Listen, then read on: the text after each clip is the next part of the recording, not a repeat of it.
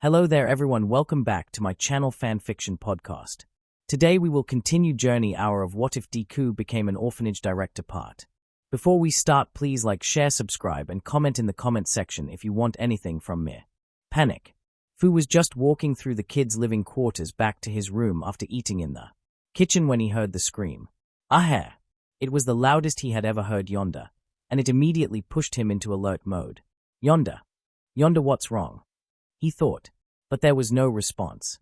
Quickly he heard the doors around him open, and Sansan, Yemi, Kiba, Netsu, and Shiruku came out in their pajamas.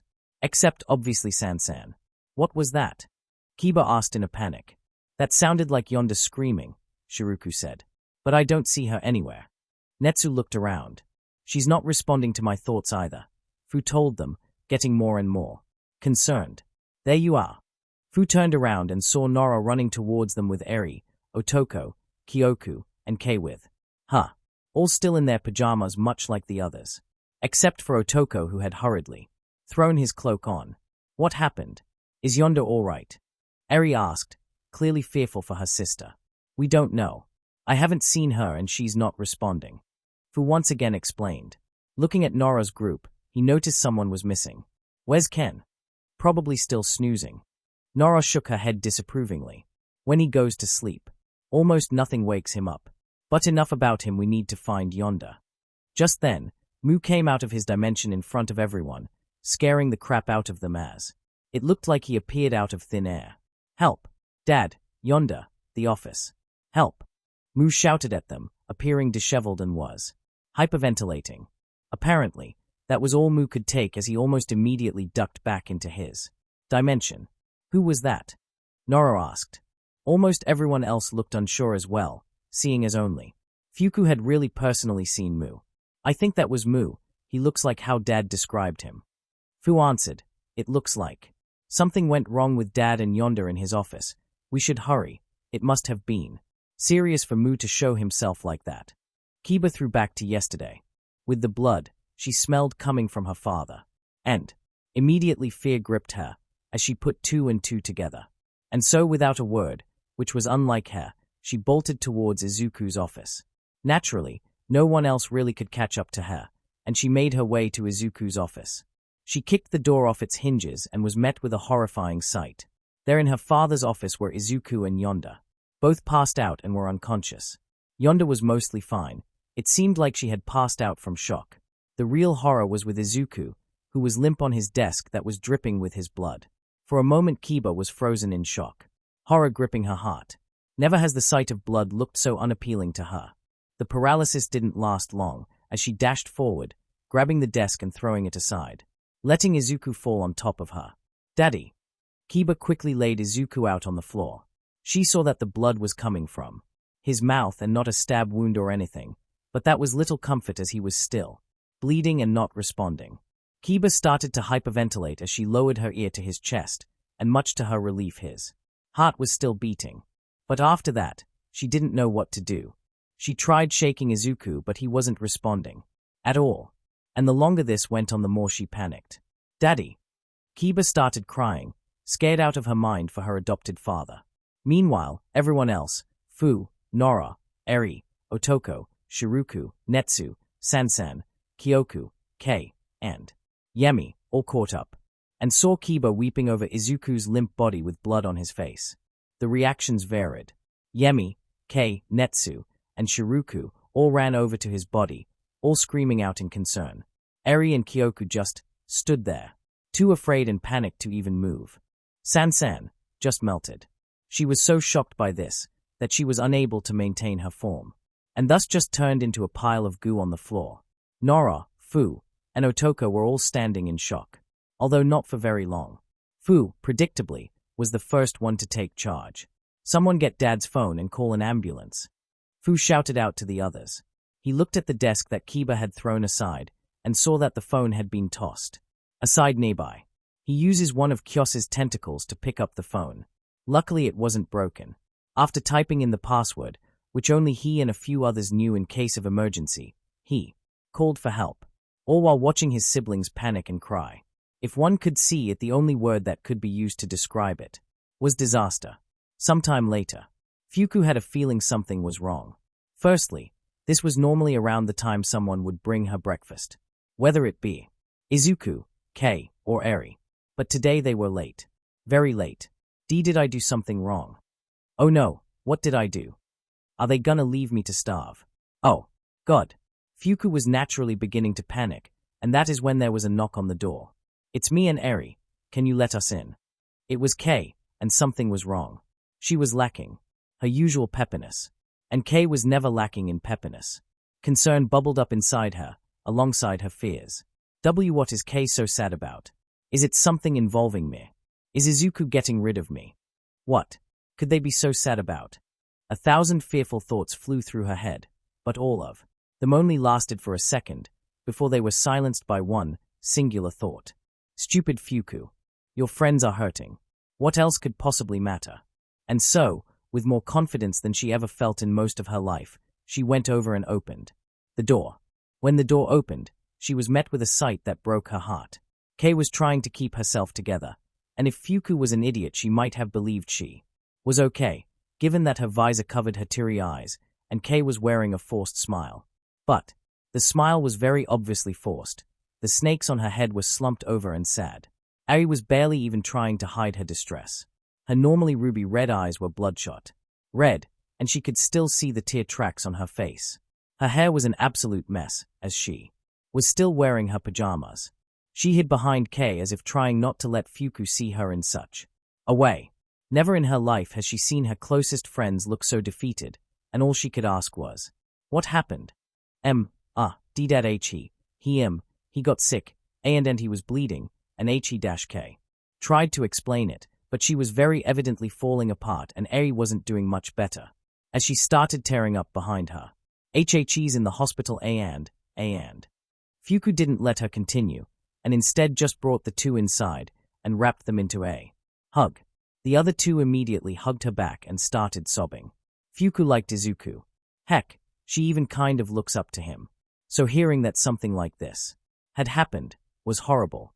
But she knew that to Kei and Eri, he was their father, and she couldn't imagine how they must feel. So she pushed her own feelings aside. She could worry and cry about Izuku later. Her precious friends needed her. And so she grasped onto strength she never knew she had, and carried on. Meanwhile, in Kai's room, Kai woke up with a huge yawn. It was a beautiful day outside. The sun was shining, birds were singing, and the Kiju boy was confident that today would be another wonderful day. And then the world sent Fu in there to tell him otherwise. Fu looked as he normally would, so Kai didn't suspect that anything was wrong.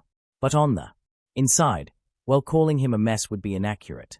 Due to his quirk holding back his emotions, he wasn't overwhelmed by sadness and fear, but the sadness and fear were present, as well as a deep feeling of frustration. Fu, good morning. Kai eagerly greeted his older brother. Is Kiba doing another stream? Kai was such a good boy. Such a good, happy, nice boy. And it killed Fu to have to say what he was going to say. But he already died once, so what was another one? No, I don't think Kiba's gonna be streaming for a while. Fu sighed. Kai gave him confused looks. He has 3 heads, so it looks not look. Kiba not streaming. That's not like her at all. Wait, she's not sick, is she? Fu shook his head. No, she's not sick, but Dad is. The giant boy's 3 sets of eyes widened with concern and fear. What? Dad's sick. He was bleeding and he wouldn't wake up, so we had to get him to the hospital, Fu explained to him, looking away so he didn't have to see Kai's expression. Why? Tears started leaking out of Kai's eyes, hitting the ground like huge raindrops the size of toddlers. One of them fell onto Fu, drenching him instantly. As Kai sobbed, Fu decided to comfort him. So after a bit of climbing using Kyos's tentacles, Fu made his way to Kai's head and gently hugged the top of his skull. Meanwhile, in Ken's room, Ken was currently fast asleep on his bed, snoozing without a care in the world. And then he was pushed off his bed onto the floor. Oh! Ken jolted awake from the pain of his noggin crashing onto the ground and was immediately irritated with whoever did that. And he already knew who it was. Wake up! Noro shouted at him, staring down at him anxiously. What the heck was that for? Ken pulled himself to his feet and glared daggers at his sister. Izuku got sick and had to go to the hospital. I need you to get up so we can figure out what to do now, Nora swiftly explained, trying to convey the urgency of the situation as much as she could in as little time as possible. Wait, what? If Ken was not fully awake before he was now. Izuku's sick. What happened to him? We don't know. All we know is that we heard Yonda screaming, and we found her passed out from shock, and Izuku passed out bleeding on his desk. He wasn't waking up, so we had to call the hospital to take him away. Nora explained, once again as quickly as she could. I think he overworked himself. I mean, he is the only employee here. Oh, man, Ken muttered, his eyes wide in shock. Ken and Nora hadn't known Izuku for very long, but they'd come to like him as a guardian figure that watched over them. So him being in this state was a real bummer, to say the least. Most of the other kids are panicking. It's chaos out there. Me and the other kids who aren't freaking out are all meeting in the cafeteria to figure out what to do. That includes you. Nora threw some clothes at him. So get dressed. Ken, for once, quickly did what she told him to do, without complaint, before following her to the cafeteria. A few moments later, in the cafeteria, Ken, Nora, Fu, and Otoko were all gathered, sitting down at one of the lunch tables. There was a seer orb next to Nora, just so that way she could keep tabs over the house. Why are you wet? Ken asked Fu, whose entire body was still soaked. I had to tell Kai about what happened to Dad, and he started crying, Fu explained. As you can see, his tears are as big as you'd expect. Let's focus here, guys. Nora brought everyone's attention to her. First, where is everyone? And what are they doing? Last I checked, Eri and Kei were with Fukunoko, crying. Kai is in his room, also crying. Kiba, Kyoku, and Yami have locked themselves in their rooms and are probably crying.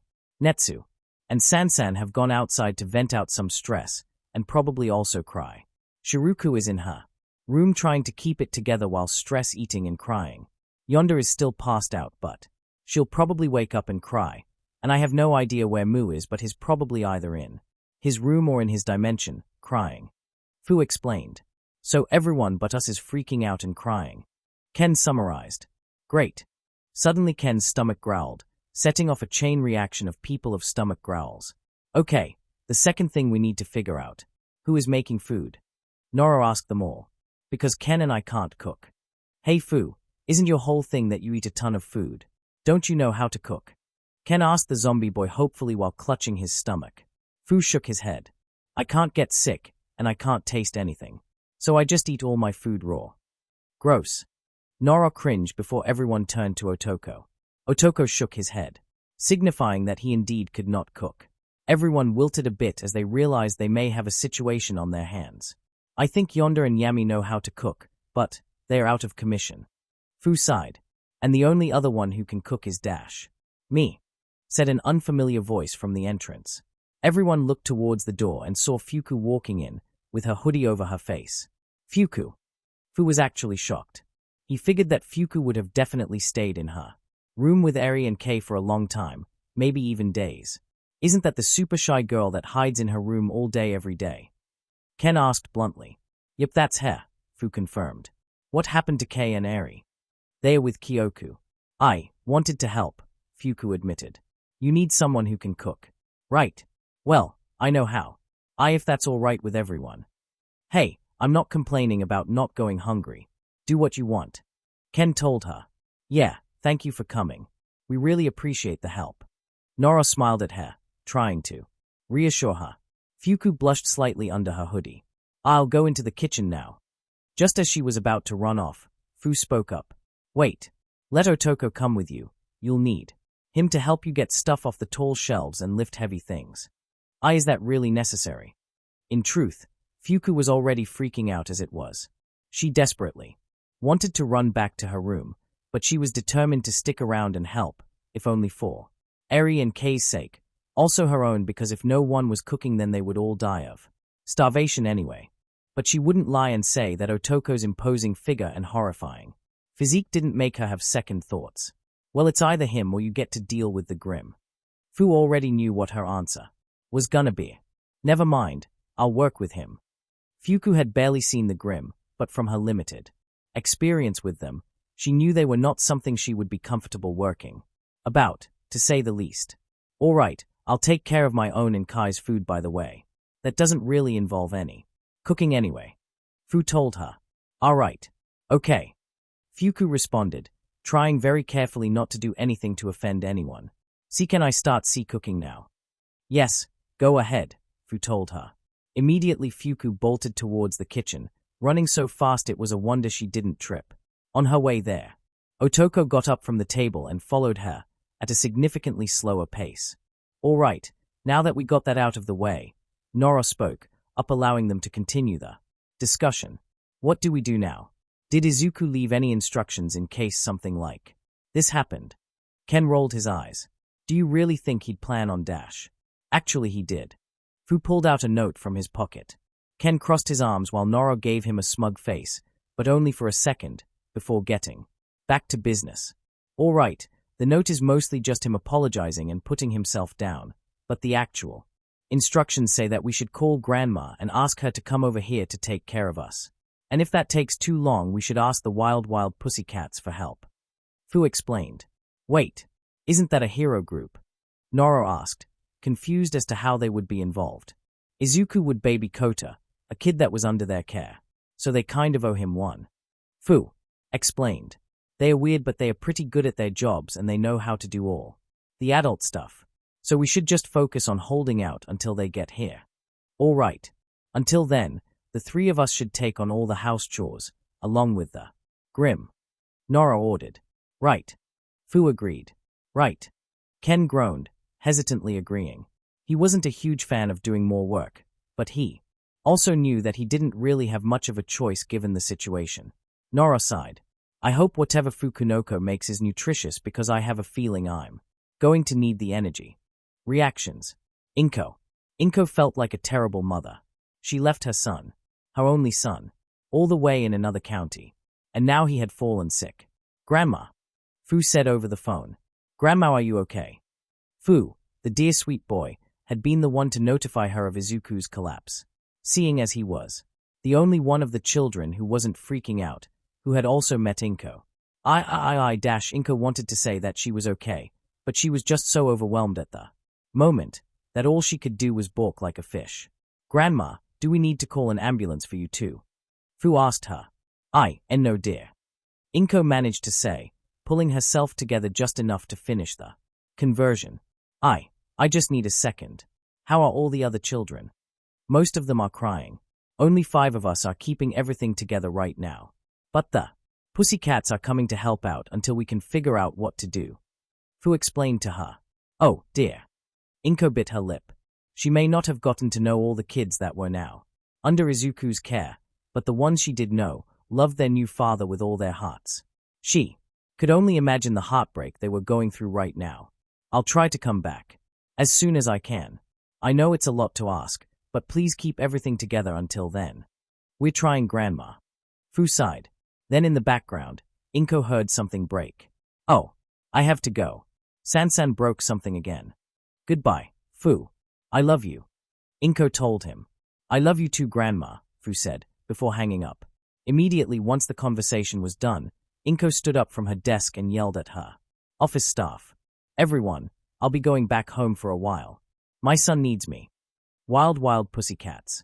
It was a peaceful morning at Pussycats H.Q, which was given a lot of inappropriate names that they refused to acknowledge.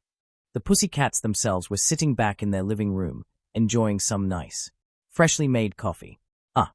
Mandalay leaned back into the couch. So nice. After so much work, we finally get a vacation. Pixabob stretched out on the couch, much like a cat.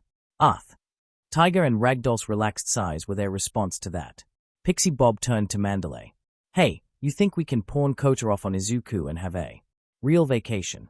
Mandalay turned and gave her teammate a soft glare. I heard that, Padocat. Kota said as he walked into the room. But that's actually a good idea. At least I like being there. Mandalay sighed. Kota's time with Izuku has dulled Kota's edge, so at the very least he wasn't going around looking like he'd stab anyone who looked at him wrong. Now he just looked like he hated everything and everyone around him, which was true in most situations. Well, I was hoping we could spend a bit more time together since now I have some free time, Mandalay told him hopefully, getting the expected look of disgust from Kota. Brrrr. Mandalay took out her vibrating phone and looked at who was calling. Hey, it's Izuku. That's weird. He rarely calls. She pressed accept and then held up the phone to her ear. Meanwhile, Kota was just hoping that Izuku was calling to get him out of this lame house. What? Mandalay suddenly shouted, startling everyone else in the room. Everyone looked at Mandalay and saw a fearful expression on her face. And immediately a concerned feeling filled the room, most notably in Kota. They watched as Mandalay listened intently for a while, before saying, Right, we'll be there. As soon as we can. Mandalay hung up and looked at everyone. Izuku collapsed and had to go to the hospital. Everyone's expressions shifted into concern, while Kota looked downright terrified. Oh my god, is he okay? Pixie Bob was the first to ask. They don't know. They still haven't heard back from the hospital, so they don't know what his condition is. Mandalay, as a pro-hero, has been in this situation many times before. Someone is taken to the hospital, and the waiting period where you don't know what's going on, it's the worst part. She can't even imagine how the kids feel going through this. Speaking of kids, she turned her attention to Kota, because he had also been in this situation before, and it ended with his parents being dead. And predictably, it looked like Kota was going through a PTSD flashback currently, and Mandalay wasn't sure what to do about it. He wrote down that if anything were to happen to him and no one else was around, that he'd like us to help take care of the children until they could work something out, Mandalay explained. But, our vacation. Pixie Bob looked like she was going to cry. Ah, come Pixie. The kittens need us. Ragdoll told her. Vacation or not. We're still heroes, and right now there are some children in need. Tiger added. Pixie Bob mourned her now lost days off. Fine. Let's go help the kitten. Mandalay's eyes never left Kota. She felt like she should reassure him somehow. Say that Izuku was going to be okay. But she already knew what his response would be, having lived with him long enough. That's what they said about my parents. Ochako felt like something was off. Which she shouldn't, because right now her and the girls of 1.A were hanging out, having a sleepover at Toru's house. She should be having a blast, and she was. But there was just this nagging feeling in the back of her head, that something was wrong. And it involved Izuku. Now to be fair, it was just a feeling. She had no real reason to think this other than Izuku's tendency to overwork himself, and while she hadn't heard anything from him in a little while, that was mostly because Izuku thought of himself as a blight on everyone's existence and never called or texted because he thought it would disturb them.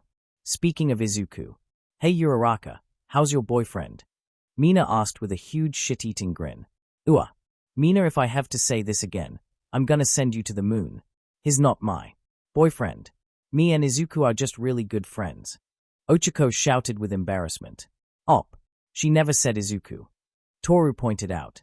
Come on, we all know what Mina meant. Zu sighed. Aren't you guys tired of this yet? Yeah, it's like every other time we meet up.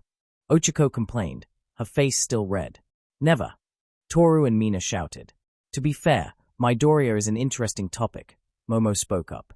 It still bothers me that our government has to rely on a 15-year-old boy to do something they themselves should be capable of, when clearly he needs therapy. Yeah, it still confuses me how the hell that happened, Gyro added. The girls looked at one of Toru's desks, where all their phones were placed, and saw that Ochiko's phone was ringing. It was easy to know which one was Hus because she was the only one with a flip phone. $5, it's Midoriya. Mina shouted out eagerly. Ochako sighed and got up to see who it was. It was Izuku. Of all the times to call, Ochako whispered, before getting a bit confused. But why is he calling? Not wanting to keep Izuku waiting, Ochako picked up the phone. Hey, Izuku. Ochako greeted in her usual friendly voice. Knew it. Mina shouted out in the background. Hey, Ochako. Fu was the one on the phone. Not Izuku. I have bad news. Immediately a pang of fear filled her. Wait, what's wrong? Where is Izuku? In the back, all the girls looked confused. And a bit concerned. He got sick, Fu explained. We found him, bleeding in his office. And he wasn't waking up. It felt like a bucket of cold water splashed onto her at that moment, and then hit her in the gut. What? Ochako was quiet, her voice fearful, more fearful than the girls had ever heard her before. And instantly they knew something was wrong. Something was very, very wrong. He's at the hospital. We don't know what's happening with him yet. Fu explained. That's. Ochako was a bit overwhelmed. She didn't know what to say. Ochako, what's wrong? Zu got up to check on her best friend and saw that she was tearing up a bit. Ochako stuttered. I'll give you some time, Fu told her. And I'll call you when we get news about Dad. Goodbye. And with that, he hung up. Ochako, what's wrong? Zu kept asking her, putting an arm around her to try and comfort her from whatever was happening. Uraraka, what happened? Momo and the rest of the girls soon joined in crowding around her to see what the heck happened. It's Izuku in the hospital. Ochako eventually said after pulling herself back together. They don't know what happened, but he must have overworked himself. I kept telling him over and over to hire some employees, and he didn't listen. Him and his freaking trust issues. Oh my god, I am going to kill Bakugo. All the girls seemed a bit taken aback by this. While I do agree that it's likely Midoriya's affliction was caused by overwork and that Bakugo did play a large part in developing his trust issues, violence won't fix this, Momo told her. Ochako knew this, but she didn't really know what would fix the situation, and she was really upset and wanted a reason to punch Bakugo. I think you should sit down, Zu told her. The girls brought her to a chair and had her sit down. They told her that Izuku would be fine, and Ochako agreed, because she had to believe that. That was true. UA staff. The staff members of UA had gathered in the meeting room after hearing about Izuku's collapse. So we're all in agreement that that took way longer than it should have. Midnight spoke. First, yeah, hats off to Midoriya. He sure has the endurance of a hero. Snipe could only imagine. Doing as much paperwork as Izuku did in hell. Can we focus? 13 told everyone, before turning to Nezu. Nezu, do you know what exactly is wrong with him? What's his status? I'll be honest, I didn't expect him to be physically able to continue working as he did. It is in fact rather impressive. Nezu admitted.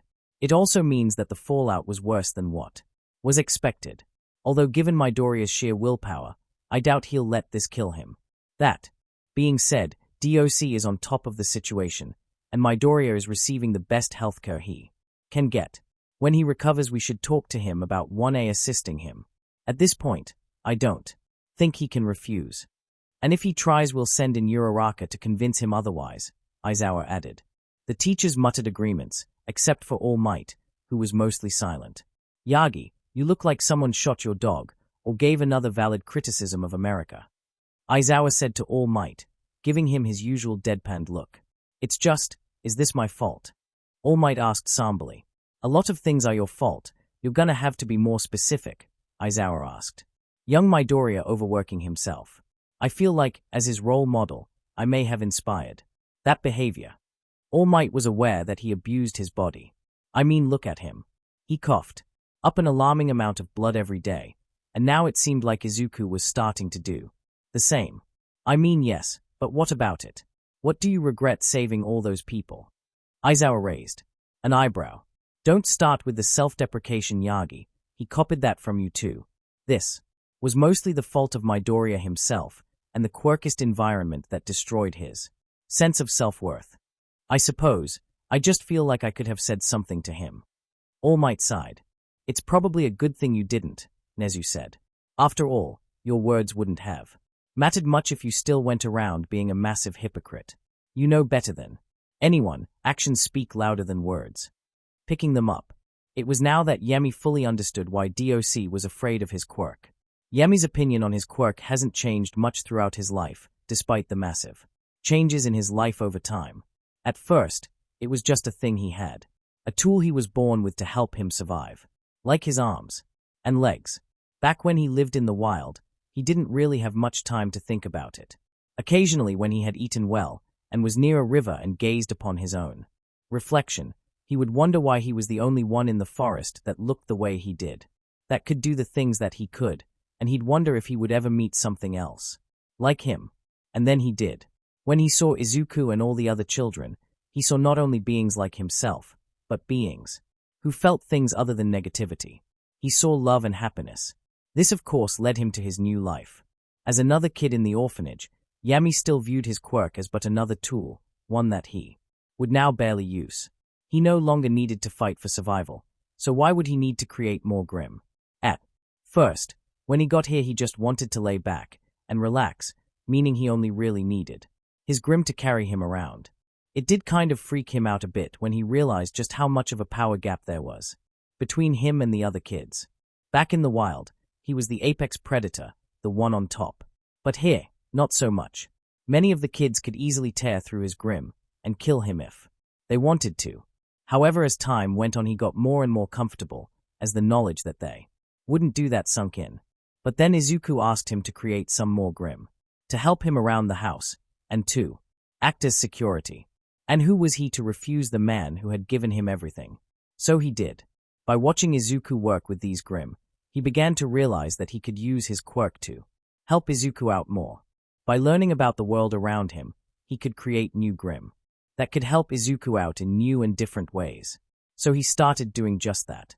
This caught the attention of the other children, mainly Kiba, who further led him into the rabbit hole of grim making. Still, it was limited. And despite his grim being useful, most of them weren't overly powerful.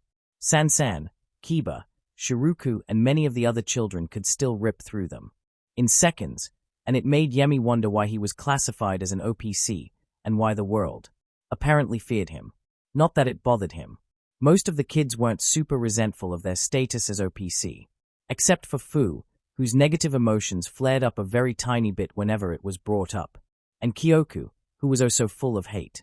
It was just confusing to him that he was given the same classification as his powerful siblings. And then the UA trip happened. Or rather, that's when his trip around the city happened. Yami had only been outside the house once to go to the amusement park. And it was surprising to see just how many people there were, but overall it was a place of fun and joy. So he didn't get a good understanding of how much more powerful he could become when he was around large numbers of people. But his drive around the city opened his eyes.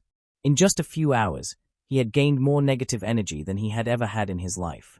Much, much, much more. To put it into perspective, if all the negative energy he had ever gathered was a pond, then the amount he got from that trip was the sea. That was when Yami understood he was so much more powerful than he thought.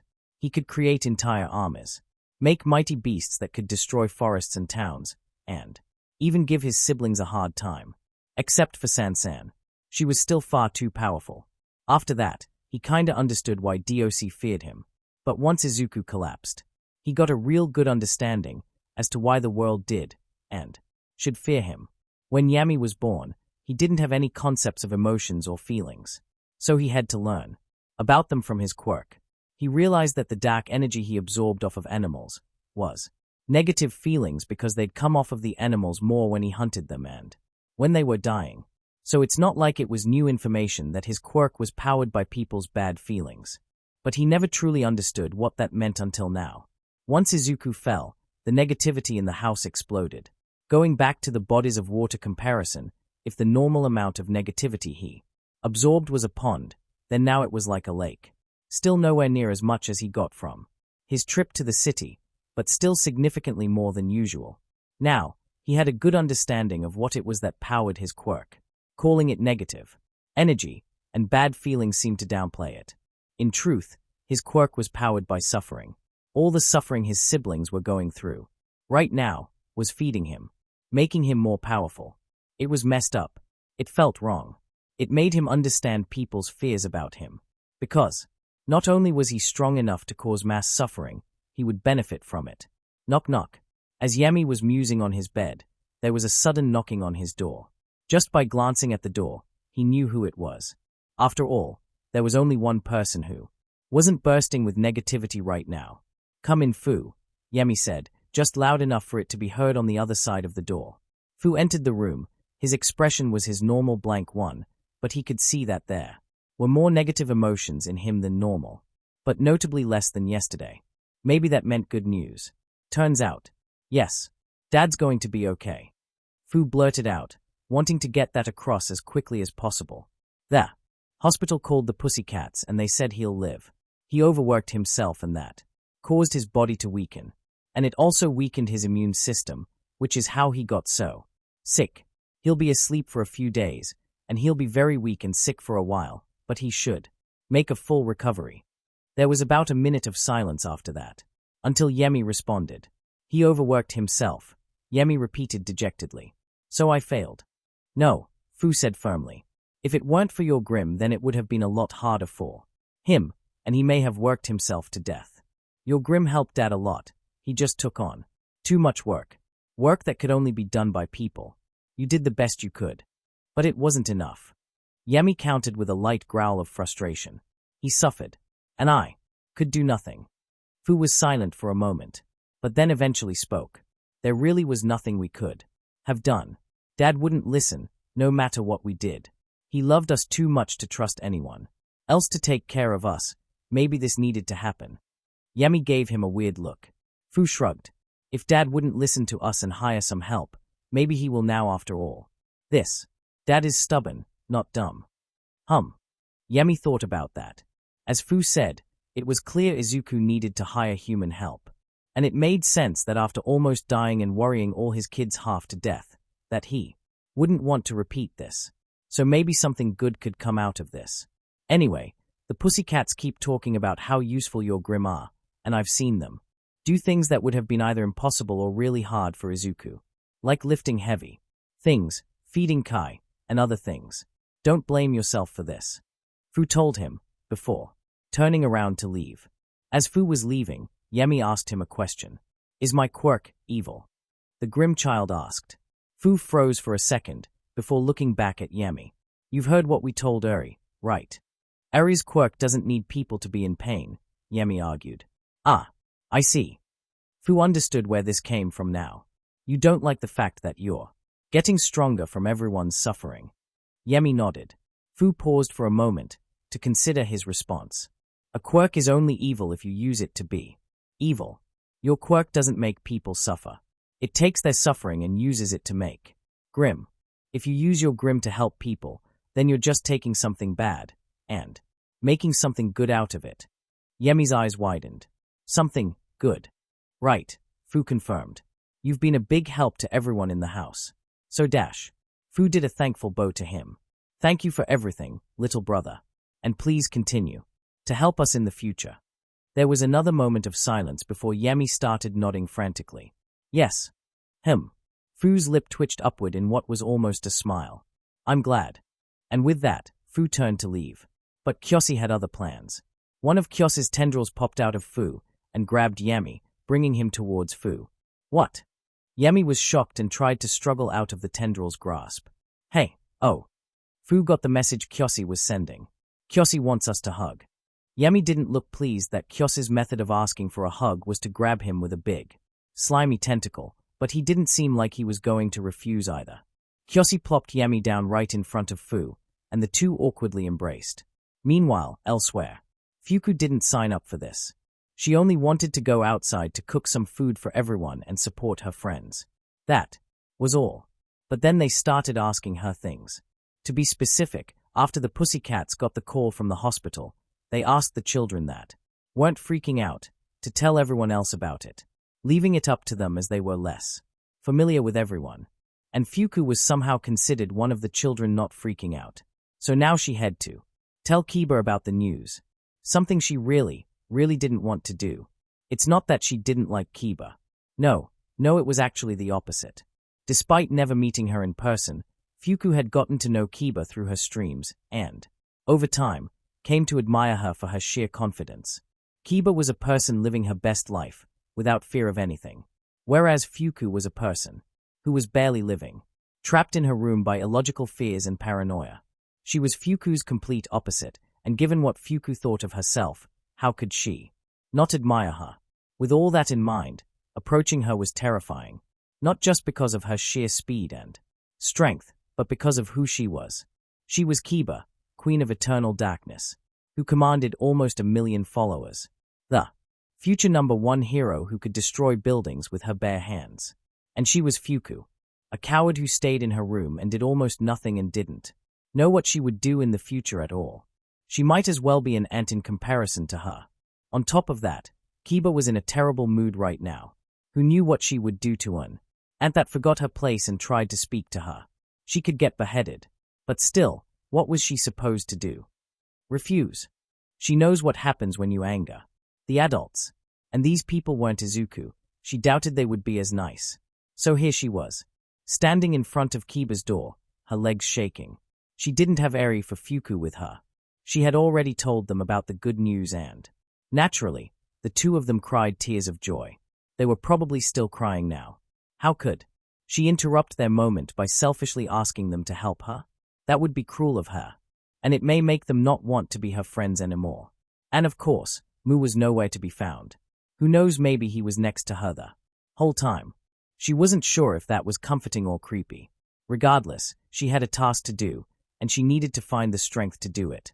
Okay, Fuku. Think. Maybe I could just say it from outside the door. Yeah, I don't even have to enter the room.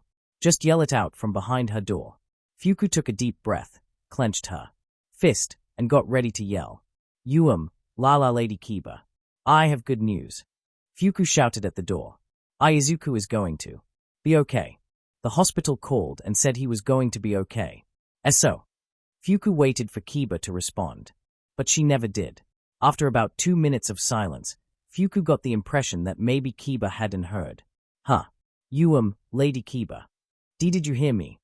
Fuku asked. Still no response. That wasn't a good sign. Oh no. Oh no. Oh no. Can she not hear me? Is she not there? Fu said that Kiba has been in her room the entire time. Maybe she's asleep. Fuku wondered. Should I leave?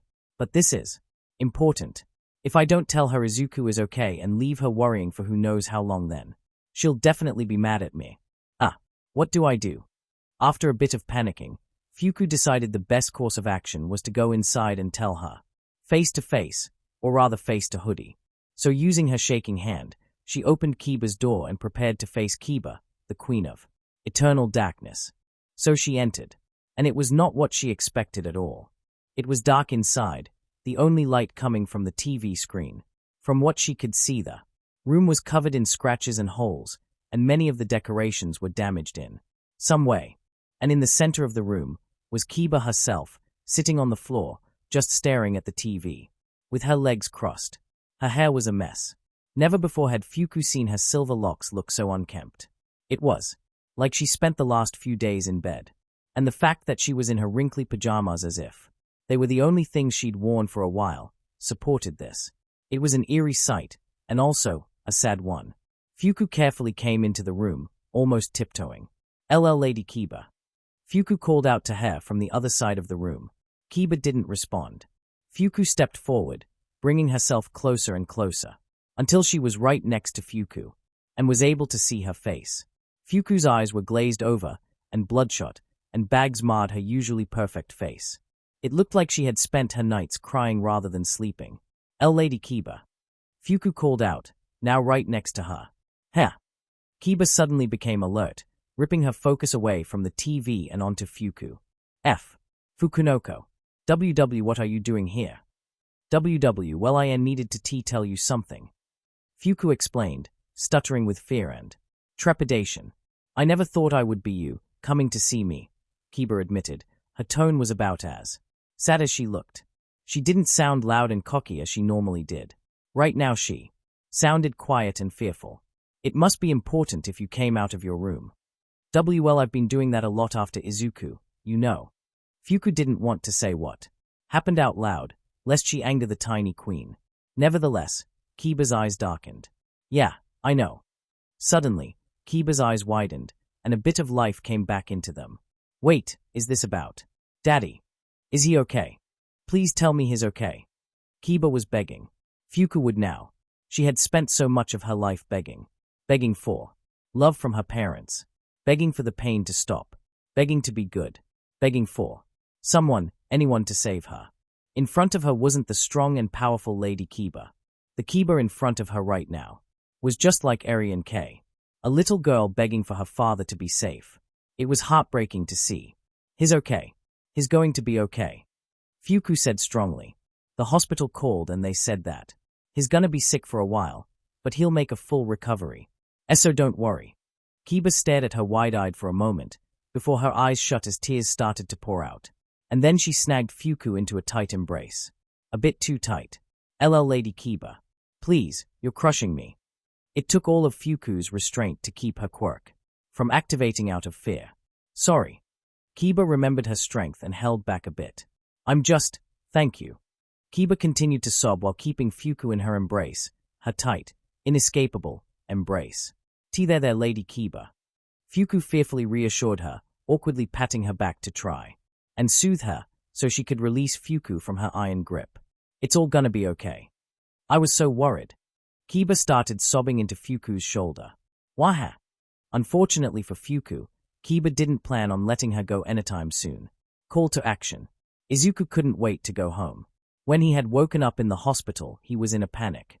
What had happened to him? What had happened to the kids? He had panicked so much that the doctors had to knock him out just to keep him from hurting himself further. Once he had calmed down and been given a little time to recover, he heard from the doctors. What had happened to him?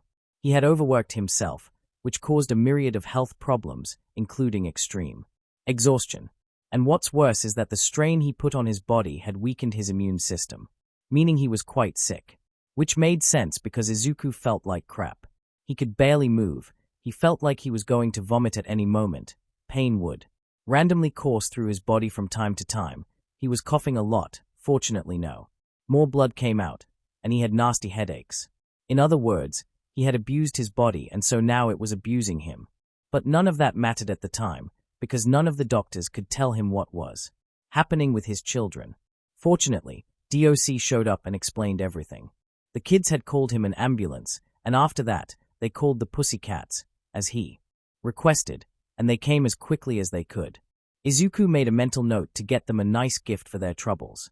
DOC said that they would transfer him back to the house soon, with all the hospital equipment he would need, and some doctors would come from the house to check up on him, and do whatever they would need to do to make sure Izuku recovered. After that, his mother visited. They had had a tearful reunion, which was pretty much the only way to describe it, as the two basically spent the entire time crying.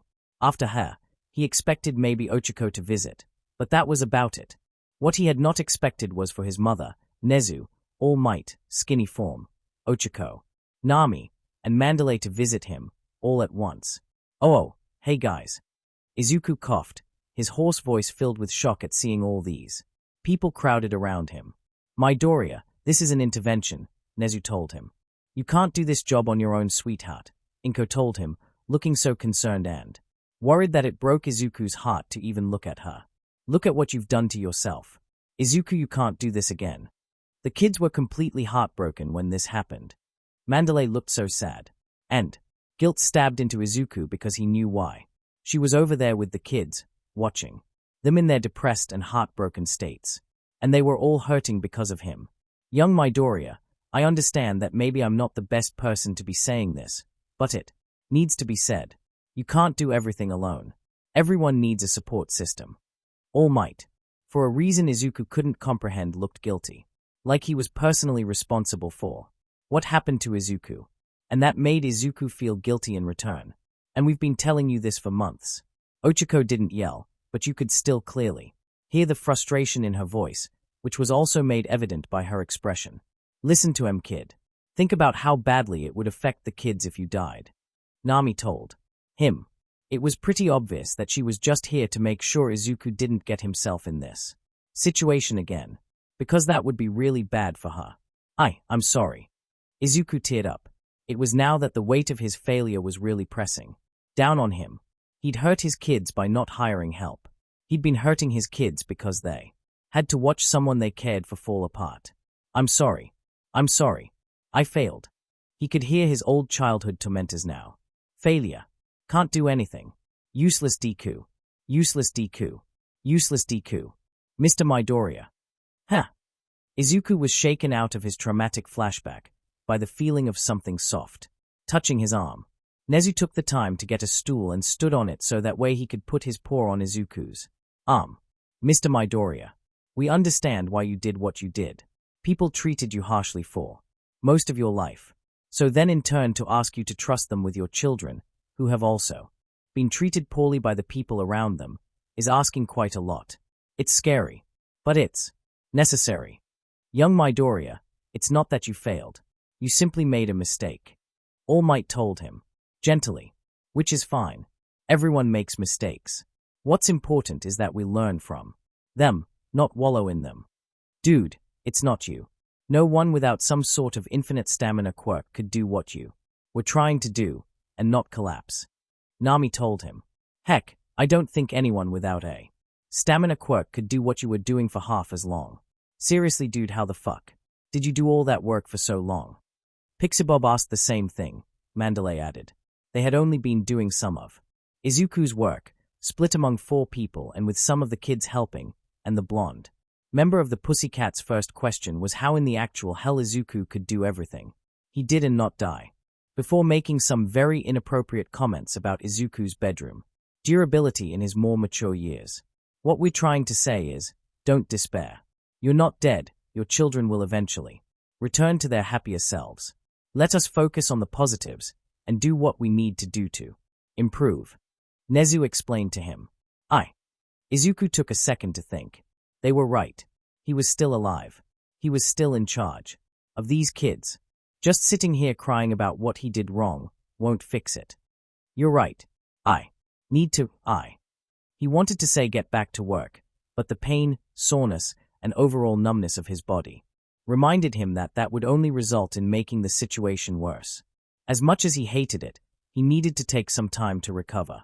But he also needed to help the kids now more than ever. And what about his work for the QRD? Seeing Izuku's internal conflict and confusion, Nezu decided now was the time to strike. Mr. Midoriya, I would like to ask your permission for something, Nezu told him, earning a confused look from Izuku. I would like permission for Class 1A, with the exception of Bakugo Katsuki, to take up residency in your home for the next 3 weeks and work for you. Izuku's eyes widened, and in the back Ochako had the same exposition, not being in on the plan. Wait. Izuku coughed. What do you mean? I don't want to force anyone to work for me. And wouldn't that mean they'd have to stop their hero training for 3 weeks? I can't do that to them. Oh, don't worry about that, Mr. Midoriya. Should you let them use your training room, they can still make significant progress with their quirks, and they will still receive advice and instructions for our staff via the school website. Nezu explained. Still, asking them to juggle schoolwork and work around the house is asking a lot. Izuku retorted. Do remember that these are a total of 19 children. I think they can distribute the work to a very reasonable level. Nezu had prepared for Izuku to try and find reasons to refuse his offer. There was no way Izuku could reasonably say no here, and the others around him would make sure he stayed reasonable. And you don't have to worry about forcing them to work for you. I think many of the students will in fact be eager to help you. Yeah. Ochako ran forward and gave Izuku a determined glare. Everyone adored those kids, and so many of them are even fans of Kiba's channel. I've known them for months and I know all of them wouldn't miss a chance to help you guys out. So please, let us help you. Aye. Izuku didn't feel right about this, but maybe that was part of his problem. Alright. XXXXXXXXXXXX. Okay everyone, I have something important to tell you all, Eraserhead said to his class. Do you all remember Midoriya Izuku? Most of his class nodded, although the girls, who already knew what happened to Izuku, just got upset. Except for Ochako, who had a look of fierce determination ever since Izuku agreed to Class 1A helping him. She was gonna help her friend if it was the last thing she did. Well, he collapsed. Aizawa bluntly stated. This yielded the expected reactions from the expected people. The guys just looked shocked and upset about this development, while the girls remained the same, although they winced a bit and a few of them looked towards Ochako. Bakugo's reaction, however, was interesting. He looked shocked for the first few seconds like everyone else, before looking concerned for approximately half a second, before shifting into his typical angry, I don't care look. The class broke out into just noise, with so many of the students asking questions and saying things. Fortunately, they were silenced by the one student Aizawa was glad was loud. Everyone, quiet down. Ida shouted while doing his standard air chop. We must get our concerns across in an orderly fashion. After a couple minutes, everyone quieted down, and Aizawa spoke before anyone else could. Midoriya has been taken to the hospital and will make a full recovery. In fact, his being transferred back home today. However, it will take him a lot of time before he can get back to work, Aizawa explained. So he can't go through the process of hiring employees at the moment, so that's where you all come in. All of you, except Bakugo, will be living at the Midoriya home and working under him for the next 3 weeks. What? Shouted basically everyone except Bakugo and Ochako. Once again the classroom erupted into pure noise. But this time Aizawa took it upon himself to shut everyone up. Quiet. Aizawa activated his quirk, giving him intimidating red eyes and floating hair. And so everyone promptly closed their mouths and stopped talking. However, one student actually had the guts to raise his hand. Shoto Todoroki. Aizawa sighed and deactivated his quirk. Yes, Todoroki. Why are we being sent in to do this? Shoto asked. Out of everyone he'd reacted the least to the news of Izuku's collapse. He was still a bit shocked when he heard the news, and deep down he was a bit concerned for the children under the green boy's care. But that didn't mean he wanted to go all the way there and take care of the kids himself. We're hero students, not babysitters. What, and heroes don't help people in need? Ochako glared at Todoroki. Those kids need our help and dash. Uraraka. Aizawa said her name sharply, stopping her in her tracks before he moved on to Shoto. The reason why you are all being sent in to do this is because the list of people Midoriya trusts is small, and most of them are too busy to try this kind of thing. Mrs. Midoriya is available, but she wouldn't be able to do all that work by herself. Fortunately, that list of people includes Uraraka, and she was able to convince him to allow you all to work. There, you guys are pretty much the only option, and it might do you all some good to be reminded of why your jobs are important, who you're working to protect, and why. Because it's incredibly easy for pros to lose track of that. That last sentence actually got Shoto thinking about his father. Was that what happened? He lost track of what it meant to be a hero, that he was supposed to protect. That actually made some sense. And then combined with what Uraraka had said, maybe he should just shut up for now. Also, despite our objections that such things were unnecessary, Midoriya has insisted that you will all be paid handsomely for your time there. Aizawa gave a resigned sigh. Let's just say at least I don't need to plan around any of you getting a part-time job in the future. Who, oh yes, cheered about half the class. Bless you, Midoriya. May nothing bad ever happen to you again. Mineta cried. Bakugo, how could you bully such a kind and innocent soul? Mina shouted. Eat shit, Pinky. Bakugo replied. Which, to be fair, you will be risking your lives with all these extremely dangerous children around. Aizawa said to kill their enthusiasm, which worked pretty effectively, taking the wind right out of their sails. Oh come on, they're not that dangerous. Ochako tried to reassure them. Yes, they are, Aizawa said, receiving a betrayed glare from Uraraka. As much as I don't approve of DOC and the general public treating them like monsters. They are listed as OPC. S for a reason. And while it is important that you treat them like children, you also have to keep in mind that they can accidentally kill you. Which brings me to this. Eraserhead pulled out a remote and pressed a button. Suddenly from behind him, a TV screen slid out of the ceiling and the tired hero stepped aside so everyone could see it. I will be explaining briefly about the quirks of kids you'll be taking care of, Aizawa told them. So pay attention, it's important if you don't want to die. Everyone was intensely focused, even Bakugo, if only because he was curious. Firstly, we have the one that started it all. Eri Midoriya. Aizawa pressed a button, and the screen turned on, showing an image of Eri. Oh, went most of the girls, as well as Kirishima and Kaminari. So this is Eri, the one whose backstory must not be known. Mina said, before gasping. Are we gonna hear her dash? No. Aizawa cut her off immediately. Her story is so fucking classified that I don't know it. Heck, even she isn't allowed to fully remember her own past. And that's not what we're talking about. We're talking about her quirk, Rewind. The screen then showed a short video of Eri rewinding an already eaten apple back into an uneaten apple. It allows her to rewind any organic substance back to a previous state, whether it's back to a previous state of their lives, or even setting them back in evolution. meaning she can literally turn you into a monkey. Aizawa said. But that is probably one of the better case scenarios. You see, Eri has a hard time controlling her quirk, meaning that more likely than not, when her quirk is active, this happens. The screen then showed a video of Eri making an apple vanish into thin air. Wait, what did she just do? Kaminari asked, confused on how rewinding something made it vanish. Did she rewind it back to a seed? Momo guessed. Close, she rewinded to before it existed, Aizawa said bluntly. She can do this to any living thing, including people. Wait, so if you touch her you die?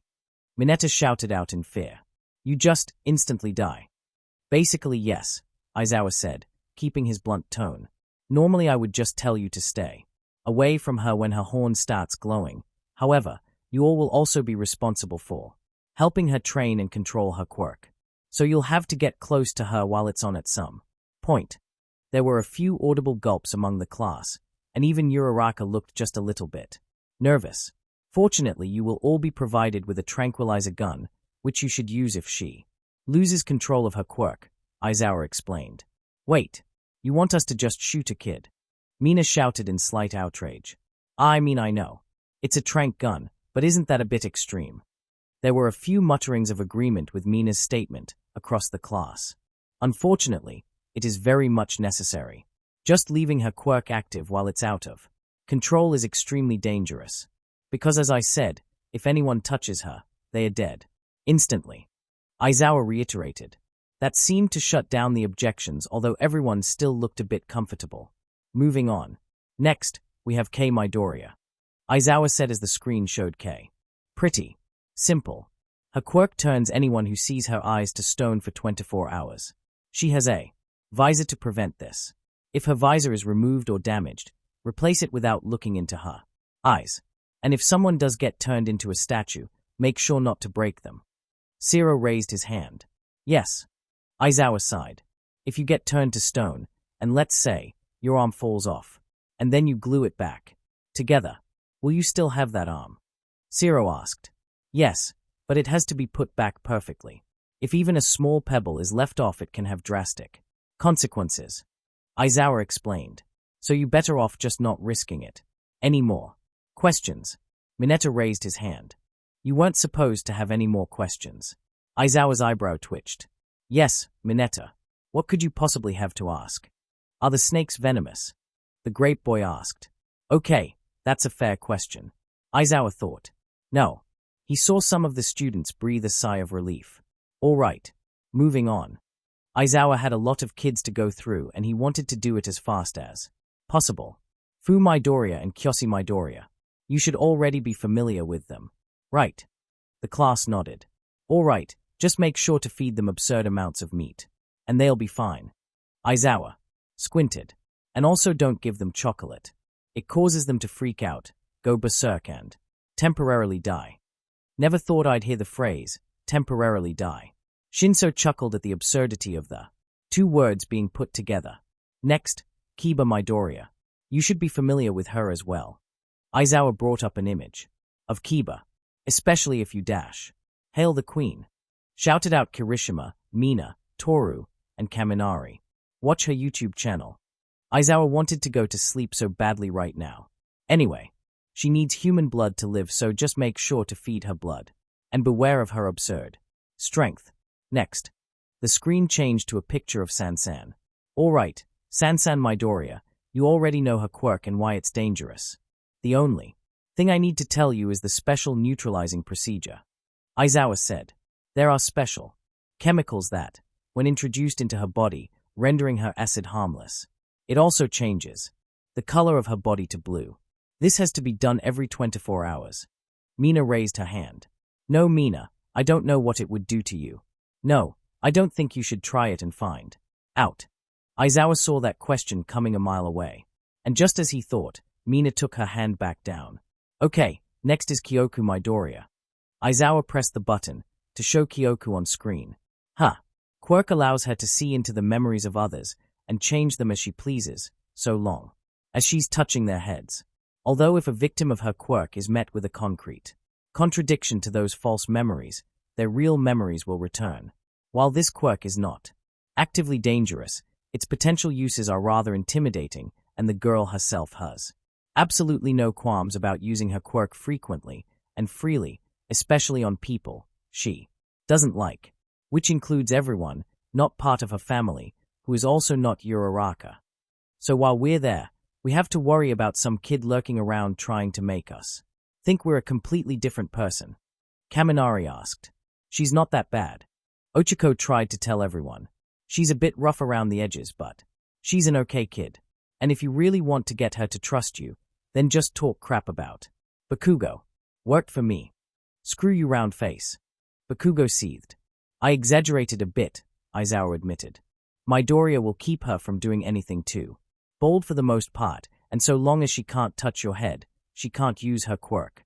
Man, guess I'll have to lock my door at night to keep the 6-year-old out. Toru giggled a bit at how stupid that sounded. Next, we have Shiruku Midoriya. Izawa showed an image of Shiruku. Her quirk, as you can see, gives her the abilities and attributes of a spider, giving her super strength, speed, durability, the ability to shoot webs, climb walls, and she also can control other spiders around her. However, since spiders are cannibals, the only things she can eat are spiders and human flesh. No one could see it that well, but Toru was getting the heebie-jeebies. She had seen Shiruku on Kiba's stream, and while she knew she was a perfectly nice girl, Toru just didn't like spiders. They creeped her out. She would get over it because, well, she'd have to, seeing as she would be working with her now, and it would be extremely uncool to let something like this influence her opinion of a person, let alone a kid. But it wasn't going to be pleasant. Just keep her fed and everything should be fine. Next, the screen changed to an image of Yemi. This is Yemi Midoriya. You should already be familiar with him and his quirk. Honestly, you don't actually need to do anything to keep his quirk in check. In fact, his actually extremely helpful. His grim act is both security and housekeeper. So if you need any help, you can just use them. That being said, he could probably use a bit more emotional support. Lots of hugs. Got it? Mina nodded. It's gonna be weird to walk up to a demon ape and say, hey, can you carry this for me? Thanks. Zero laughed a bit. All right, next is Fukunoko Midoriya. The screen showed a photo of Fuku. Oh, that poor girl looks so scared. Mina cooed. Well, that's what she normally looks like. At least that's what I'm told, Izawa said. Anyway, her quirk is called Fear Gas. It allows her to release a gas that, when inhaled, causes the victim to hallucinate their greatest fears, while also inhibiting logical brain functions. Meaning you can't just get through it by telling yourself it's not real. It will make you think it's real. One of the people who inhaled it and was still able to speak full sentences afterward described it as being trapped in a nightmare you can't wake from. That got some squeamish looks of horror on the students' faces. Also, if she gets overly panicked, she will accidentally release a burst of this gas. Oh, and she gets very easily spooked. Very easily. Izawa told them, only adding to the feeling of unease. However, due to her natural fear of pretty much everything, she stays in her room almost all the time, which is built to handle her quirk. And there are gas masks to make sure that you don't inhale any of the gas. Lastly, the gas disperses rather quickly and is pretty hard to miss. So unless you're being an idiot, you shouldn't inhale it. Sighs of relief rang out amongst the class. Okay, next is Kai Midoriya. Izawa showed an image of Kai, and he could practically hear Bakugo's blood pressure rise. Oh hey, it's the kid that sat on Bakugo. Kaminari pointed out with a snicker. That was hilarious. You wanna fight, Sparkplug? I'll fucking kill you. Bakugo nearly jumped out of his seat and lunged at Kaminari. The fucking kid said that he was Deku's son. I was fucking in shock. That's fair, but it was pretty funny though. Mina giggled. This kid is actually very well behaved and causes less property damage than you'd expect. Izawa revealed. Really, you just have to accommodate for this massive size. Which isn't an easy task, but other than that, this kid won't give you much trouble. That being said, even with as careful as he is, it's not impossible for him to sit on you, so be on your toes. Jiara. Bakugo growled at the obvious jab at him. Next is Otoko Midoriya. When Izawa showed the picture, he saw Shoji give the boy a look of pity. When touching him, His quirk sets anyone feeling a significant amount of fear on fire. Man, I've always wondered, why do quirks mess with people's appearances for no reason? Like this. Kaminari wondered out loud. Like, why does Tokoyami have a bird head? Why? Does Koda's quirk make him look like that? And why does Mina's acid-shooting quirk make her look like a hot alien? Gyro turned to Mina and raised her ear jack, silently asking, "You want me to stab him?" Mina shook her head and silently responded with, "Now that was more of a compliment than a perv moment." Gyro shrugged and brought her jack back down. "Well, to be fair, Kaminari, I can actually see how his appearance coordinates with his quirk." Momo responded.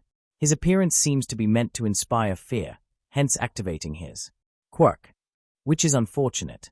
If he doesn't want to be a hero with his quirk, then it's only a detriment, making him frighten the people around him and setting fire to others by accident." Shoji deeply sympathized with this kid. Firstly, he looked even less human than him, and secondly, while his quirk did cause some people to fear or despise him, at least he never had to worry about it spontaneously setting people on fire. He's pretty gentle, so none of you should have any real reason to be afraid of him. Eraserhead noted. And if you are, get over it. Moving on. Next on the screen was nothing. Many of the students looked at the screen confused, wondering why nothing was on screen. Okay, next is Midoriya, and we don't have any pictures of him. Aizawa massages his temple. The reason being is that he is the most elusive of all the children. His quirk allows him to enter some weird alternate dimension thing that lets him move around like a ghost. No one can see or hear him, and he can go through people and objects. This combined with his shy personality basically means that taking a picture of him is impossible.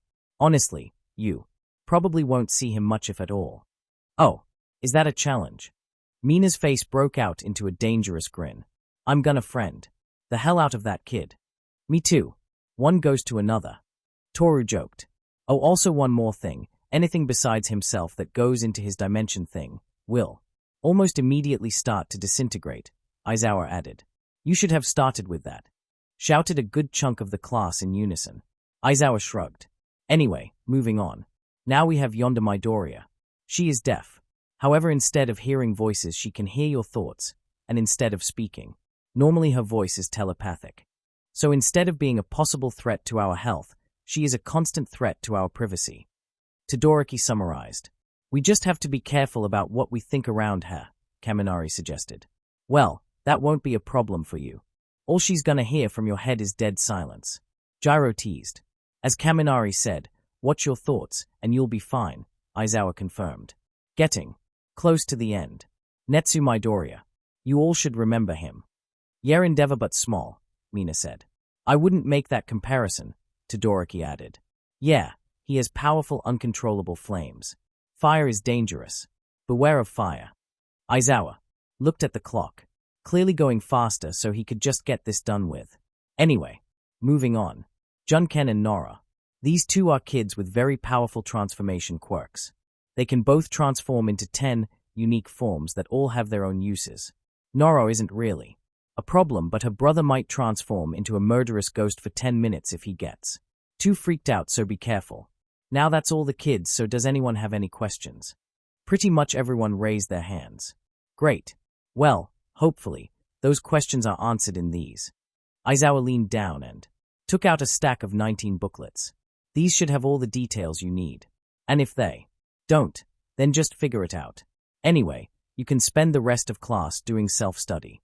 I spent all night putting together these freaking books, so I'll be on the ground if anyone needs me. But do me a favor and don't need me. And with that, the extremely tired teacher collapsed onto the floor, snuggled into his sleeping bag, and promptly fell asleep. Well, guys, isn't this great? Ochiko said, trying to get people in the helping spirit. It's like a working vacation. A working vacation with the risk of a horrible death. My favorite kind of vacation. Gyro said, looking very much not in the spirit. Ochiko gave a soft glare and Gyro shrugged. Listen, I'm all about helping kids. But I'm not thrilled about a babysitting job where the penalty for messing up is death. But we're heroes.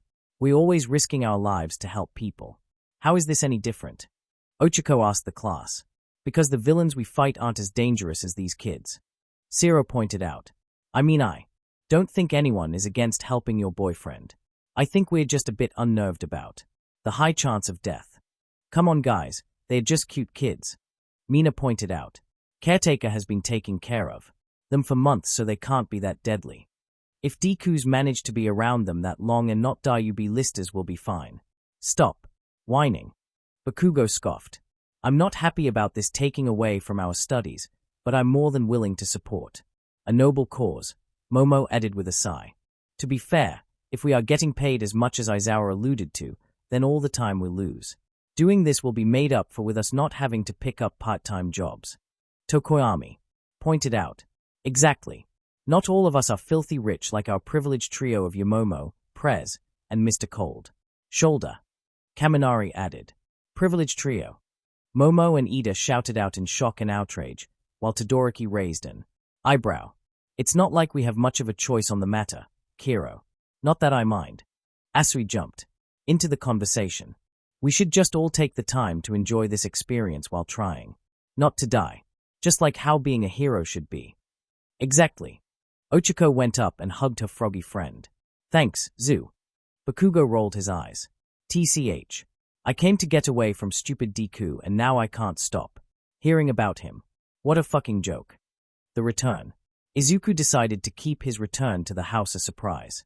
If only because he knew that he would get swarmed when he got home, and he really couldn't handle that. The Greenette was currently in a wheelchair, being pushed by his mother, at the gates of the house. We're here, Inko said into the gate's intercom, alerting the pussycats to their presence. Understood. Welcome home, Izuku, Mandalay said, trying to sound as inviting as possible. The gates opened, and Inko wheeled her son through them. It was all going peacefully until they got to the front door, and found Kyoku waiting for them. The little girl had heard the gates open and wondered who could be entering their home and why. When she saw her father on the other side of the door, her body moved before her she could think. Daddy. Kyoku jumped at Izuku, landing on his lap, and wrapping her arms around his waist. OPH. Izuku felt the girl impact him and broke out into a coughing fit. It's nice to see you. To Kyoku. But Daddy's still not feeling too well. Kyoku didn't seem to hear this and continued to hug him, sobbing heavily into his shirt, wetting it with her own tears, until a black tendril picked her up and pulled her off him. Okay, that's enough. Fu walked up to them, using Kyoshi to keep Kyoku in the air and cover her mouth so she didn't alert the others. Ugh. Thank you, Fu. Izuku told his first son with a smile. Fu nodded, his face expressionless as always, but if you looked in his eyes you could see just a bit of joy at seeing Izuku again. Glad to see you, Dad. You to Grandma. Inko gave him a warm smile. Fu, I'm happy you've been doing well. And your quirk has changed. No, this is Kyoshi. He's another one of your grandkids. Fu said, pointing at the black tendril. He's a baby that lives inside me and eats my organs. Say hi to Grandma, Kyoshi. Another tendril came out of Fu and waved at Inko. Oh, hello dear. Inko had absolutely no idea how to take that, so she figured that she would just process that later.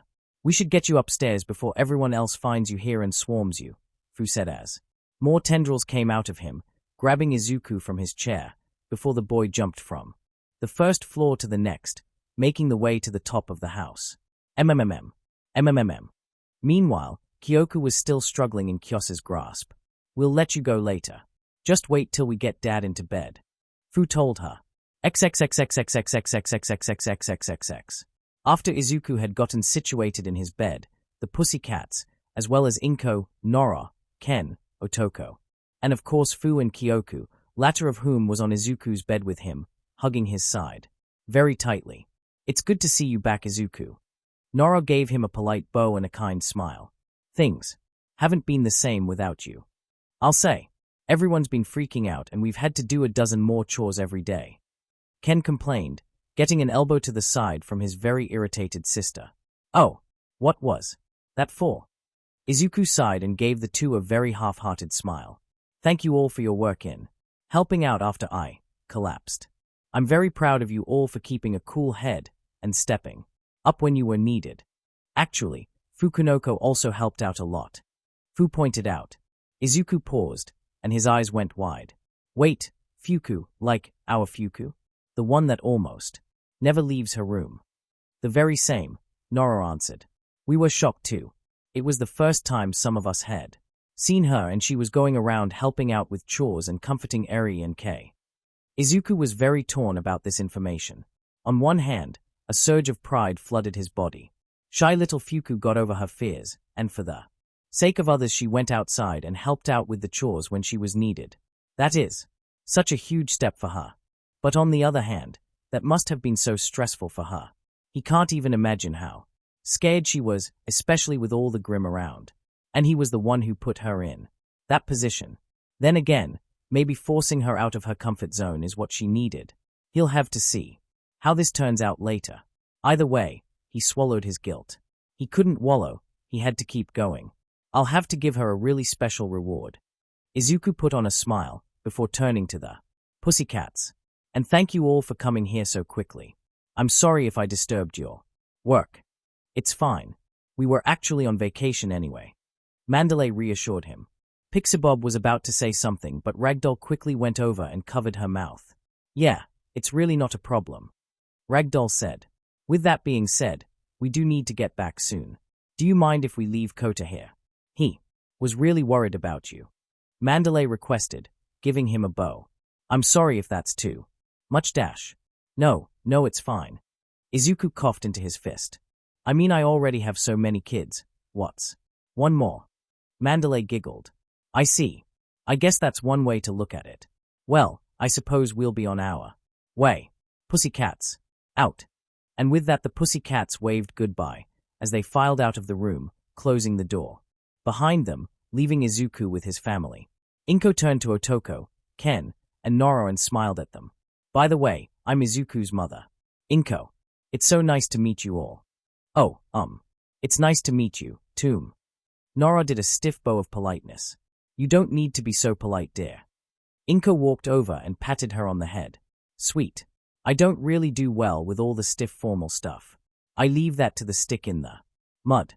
Ken smirked, pointing to his sister before he dodged an attempted punch to the arm from said sister. Nice try, dweeb.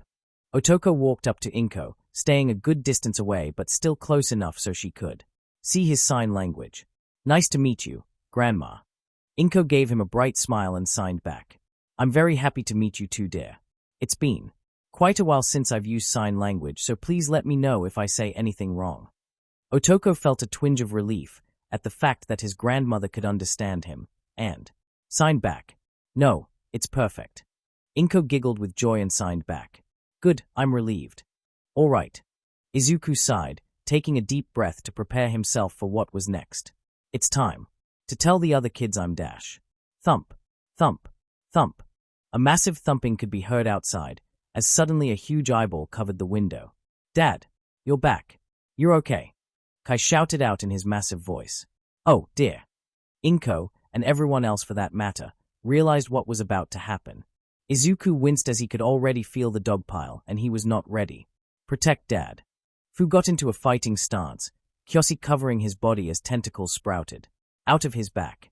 Ken and Noro gave each other a nod, before turning down to their Omnitrixes. In a flash of green and pink, Ken was replaced by 4 arms and Noro was replaced by Artiguana. And Otoko just stood there. He wasn't gonna risk setting anyone on fire, so he'd just sit this one out. They heard the sounds of feet banging against the floor, getting closer and closer.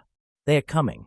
Ken stood ready in front of Izuku, his arms spread out ready to catch any overeager kids. Smash! Suddenly the door flew across the room, as Kiba kicked it off its hinges. The vampire girl ran in, followed by Eri, Kei, Sansan, Shiruku, Yemi, Yonda, and Netsu, and when they saw Izuku they froze. Daddy!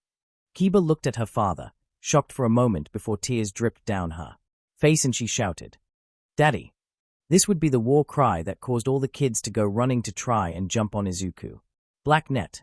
Fu unleashed Kyos's tendrils as the black inky appendages spread out, capturing Eri, Kei, Shiruku, Yemi, and Yonda, but Netsu and Sansan were free as they moved closer to Izuku.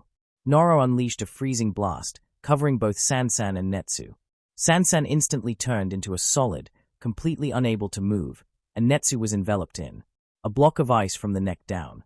Meanwhile, Kiba and Shiruku used their strength and quickly broke free of Kyosa's grasp, and went back to charging at Izuku, but they were caught mid-air in Ken's many arms. "Hey, settle down," Ken told the two girls as they struggled in his grasp.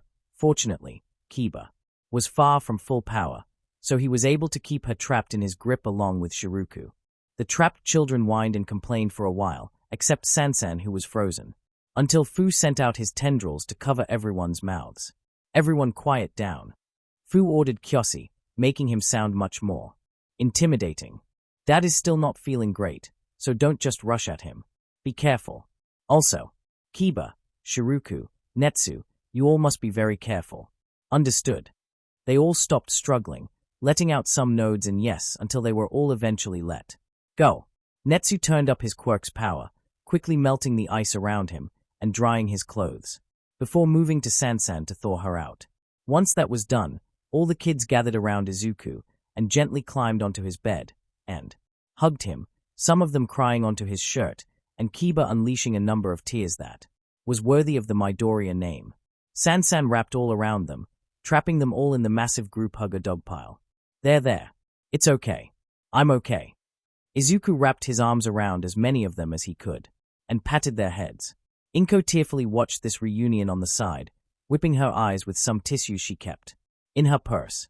She quickly realized she wasn't the only one, as she heard some sobbing near the window, and remembered that Kai was still there, unable to join because of his massive size.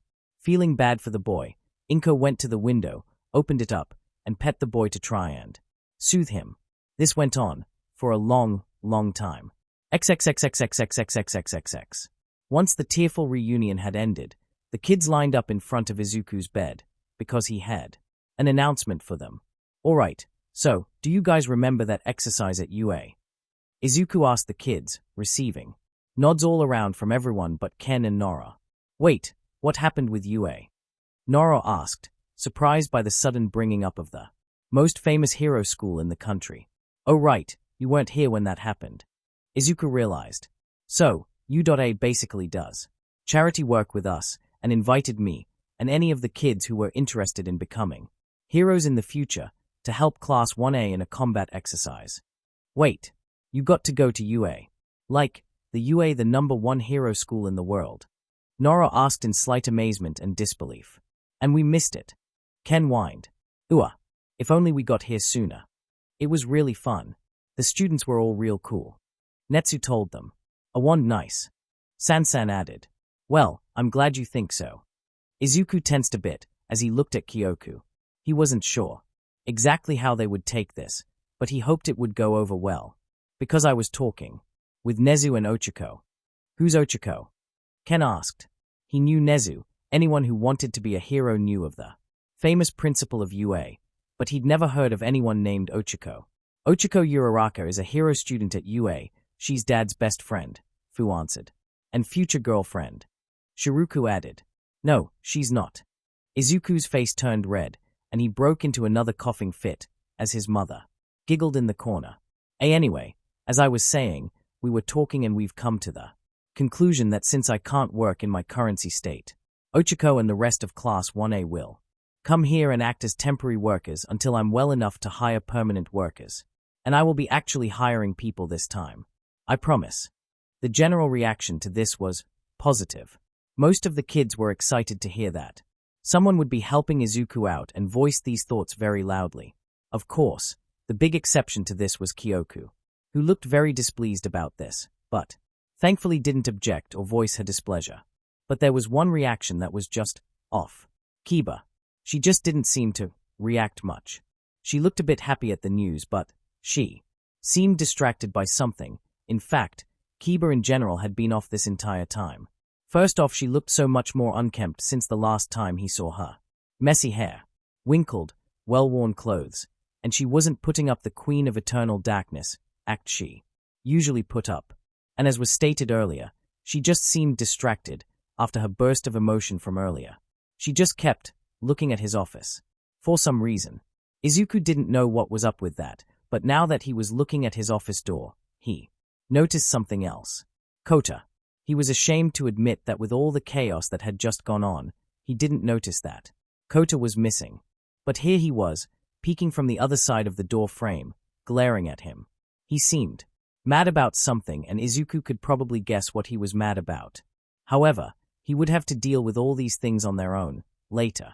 All right, everyone, I need you all to make sure you're on your best behavior. They'll be here for a few weeks, so don't be afraid to get to know them, Izuku instructed. Remember, these are Ochiko's friends, so they are to be trusted. Then, Fu raised his hand. Yes, Fu. Izuku wondered what his question could be. If all of 1A is coming here, does that mean Bakugo will also be coming? Fu asked. Izuku should have seen that coming. Suddenly the mood drastically shifted.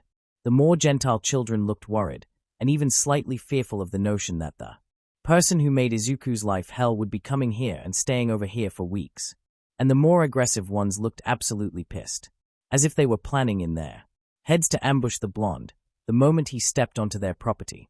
That even seemingly brought Kiba back to reality, if the look of pure fury was anything to go by. Who's Bakugo? And did just saying his name made the room 100% more murderous? Ken asked awkwardly, as he and his sister had no clue who Bakugo was. Kiba and Kyoku opened their mouths to no doubt slander Bakugo to the fullest, but thankfully, Fu wrapped Kyosa's tendrils around both their mouths. Bakugo Katsuki is a bully who physically and mentally tormented Dad, along with pretty much all the other people at the schools Dad attended, Fu explained as objectively as possible. He's just a really unpleasant person who pretty much everyone here hates. Wait, he was a bully, and he got into the hero course. Nora was taken aback and slightly outraged at this knowledge. How? That's a very long story that I can tell you later.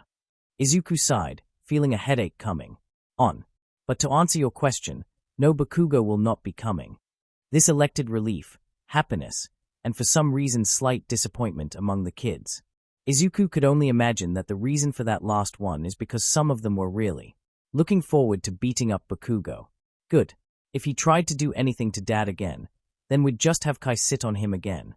Kay giggled, electing some laughs out of her siblings. That's right. I won't let anyone hurt Dad, Kai said confidently from outside. Izuku smiled slightly and shook his head. You guys, all right. You guys should go and clean your rooms. We wouldn't want our guests to come in and see you all have messy rooms, would we? No, cried out most of the kids, as they all left to do as Izuku told them, leaving Izuku with just his mother. Inko looked at her son and smiled. It seems things have gotten so much more lively. Yeah. Izuku smiled, then suddenly, a card fell out of seemingly nowhere onto his bed. And it just never seems to stop. Izuku picked up the card. It was handmade. A blank sheet of paper that had been folded in two, with the words, "Glad you're back." The handwriting was too good to be anyone's but Fuku's, and given where it came from, he can only assume Mu had something to do with this. As well, he opened it up, and inside it read as such. Hi, it's Fuku. Everyone got really sad after you overworked yourself, so please don't do it again. I'll help out more if I need to. I don't want to see Eri and Kei sad again, so don't be afraid to rely on Fuku, but if I mess up, please don't be too mad. And then written below that in much less impressive handwriting was what she said. And at the bottom, it said signed, Fuku and Mu. Izuku frowned and sighed. I really caused everyone so much trouble. You made a mistake, honey. Inko reminded him gently, going over and caressing his head. It's time to fix it.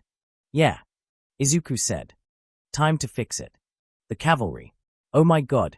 It's huge, Mina shouted, as she and her other classmates stood at the front gates of the Midoriya household, most of them with their mouths agape except for the three rich students and the two others who had seen it before. Yes, it is indeed a rather large house, Ida said while chopping the air. I mean, it would have to be considering it's meant to hold all those kids, Shoto added. I suppose this would be considered large for the average person.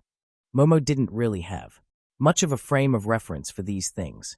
She knew her house was bigger than most people's, but if this was big enough to send most of the class into a stupor. All right, everyone, let's go. Ochiko pumped her fist into the air.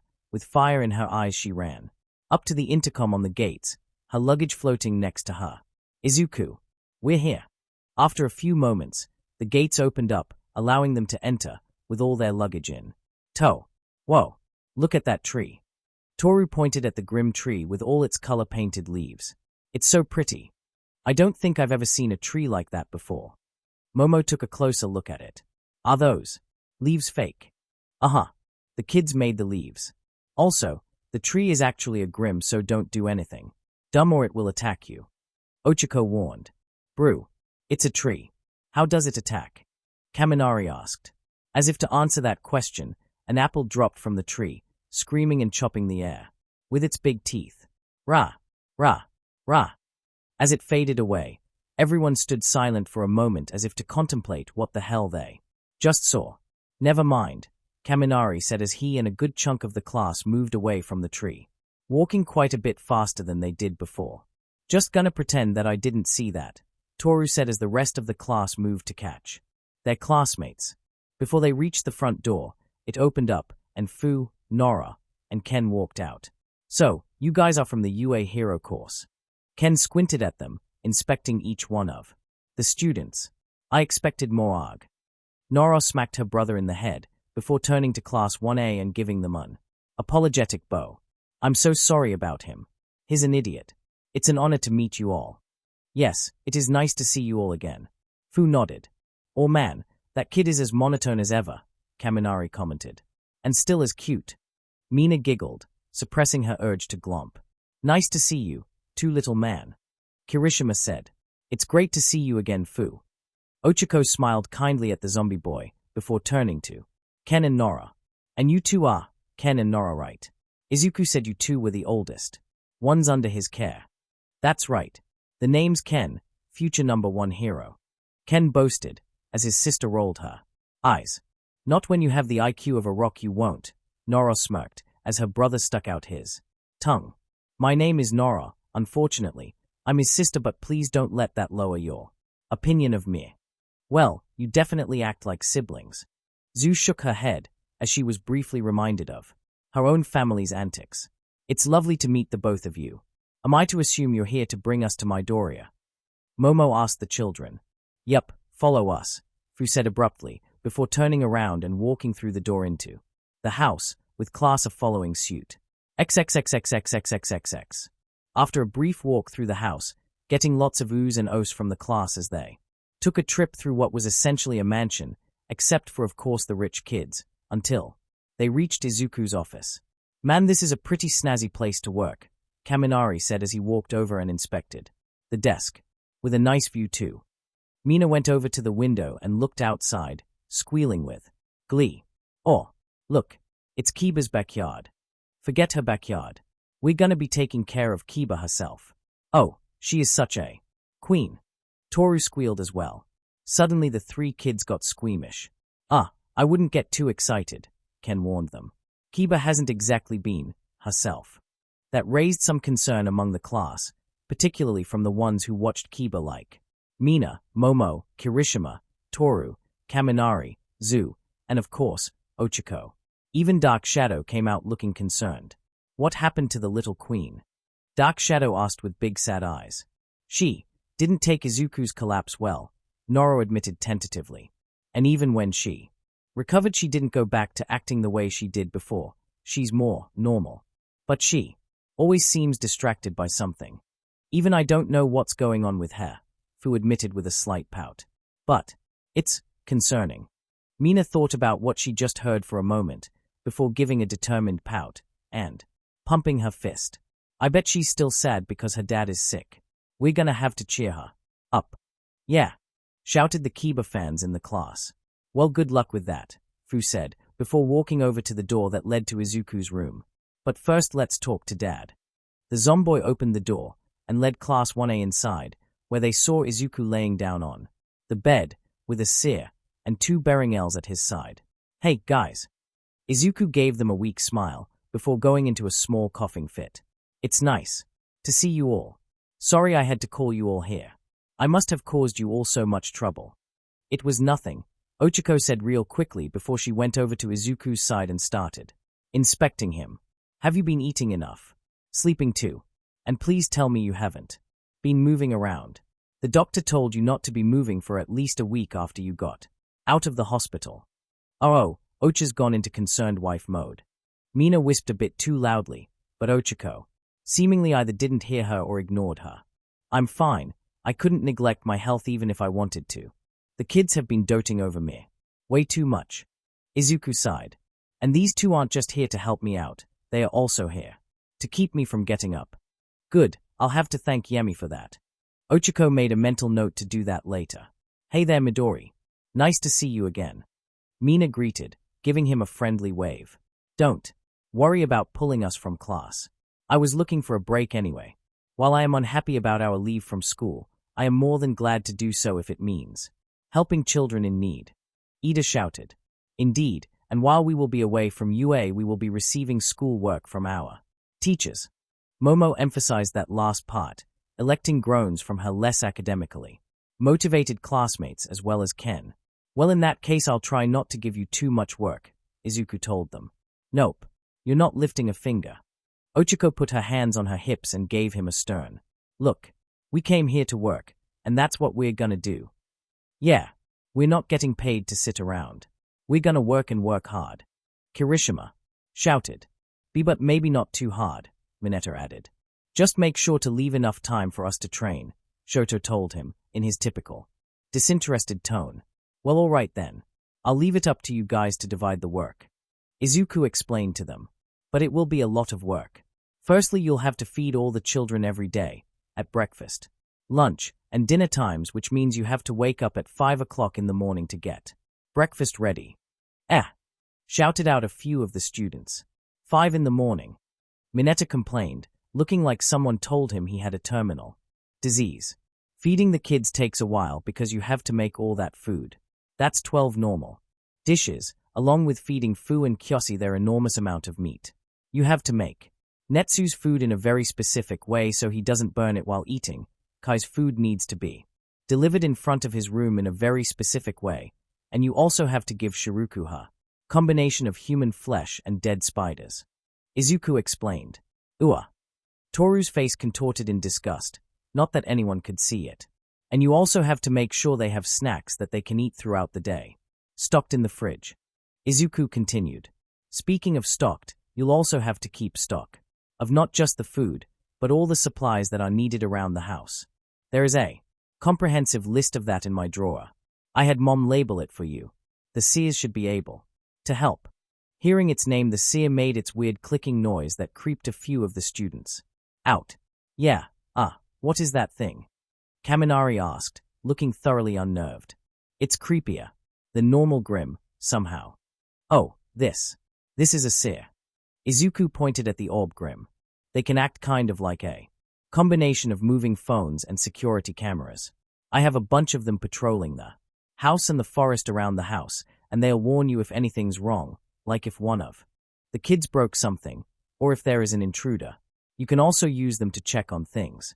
Keep watch of all the kids, and help count inventory, as well as a variety of other things.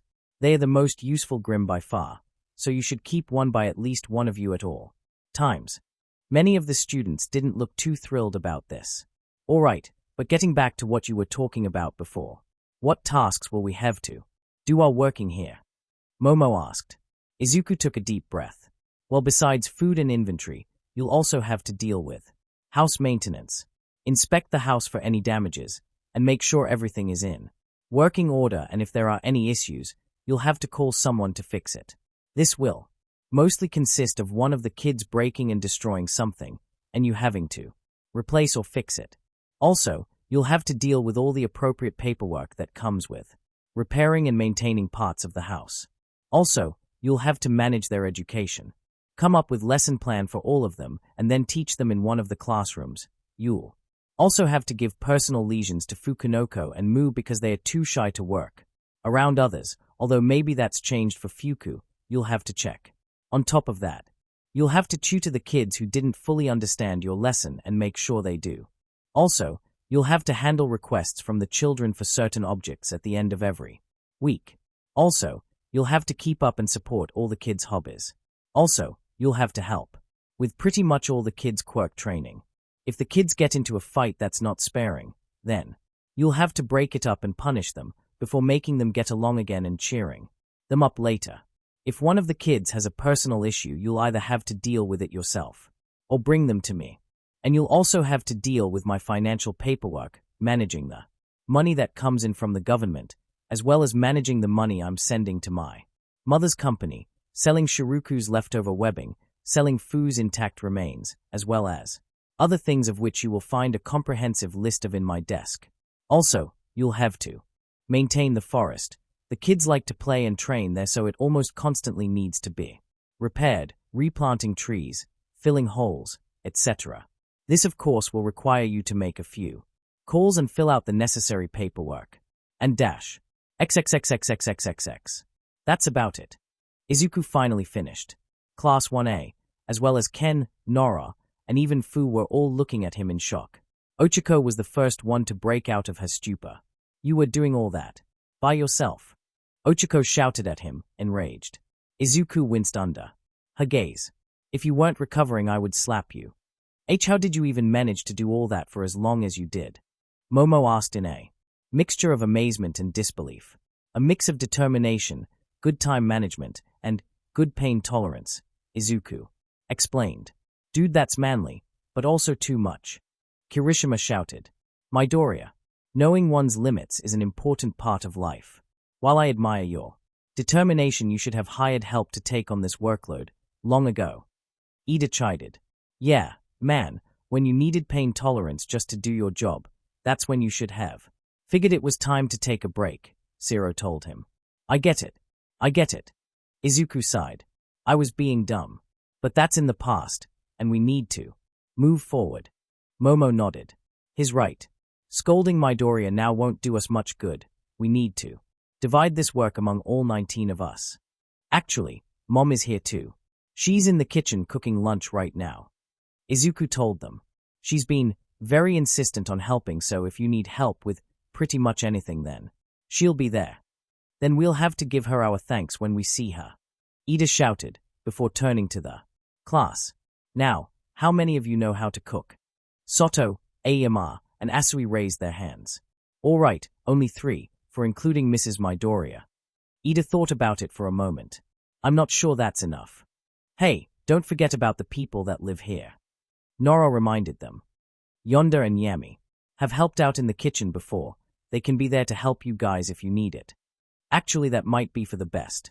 It's good if they learn how to cook for themselves, and it keeps them active. Zu pointed out. I see. In that case, we'll ask the children how many of them want to help. Ida determined. But aside from the volunteers, Asui, Aomar, and Soto will be in charge of the cooking, alongside Mrs. Midoriya. I can help with house maintenance. Ochako piped up. My parents run a construction company. Actually, they work for Izuku, so I should be able to deal with all the construction stuff and the paperwork. I see. Then I'll put you in charge of that. However, I would like Shoji and Gyro to assist you. I believe their quirks are the most suited for these tasks. Ida said. I'll do my best, Shoji said. I'll try not to mess it up. Gyro seemed a bit less sure, but it's not like she was gonna refuse. Koda, I think you could use your animals in combination with the seers to better inspect the forest, Momo told the quietest member of the class. Koda nodded, still not saying a word as usual. Yorozu and I will handle the lesson plans. Ida said. Mina, Asui, you two strike me as people who are good with children. Could you two handle teaching the children? Of course. Mina immediately rose to the challenge. I may not be the smartest, but I can teach a bunch of grade schoolers. I think I'll want to help you with the lesson plan. You might make it a bit too intense for them, Asui told them. Oh, and can I help too? I love dealing with kids. Toru requested. If you insist. Ida agreed. Now for quirk training. I'll help Eri. Ochako immediately volunteered. Her issue is power control, right? I had that same problem. I think I can help her out the most. Agreed. Soto, can you help Kiba with her restraint training? Momo asked. I'll do my best. Soto agreed. Is anyone here into horror movies? Izuku abruptly asked. I am. Why? Mina was happy to share her love of horror movies, but she was a bit confused as to where that question came from. Fukunoko's training consists of her watching horror movies and trying not to activate her quirk, Izuku explained. So it would be best if you were the one to handle her training. That's the fear gas girl, right? Mina seemed a bit hesitant. I'm gonna have a gas mask for this, right? Of course, Izuku answered quickly. Okay, then it should be fine. Mina still seemed a bit tentative. We'll get along like two peas in a pod. Lastly, we have Netsu. Momo turned to Shoto. Todoroki, can you dash? No. Shoto quickly refused. Everyone was kind of taken aback by his sudden refusal, and so the bicolored boy explained. I don't use my fire. Therefore I have nothing to teach him. Shoto said curtly. Wait, I thought his quirk made ice. Fu asked, slightly confused. His quirk is half cold, half hot. From his right side, he can make ice, and from his left, he can make fire. Izuku explained to the kids. It's a very powerful quirk, but he only uses the ice for some reason. What? Why? Ken asked, confused as to why anyone would limit themselves like that. That's none of your business, Shoto said, his voice cold, with a bit of an edge to it. Geez, you're such a grump. Mina scolded. Yeah, kinda unmanly, Kirishima added. Shoto just stayed silent, stoic, and stubborn. Well, if you won't train Netsu then, who will? Momo asked. No one else had any sort of fire-based power, except Ken, and he wasn't exactly a master of controlling Heat Blast's abilities either. I suppose I will teach him. Tokoyami volunteered. I too have a great power I must control, lest I destroy all around me. Perhaps my experience can assist him. I suppose that is the best option we have. Momo gave Shoto a questioning look, but the frosty body just gave her the cold shoulder. And with that taken care of, Kirishima, Ochiko, Tokoyami, Todoroki, Shiro, Soto, Mineta, and I will be in charge of handling any fights or outburst from the children. Given how powerful they are, I believe we are the most equipped to take them down quick, and with harming either the children or ourselves. Most of the people Momo listed seemed up for this. However, Mineta seemed more than a little upset. Oh man, why am I on the front lines in case one of these nuclear toddlers has a meltdown? Mineta mentally bemoaned. All right, with that in mind, Uraraka volunteered to handle the paperwork involving construction, but we'll also need people to handle the various other types of paperwork. Ida pointed out. I feel the best people to be assigned to this are myself, Yaro Aruzu, Todoroki, and Mineta. Keeping Mineta away from the kids, good idea Ida. Through the girls collectively. And we can all do standard house chores such as cleaning, laundry, and washing dishes. So, if anyone is available they can take care of those tasks. Momo told everyone. There was a general murmur of agreement among the students. All right, now I think it's time I introduced you all to the children. Izuku decided as he leaned over to the seer. Gather all the kids in the backyard. It's time they meet our guest. XXXXXXXXXX. After a few minutes, everyone had gathered in the backyard. Izuku was still in a wheelchair, being handled by none other than Ochiko. Class 1A were faced opposite to the children, with most of them giving off warm smiles. Inko was also present, standing next to the children. Everyone, this is Class 1A. They already know who you all are, so there is no need for introductions. Izuku explained. Hello, children. Some of you may remember me, but to those who don't remember me, I am UA Class Representative, Tenya Ida.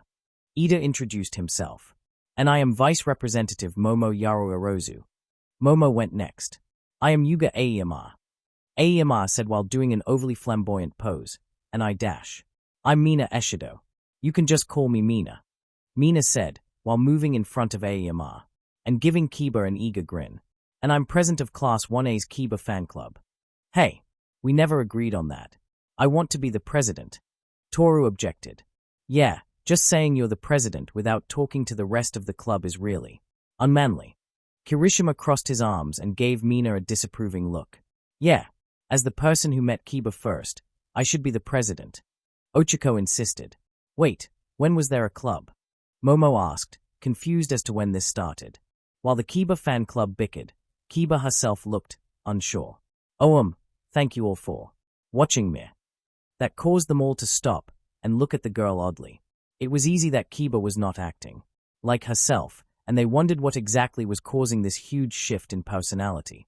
While the Kiba squad was stunned, the rest of the class took the time to introduce themselves.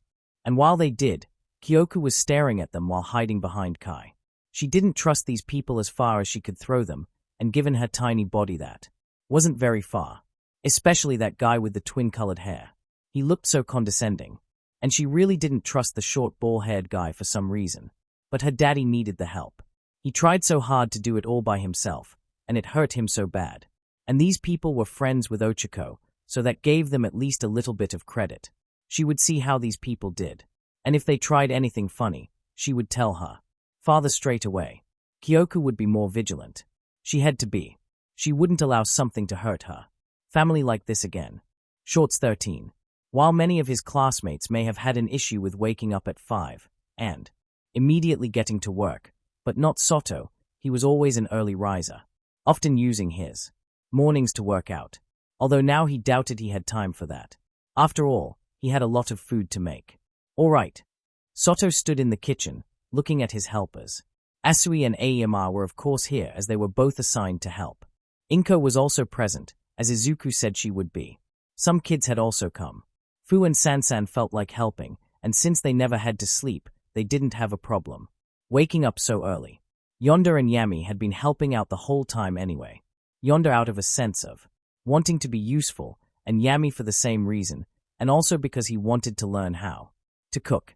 Nora was also present, as she felt a sense of responsibility, although her brother was nowhere to be found.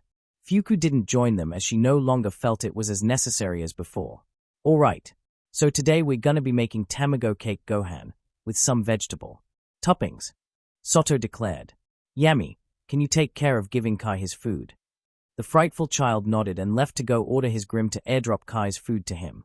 Fu, can you get your food from the fridge? Soto asked the zombie boy. Yes, we can. Cold doesn't affect us much, Fu said, before walking towards the fridge. Right, Sansan, your body can stretch around the whole kitchen so you stay on standby and get us what we ask for, Soto told the slime girl, as she gave him a big cartoon thumbs up. I can also be in multiple places at once. Nora turned to her Omnitrix and selected an alien. And then after a flash of pink light, she transformed into Ditto. Watch. Nora's body then seemingly split in two, creating a duplicate of herself. That's great. How many clones can you make? Soto asked her. 20, Nora answered, her voice cartoonishly high-pitched. I can only do this for 10 minutes though. That should be all we need, Soto said. 15 of you can go set up the tables and deliver the meals, and you can keep 5 clones here to help cook. On it. Nora nodded. Everyone else, get ready to cook. Soto shouted as he raised his fist into the air. Yes, Chief, cried everyone. XXXXXXXXXXX. MMMH. Man, this is good, Kaminari said, as he and many of his other classmates, as well as the children, just destroyed their meals. Yi. Thififkwat. Mina said with a mouth full of food. Eshido. Do not talk with your mouth full. Ida scolded. But you are correct. You all did an excellent job with the cooking. Yes, Soto, nice job. Ochako praised the muscle-bound cook as she ate. Don't give me all the praise, everyone did their part. Soto looked to his helpers. You all did amazing. Couldn't have made as much food without you guys. I'm used to making food for my siblings already, so I'm kinda used to having to do things like this, although this was obviously on a much bigger scale, Zu said. Moi. Obviously, I am able to cook. Aemar said, flamboyant. Myself in the kitchen is a dazzling sight to see. Man, you are like a living stereotype here. Ciro asked the Frenchman. It was fun, Yonda said while she had a mouthful of food. Pretty much everyone was satisfied, except for 2. Ken and Kiba, neither of whom liked vegetables all that much. Ooh. Ken groaned as he looked at his food, before his sister, who was sitting next to him, kicked him in the leg. Oh, don't be rude. People worked hard to make this. Nora aggressively whispered to him while giving him a fierce glare. And they are good for you. They don't taste like it. Ken grimaced. Kiba didn't complain. She just made a very sour face as she scarfed down her food as fast as possible to get it over with. She may not like it, but she didn't want to be a bother. Hey, where's Kyoku? Kei asked. She went to go eat with your father, dear. Inko smiled. She said she didn't want him to be alone. Kei gasped. That's a great idea. Mr. Soto, can we take our food and eat with Daddy? You don't have to ask me. I just make the food. You can eat wherever you want. Soto told them. With an eager grin, Kei lifted her bowl and ran out to go to Izuku, with Ei deciding to follow. Fu looked at Kiba, who looked like she wanted to join them but didn't. Kiba, what the heck is going on with you? Fu thought. XXXXXXXXXXX. Hey, Dad. Ochiko was currently in Izuku's office, looking over some reports. Oh hey honey, what's going on? Her father asked, slightly concerned. I've called you at least a dozen times, but you ain't been answering. You haven't heard. Ochiko cringed. Izuku collapsed. What? Ochiko had to move away from the phone. It's okay. She quickly reassured him. He's not gonna die or anything, but he's just really weak right now. She heard her father breathe a sigh of relief. Thank goodness. What on earth brought that boy down? Overwork, Ochiko answered. Oh, yeah, that'll do it. Her father said.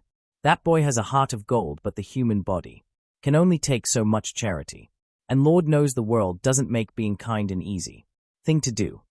And he never knows when to stop. Ochiko sighed soundly, slightly agitated. And how do you feel about that?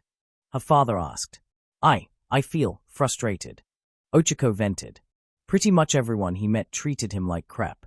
And then it finally seems like he gets to have the life he deserves, and he just sabotages himself.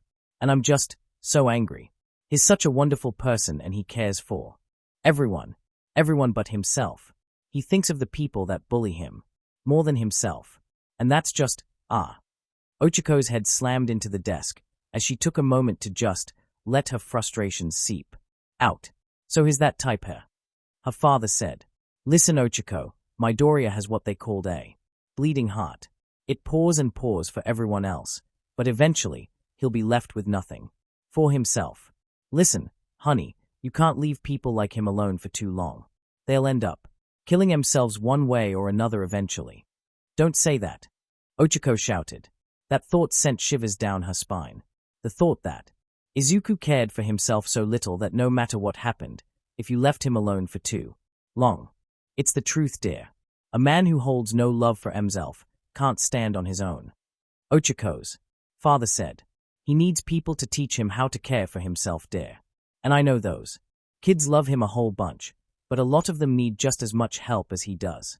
And I don't even know where his parents are. His mom's here, Ochiko told him. But she can only be here for so long. She has a company to deal with overseas. You know, financial security is important. Sure do, her father said. But that leaves Midoriya with no one who can stop him from running himself into the ground. No one but you. Dad, you know I have to focus on my studies. Ochiko reminded him gloomily. I'm not saying monitor his every move, I'm just saying you should pop by every now and again. He's not the kind of guy to ask for help, so you may have to force it down his throat a bit, her father explained. Just remind him that he better look after himself, otherwise you'll kick down his door and whoop his ass. Ochiko giggled a bit. I thought you'd want me to stay away from boys. Her father laughed with her. In most cases, yeah. But remember what you said about financial security. Well, ours kinda goes down the drain if he dies, so it's for everyone's sake that you make sure he's still kicking. Also, I won't lie. Boy made a good first impression. Determined, hard-working, heart of gold. And he's rich. Honey, if you want to lock that down, I won't get in the way. Daddy, it's not like that. Ochiko's face turned bright red. He's just a friend. I'm just saying, sweetheart, there are a lot worse picks. Her father said. Yeah, I know. Ochiko said. But enough about that. Me and my classmates are kinda trying to help him out while he's recovering, so we also have to take care of the house. Maintenance. Sansan just melted some of the stairs, so do you think could repair those and help out with the paperwork? Of course, darling. We'll get right on it. Her father said. All right. See you soon. Bye. Ochiko hung up. The brunette looked up and saw Momo standing in the doorway, staring at her with paper in her arms and a slight smile on her face. Oh, Momo. I didn't see you there. Ochiko blushed a bit at not noticing her classmate, standing there for presumably a little while. How long were you standing there? Near the beginning of the phone call. I apologize for eavesdropping, but your phone call was not something I'd experienced before. Momo told her. You haven't had a phone call with your dad? Ochiko raised her eyebrow, giving her a confused look. No, I have. Plenty of them. Momo told her. But it's not like yours, Uraraka, can I tell you something? Of course. Never be afraid to speak your mind, Vice Rep. Ochiko gave her a kind reassuring smile. We're friends after all. Momo returned her smile with the same warmth, albeit a bit shakier. I'm not used to this level of casualness. I was raised in a very proper home and in very proper schools. It wasn't terrible or even all that bad necessarily. It was just very slightly uncomfortable, in a way I never noticed up until now. This casual feeling, it's relaxing. That's why I was caught up in your conversation with your father. It was so different from my own. Oh, well, it's fine then. Ochiko excused her. Just try not to lurk next time. I'll keep that in mind, Momo said.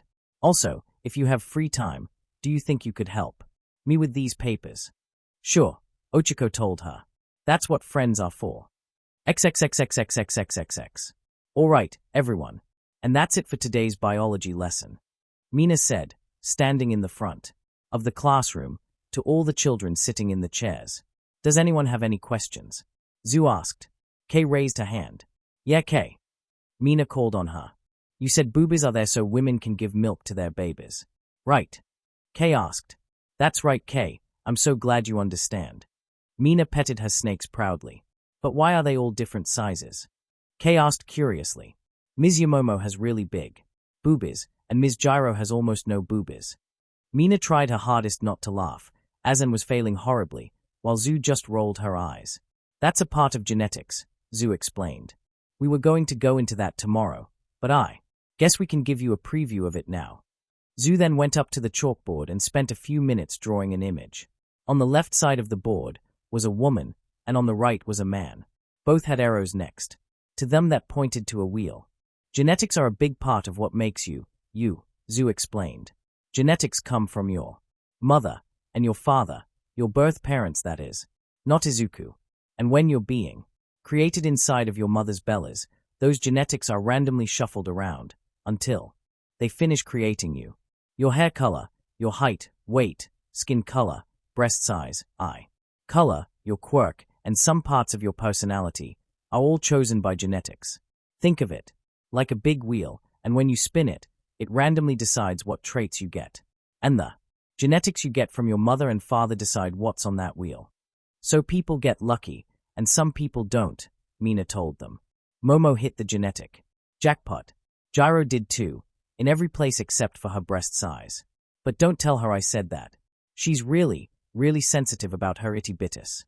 Ah, Mina, Zu said while looking at the open doorway. The door. Huh.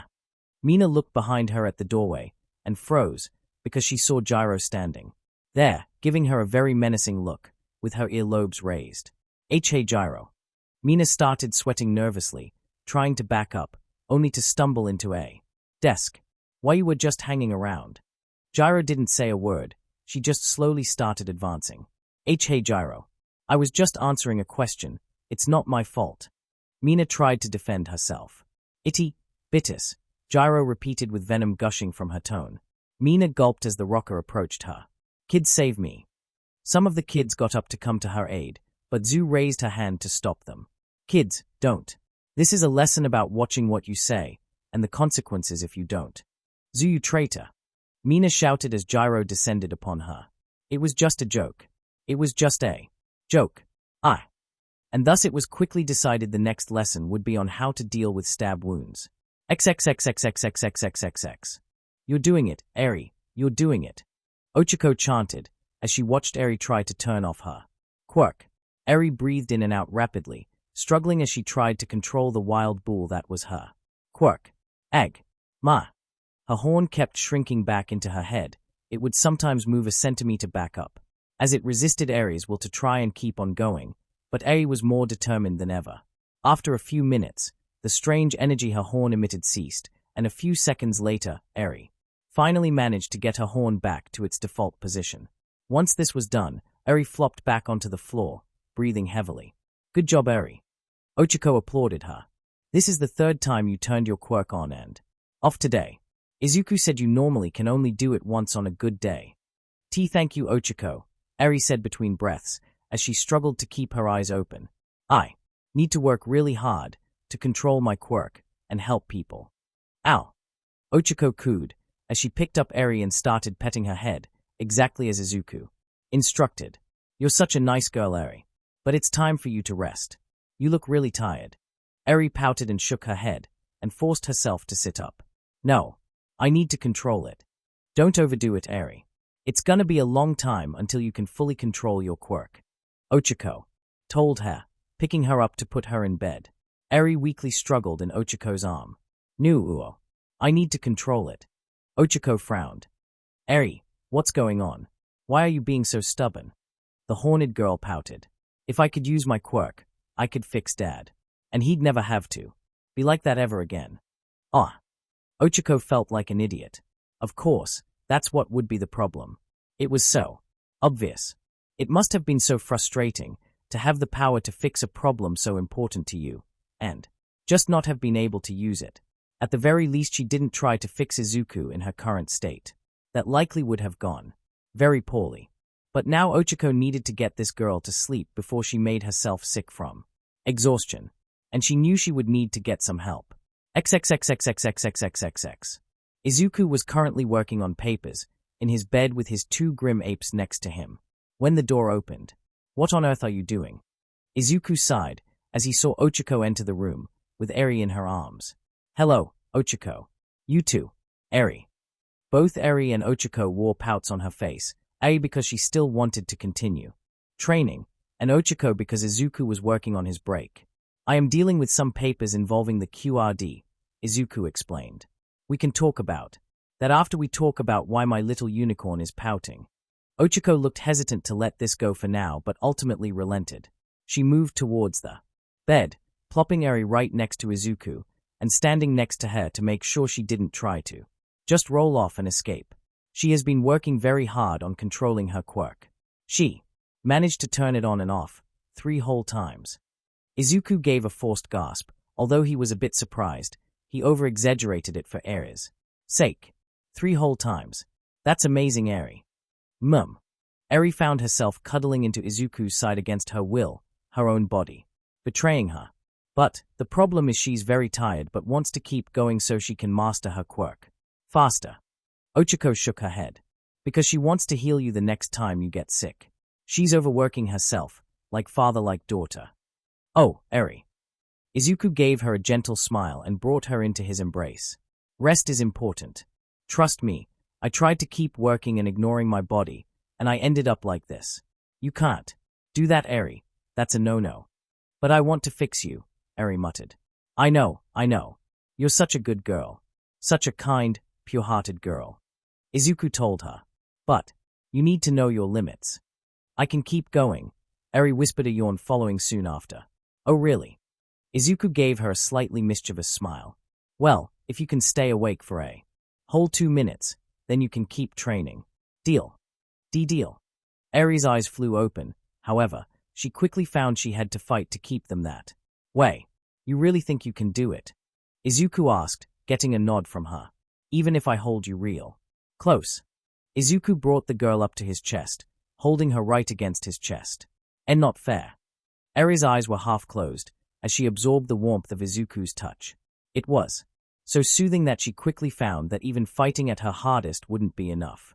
What about if I pet your head, like this? Izuku brushed his hand through her hair. Eri didn't even have the time to protest, as she quickly closed her eyes and fell into a deep sleep. Izuku and Ochako looked at Eri's adorable sleeping form before Ochako looked up, back at the paperwork Izuku was doing, and frowned again. The green-haired teen looked up at her and sighed. Look, I know what you're gonna say, Dash. Then why are you doing it? Ochako whispered aggressively. You know you shouldn't be working right now. This is QRD work. This is important work that contains classified information. Izuku's tone was dead serious and told Ochako that he wasn't ashamed in the slightest of what he was doing. I can't hand this over to a bunch of people I just met. And while I trust you and Mom, neither of you know enough about this for you to make decisions this important. Not 2. Mention I would have to send in an advance notice saying that you have permission to make this decision in the first place, and that would take far too much time. Well, can't you just put it on hold until you recover? Ochako asked him. How would you feel if you had to stay 3 more weeks in a bunker, unable to see the outside or even your family because the person responsible for releasing you was being an idiot?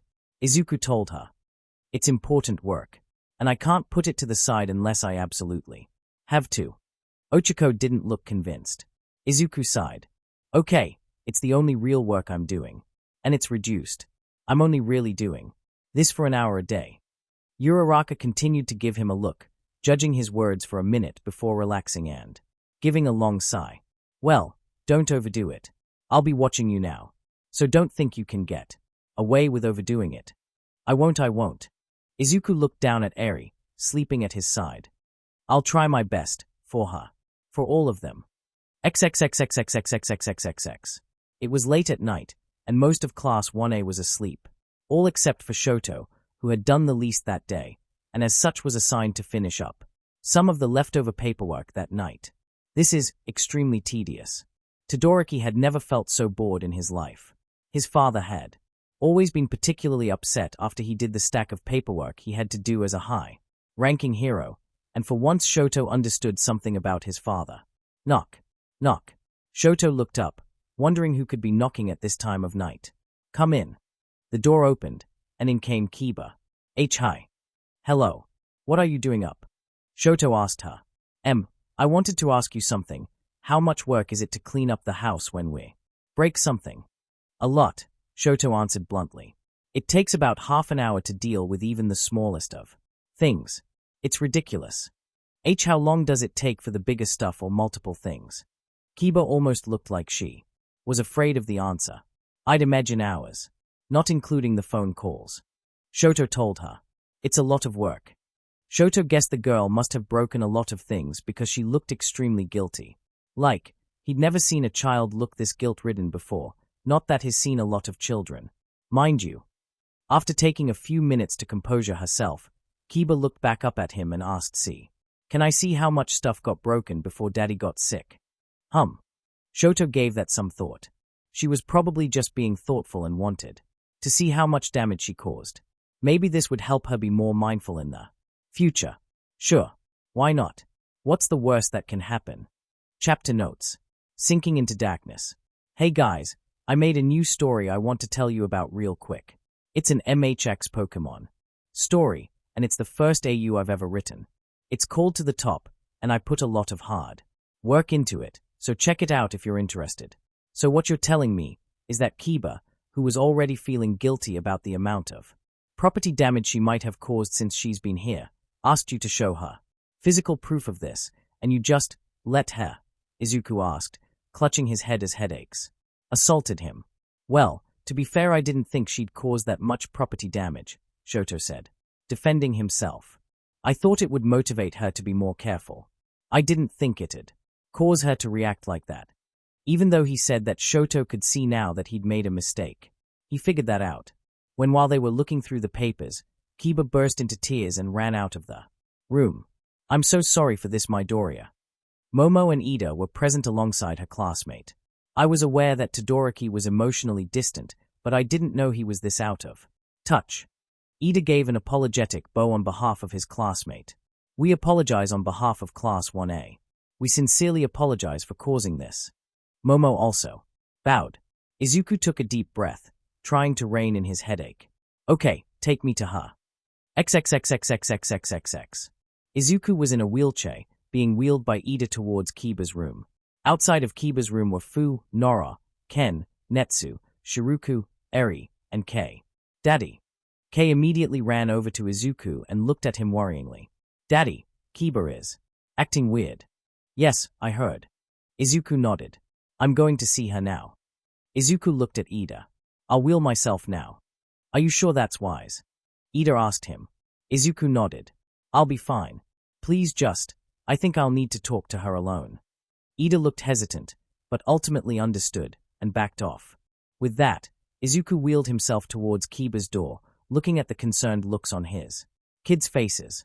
As he approached the door, he took a deep breath, readying himself for what he might see on the other side. He pushed the door open, and what he saw was odd. Kiba was just sitting on her bed, watching television. Hey Kiba, Izuku said, as he wheeled himself in and closed the door behind him. Kiba looked over to him and winced with guilt. And it hurt Izuku so much to see her do that. Hi daddy. After she greeted him, Kiba almost immediately looked away. Izuku frowned and wheeled himself closer to her. I know you looked at the files. Why didn't you tell me? Kiba asked in a sad, low voice. I destroyed so much stuff. I didn't. No, I hurt you. No, sweetheart you dash, Izuku tried to explain but she interrupted him. Don't lie to me. Kiba suddenly shouted, looking tearfully at Izuku. You told us you were. Okay, but you weren't. You didn't tell me I was giving you so much work, and hurting you. And now you like this and it's my fault. Izuku was at a loss for words. He wanted to just say that it wasn't true, but clearly he had overused simple hand-wavy explanations like that, meaning his only real option here was to be a bit truthful. Okay, I can't hide it from you anymore. You did give me a lot of work, with all the things you broke. But that's part of why you're here. Why you're all here. Your quirks are very powerful and destructive. That's not any of your faults. Kai gives me a lot of work to do just by living here. Netsu constantly makes small burns everywhere and sets things on fire occasionally. Fukunoko's room needs to be constantly inspected and maintained to make sure there are no leaks. And all the work that goes into feeding you all is far more exhausting than you could ever be. But all that stuff can't be helped. Kai can't stop being big. Netsu can't stop being on fire. Fuku can't stop her gas. And we can't stop eating, but I can stop destroying things, Kiba argued. I just need to stay in here and be very careful. You can't just stay in here all the time, Kiba, Izuku told her. I'm just not supposed to live your life because of Dash. You gave me my life. Kiba argued, causing Izuku to pause. I was never the queen of eternal darkness. When you found me I had nothing. I was a pathetic little girl, dying on the ground. And before that, I was a thief that hurt people just to stay alive. But you took me, and Fu, and you gave us a home, food, and a family. I live in a super big house, getting everything I want, getting to order around super cool monsters, and play pretend with my brothers and sisters. All thanks to you. And I hurt you. Kiba started crying now, still refusing to look at Izuku. You gave me everything I could ever want, and all I did was make your life harder, and ask for more. Izuku tried to find the words to reassure her, but he was a bit too busy fighting back the massive feeling of guilt. He did this. If he had just hired some help, this would never have happened. I can't hurt from in here, so I'm staying in here, Kiba said, sniffling as tears still rolled down her cheeks. And I won't ask for anything. Kiba, Now Izuku was crying as well. Kiba, you can't stay in here. Kiba stopped responding entirely, just sitting there with her back turned to Izuku. Kiba, look at me. Izuku tried to get to her, but she just wouldn't respond. After a few moments of silence, Izuku just wheeled himself over to her, leaned in, and wrapped his arms around her, bringing her into a gentle hug. I'll give you some time for now, but I want you to know you were never a burden to me, and I never thought for a moment that my life would be better without you. I can say safely that if I never met all of you, my life would be so much darker. Kiba flinched after hearing that, but still didn't respond. After a minute, Izuku separated from her and slowly wheeled himself out of the room. He took one last look at Kiba, hoping to see her looking back, but to his dismay, she was still turned away from him. With a sigh, he left her room, hoping that this would heal a bit with time. XXXXXXXXXX. The next day had arrived, and things didn't seem to improve. All of yesterday, Kiba had kept true to her word, never leaving her room except to eat, and that's it. When people came to talk to her, she would speak normally, not normal for her but rather how you would expect a normal person to speak. She had completely dropped her queen of eternal darkness thing, and now she was just Kiba Midoriya, little girl. And now halfway through day 2 of this behavior, people were getting concerned that this may not blow over. So that is what led Fu to where he was, standing outside her door, ready to go inside. A few others before him had attempted to cheer her up, talk her into going back outside, sparing or making a video. But nothing seemed to work. No one could do it. Not Eri, Kei, Netsu, Nora. None of them. And so, as the one who's known her the longest, Fu decided he had to give it a shot. He went in and saw her on her bed watching TV when she turned and saw Fu enter the room. "Oh, hi Fu." "Hey." Fu greeted her with a wave. I've never seen her subdued like this. It's not like Kiba had never dropped her act before. She had from time to time, but never for very long, and never like this. She was almost like a different person. "So, do you really staying in here is better for Dad?" Fu asked her. Kiba turned away and nodded. "I can't make any more work for him here." "Yeah, but you are making him and everyone else worry about you a ton." Fu pointed out. "You know Dad blames himself for everything that goes wrong, so doing this only makes him feel worse." That bit of logic hit Kiba, making her wince and her face scrunch up in guilt, as she thought about what Fu said. "But he'll get over it. If I keep making him work, he might get even sicker next time, and then he might die. You know he has help this time, right?" Fu asked her. "He has Ochiko's class right now, and he's gonna hire help after they leave. That's not gonna happen again." "But what if Daddy just does all the work himself anyway?" Kiba argued irrationally. "Why on earth would he hire employees just so he could do all the work himself?" Fu asked. Actually, that sounds exactly like something he would do, but hopefully, that doesn't happen. Why would he let us work him to near death?" Kiba countered. "Daddy's too nice." "Okay, I see what's going on," Fu thought. Kiba was always stubborn. If she got a thought in her head, it was rather difficult to get it out, especially when she is scared, because that's what this was. Kiba was just scared that she was the one who hurt Izuku, and was now overreacting. And now she was determined to stick to her guns and stay in here, because she was too scared of the alternative. "Look, I get you're scared," Fu called her out. "But I'm not scared." Kiba refuted. "I'm being mindful. For once, all I do out there is cause problems. Why do you think Daddy scolds me the most? Like that time I argued with you guys about colors. And that time I threw a car at All Might. All those times I broke things. That time I hurt myself in the greenhouse. All those times I spread your insides across the house. I'm always doing something wrong." Oh, she really remembered all that. Fu thought, slightly surprised that Kiba bothered to think of those moments. Perhaps she was a bit more aware than he had given her credit for. "Look, I get that you feel Dash. How can you get how I feel?" Kiba glared at him. "You can barely feel at all. And you are one of Daddy's favorites. He always trusts you and praises you, and you and Yami are always helping him. And you can use your quirk without destroying anything or breaking anything. How could you know how I feel?" "Okay, clearly, this is worse than I thought." Fu looked for a way to reach her.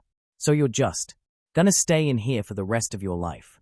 What about Kiba, Queen of Eternal Darkness? How are you gonna be a hero if you don't train?" "We both knew that was fake," Kiba said bitterly, and Fu detected a bit of hurt in her voice. "I just called myself that to make myself feel better about the fact that I was cursed with a quirk that meant to hurt people, and my parents kicked me out because all I do is hurt the people who are supposed to take care of me. If Daddy weren't so nice, then he would have thrown me out already." "Well, what about your channel? And your fans?" Fu pulled out his last card.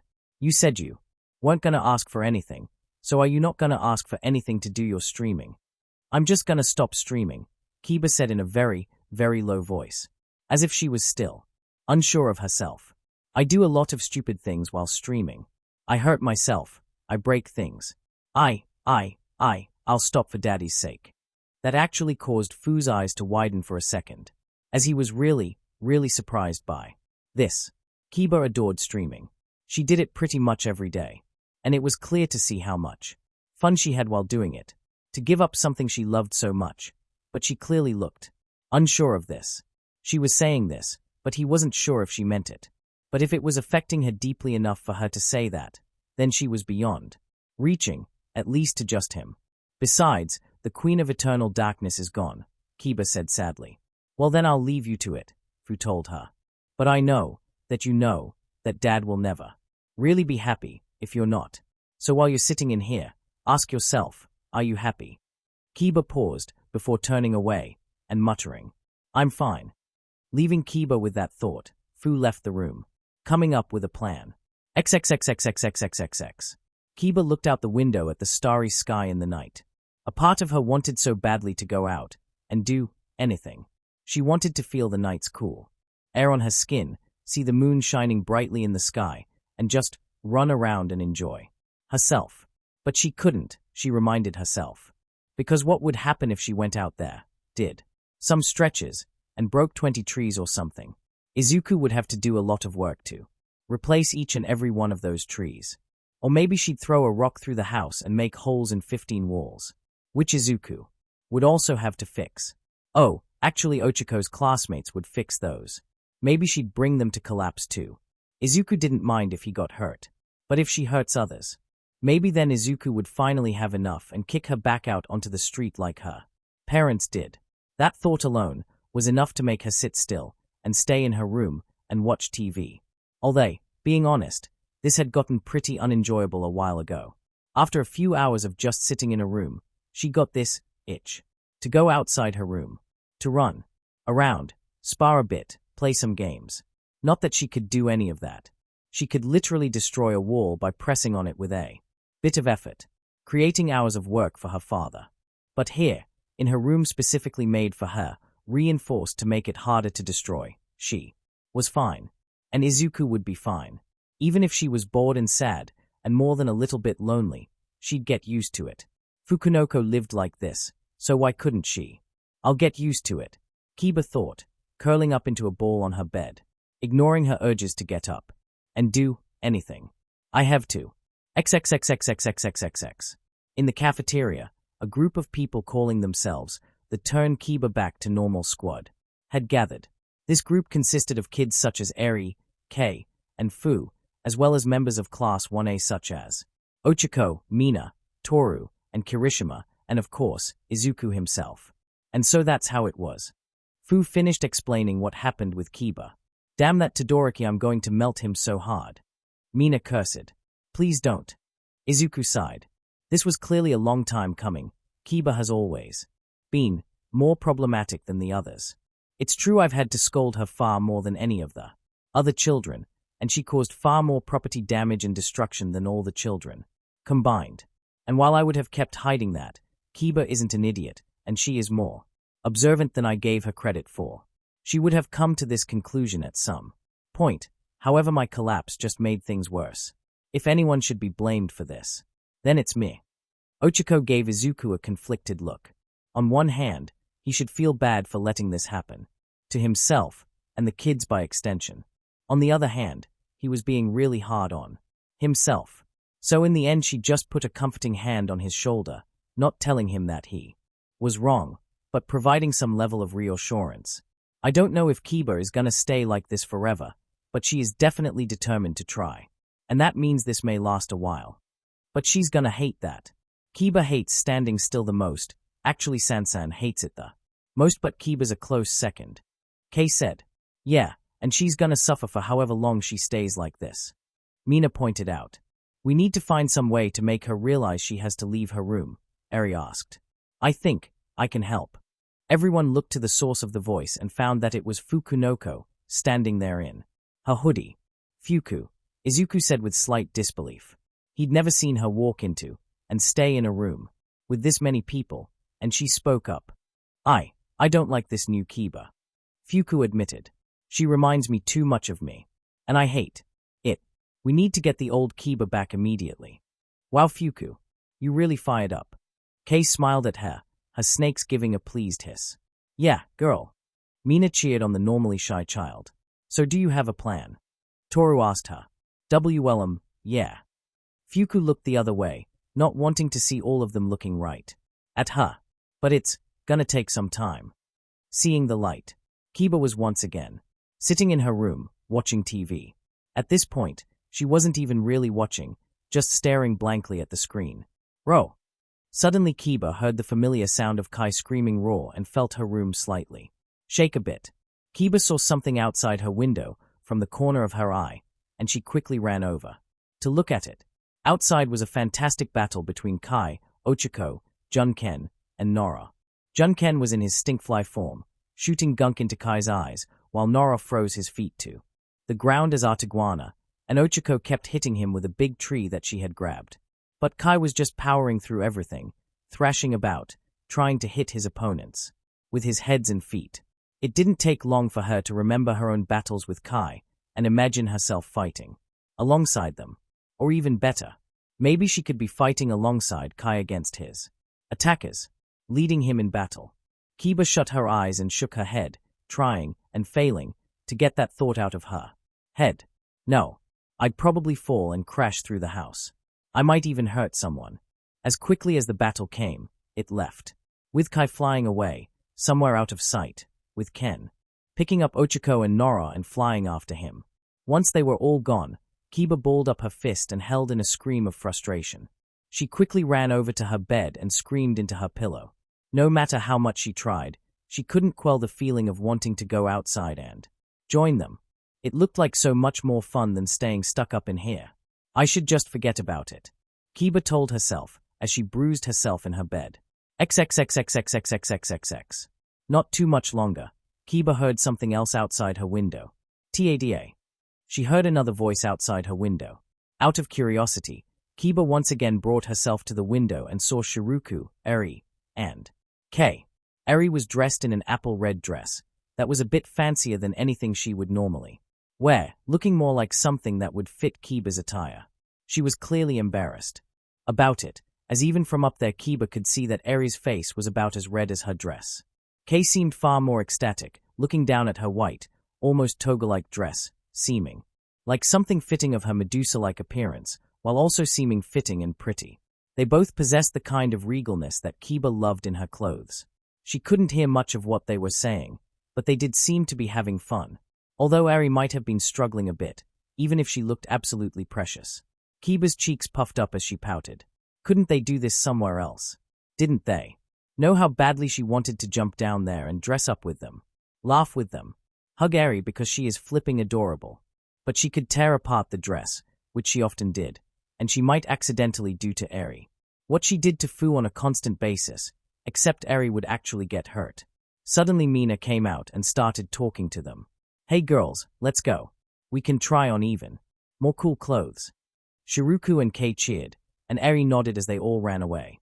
Although, Eri lagged behind, before staring up at Kiba, with sad, begging eyes, as if asking why Kiba wasn't down there with them. Kiba felt like she got stabbed with that look, so much so that she literally jumped back from her window and onto the floor.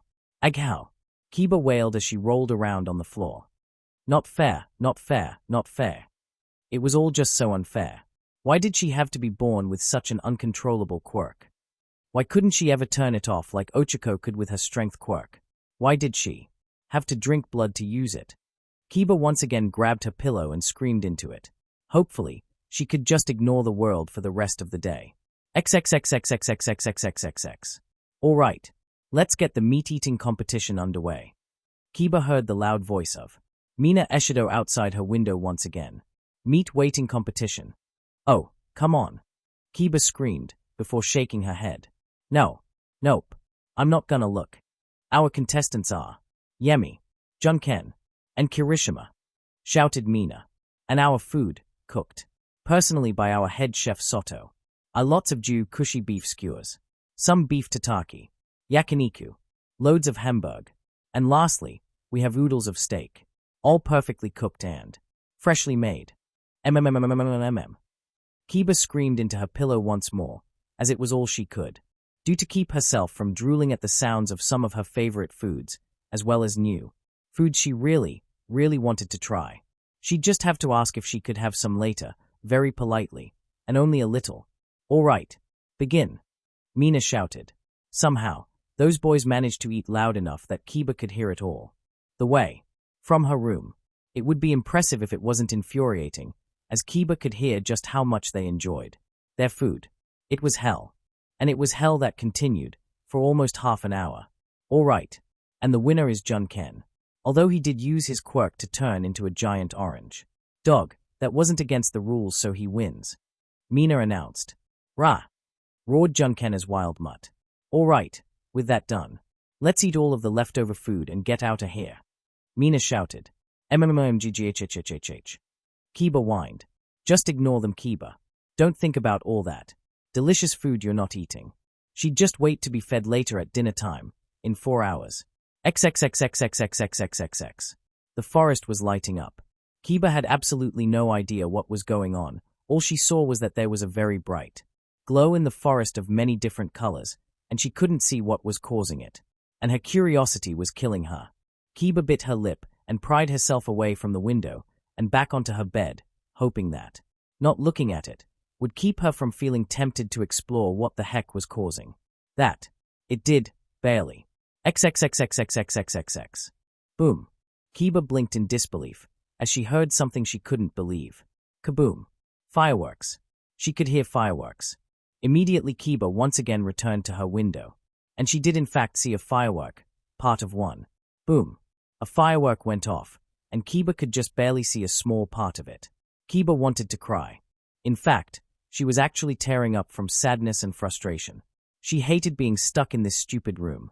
It was literal hell. How the hell did Fuku manage to live like this? She was very, very tempted to just say screw it and go outside to see the fireworks. Surely she could hold back her strength long enough to look at the fireworks. You selfish girl, shouted a voice in her mind that reminded her a bit too much like her mother. For her comfort. Can't even stay in your room for a week, you leech. After everything, his done for you.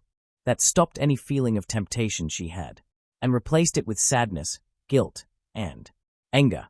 So Kiba just went away from her window, back onto her head, stuffed her face back into her pillow, and started crying, wondering just how many times she would have to repeat this over the course of her new life. XXXXXXXXX. Kiba wanted to sleep so much.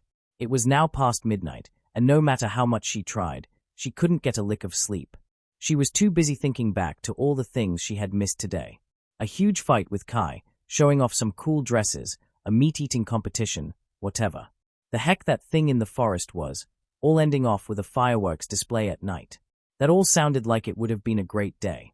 A fantastic day. And yet, it had actually been one of her worst days ever since she came here. Would this be what her future had in store? It was on that dreadful thought that she finally fell into a dreamless sleep. XXXXXXXX. Kiba was woken up by someone shaking her. MMMM. Go away. Kiba still felt absolutely miserable, and she did not feel like getting up and facing reality. Absolutely not. Said a familiar, but not too familiar voice. Wait. Kiba was shocked when she recognized the voice and had to open her eyes to confirm what she was hearing. Fukunoko. In front of her was Fuku, with her hoodie on, but the hood was down, and her face was revealed. That was the first most shocking thing about her situation. The second was that she was outside, in the woods. They were in a large clearing, next to a small lake, laying on the grass near the water. What the? How did I get out of here? Kiba panicked slightly once she realized she was out of her room. I took you here. Fuku shyly admitted, speaking just loud enough so Kiba could hear her. Heh. Why? Kiba was beyond confused. Sure, she knew people weren't exactly happy about her staying in her room, but Fuku of all people. Fuku did the exact same thing. And she was way too shy to do something like this. And yet, here they were. Was this a dream? Kiba pinched her cheek, confirming that she was in fact really here. I really can't believe you actually stayed inside the whole day. Fuku pouted at her. After everything we did to try and lure you out, I was sure you would leave. Wait. Kiba took in what Fuku just said with wide eyes. You all did that on purpose. Kiba's expression changed to that of pure fury. All the pain and misery she felt today was on purpose. Why? Kiba shouted, tears of rage leaking down her face. Why would you do that? Just to lure me out. You spend all your time in your room. But it's bad when I do it. Why? Won't you all just leave me alone? Why do you care? Because I know how it feels. Fuku shouted back, much to Kiba's shock. Fuku was also crying, but instead of running away or apologizing, she returned Kiba's furious look, with a determination in her eyes that Kiba would have never expected. I know what it feels like to live that kind of life, and I hate it. I hate constantly being afraid to go outside and talk to people. I want to leave my room and have fun with my friends. Fuku took a moment to catch her breath after screaming out her thoughts, while Kiba was just taken back. She'd never imagined Fuku would be so suddenly open with her. The last time she saw her face, she'd ran away. And now she had her face out in the open to her, and was yelling and expressing herself. What was even going on here? After catching her breath, Fuku continued speaking, a bit calmer this time. I've always been a big fan of your streams. At first, I just watched them because I wanted to know what was going on around the house. But pretty soon I actually just started to like watching your videos because of, well, why you were always so brash and unafraid, always doing new things and trying new things, and even willing to get hurt and just brush it off. It felt like I was living through you. You always seemed so alive that it felt like I was living this amazing, exciting life right alongside you. When Eri and Kay were busy, and I was stuck all alone in my room, I would watch your streams or your videos and I wouldn't feel alone. I am a huge fan of yours. Even if we haven't really met or talked much, I know you, and I love you. That statement smacked Kiba in the face. She was used to heaping praise upon herself, or others playing along with her act, or even Izuku's unrelenting and unending love. But this was genuine, heartfelt praise from someone other than Izuku. And I'm not the only one. Fuku fumbled a bit as she pulled her phone out of her pocket. Take a look. Fuku held her phone up to Kiba's face. On it was a video from Kiba's channel, but it wasn't one that she made. Instead, Fu was shown, sitting very close to the camera, and the video was titled "We Need Your Help." Hi everyone, you may have noticed, but Kiba hasn't uploaded in a while, Fu said to the camera. Something bad happened. Dad collapsed from overwork. He's fine and he's recovering at home now, but you've probably seen how much property damage Kiba causes. And so Kiba started blaming herself for it. She thinks she's some sort of burden or parasite. None of us can reach her alone, so we need your help to show Kiba just how much we appreciate her. Leave a comment showing your application, and we'll put the best ones in a video to show Kiba. Please, if you're going to show your support, do it now. Otherwise, this may be the last video on this channel. The video stopped, and immediately Fuku went on to the next video. This one is titled Appreciation for Kiba, and it started showing a slideshow of different comments. Kiba, as a father of 5 myself, I can say for certain that it was not your fault alone. The work that goes into raising children is a lot for any parent, let alone one raising that many children. And as a father myself, I can say for certain that it was worth it. Despite any difficulties he may have had with your wildness, I'm 100% sure that he was overjoyed at watching you having fun and living your life to the fullest. And as someone who just wants to watch children having fun and smiling while my own kids are leaving the nest, I beg you, please don't stop living your life. I don't think there is anyone else on this platform that makes videos anywhere near as lively as yours are. I'm going through a rough spot in my life right now, and having something cute and lively to comfort me is really helping me get through it. Thank you for everything you've done for me, and please don't stop being cute, Lady Kiba. How on earth can you be a parasite if you give us all so much joy? These videos actually encouraged me to adopt a kid. Her name is Sayo, and she's 5, coming up on 6. And that was easily the best decision of my life. She's the light of my life now, and while it may seem a bit presumptuous, I think I'm pretty important in her life too. She loves your videos, and watching them together has become a part of our weekly routine. Thank you for everything you've done for us. And please don't stop smiling. I don't have many friends, so watching you all hanging out and having fun, it made me feel not so lonely anymore. Please keep on making videos. I beg you. My quirk gives my claw hands. I caused a lot of problems for my parents as a kid. I get ripping up the furniture and accidentally scratching them. One time I tried wrapping up my hands. When I showed my parents, they looked horrified and immediately scolded me. They said that they'd take all the pain in the world if it meant making sure I was happy, and that the scars they carried were proof of their love for me. I don't know Caretaker as a person all that well, but I do know that he does love you all. And no good parent would be happy if their child isn't. Please don't give up, Kiba. We love you, Kiba. The messages went on and on, all showing Kiba heartfelt appreciation and love. Kiba didn't even realize when she started crying. She just couldn't look away from the video. She couldn't look away from the overwhelming support she was getting, as her heart felt like it was going to burst. The comments eventually came to an end, as did the video. Fuku put her phone back and looked at the now crying Kiba. People want you to keep going. To be happy. Because you make them happy. Izuku too. Everyone at the house agreed to help. Because they were worried about you. Please don't do what Izuku did, and ignore everyone. Kiba hesitated a moment, sniffing as she spoke. But, what about Daddy? I don't want to cause trouble for him, but my quirk dash. Fuku went over and grabbed her shoulders. It's okay. People aren't mad at you, and you can improve. I know, it might be hard to believe that. Because, there's this little voice in your head that's scared and keeps giving you bad advice. But you need to ignore it. Because if you listen to that voice, you will be miserable and unhappy for the rest of your life. That way you felt today like you were missing out on life. Like everything is happening just outside your door or your window. That's how you'll feel for the rest of your life. I know how hard it can be, but I also know that it's so worth it, for everyone's sake. Kiba just looked at her for a few moments before her sobbing got even worse, as even more tears streamed down her eyes. Acha. Wait. Did I do this wrong? Fuku started to doubt herself. I am off. Kiba wrapped her arms around her and hugged her tightly while sobbing into her hoodie. Hey, Kiba. I said no one was upset, and that's true, but please learn to restrain yourself. A bit. Fuku groaned out quickly. It was a good thing that Kiba had not drunk much blood that day, otherwise, this would be painful. Kiba lightened up her hug but kept sobbing just as hard. Fuku hesitantly wrapped her arms around Kiba and comforted her. Eventually, Kiba stopped crying, and the two separated. Thanks. Kiba smiled at Fuku, causing Fuku to nervously smile back. I was being foolish. Thank you for helping me. It wasn't just me.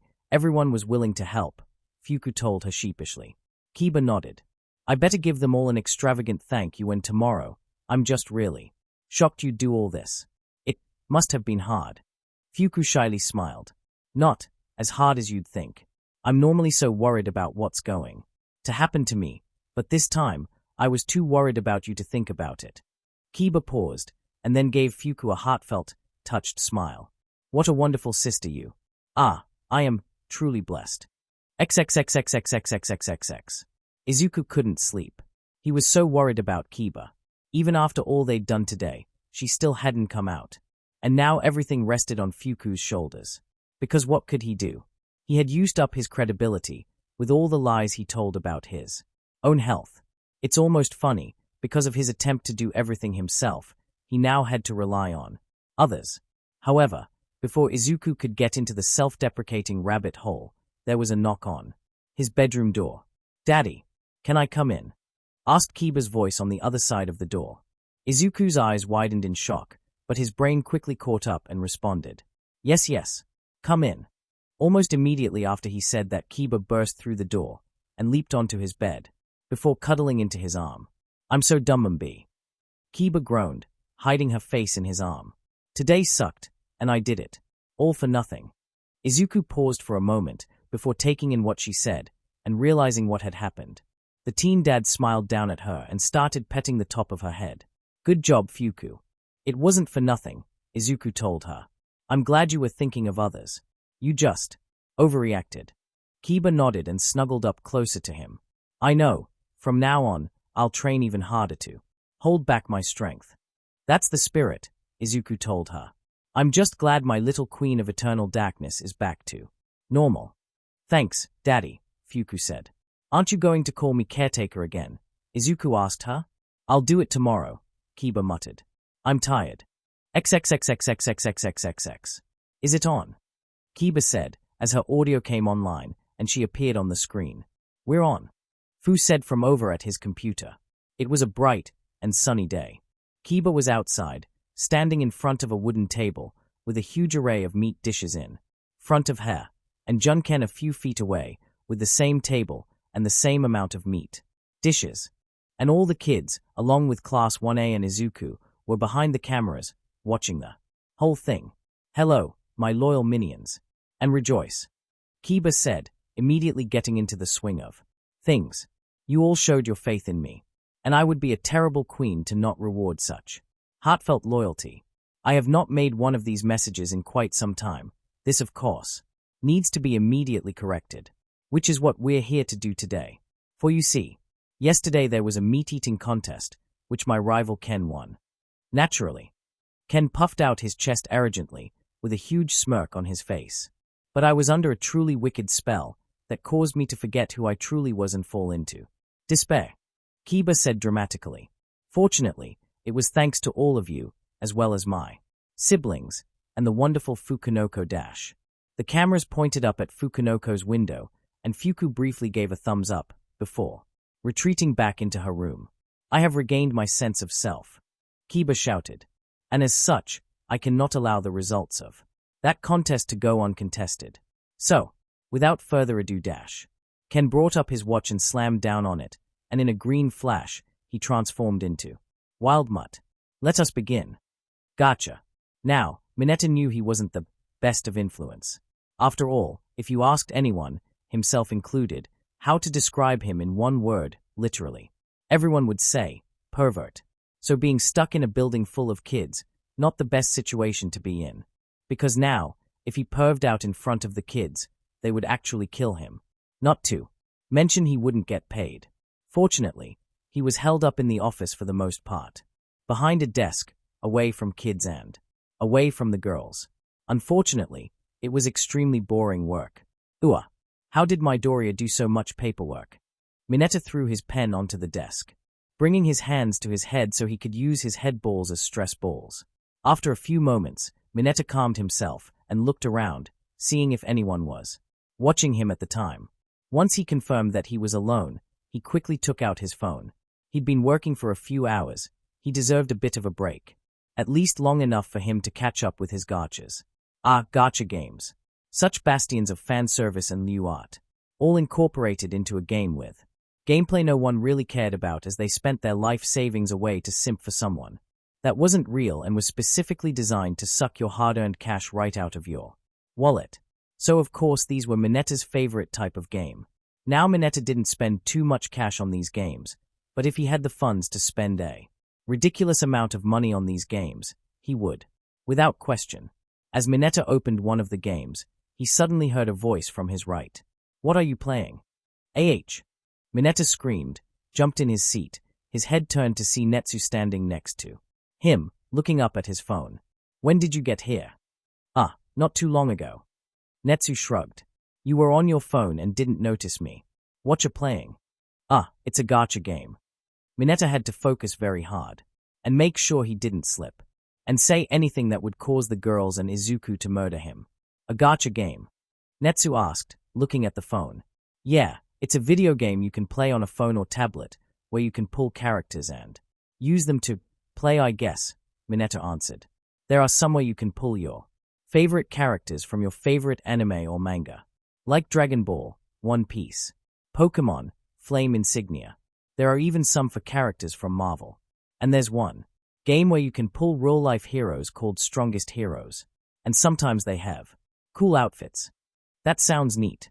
Netsu looked excited. Can I try one?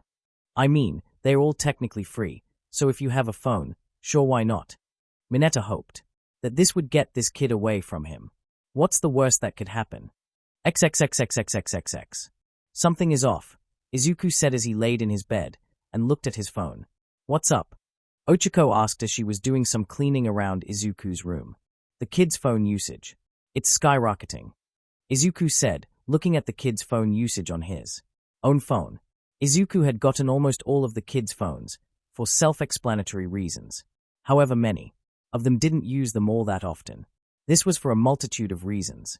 Mostly because most of the kids preferred to go outside, rather than play with a phone. But also because they didn't really leave the house, so they always had access to a computer or TV, which was almost always better to use than a phone. But right now, it seemed like the kids had been on their phones for most of the day. And it was pretty much all the kids. The only ones who had kept their normal phone usage were Kota, Otoko, Mu, Nora, and Yami. Kai technically also kept his normal phone usage, but he didn't have a phone, so that didn't really count. That's weird. These kids normally like to go outside more. Ochako pointed out, with a frown. I know. Which is good, because playing outside with friends is much healthier than being on your phone constantly. Izuku said, slightly worried at these strange results.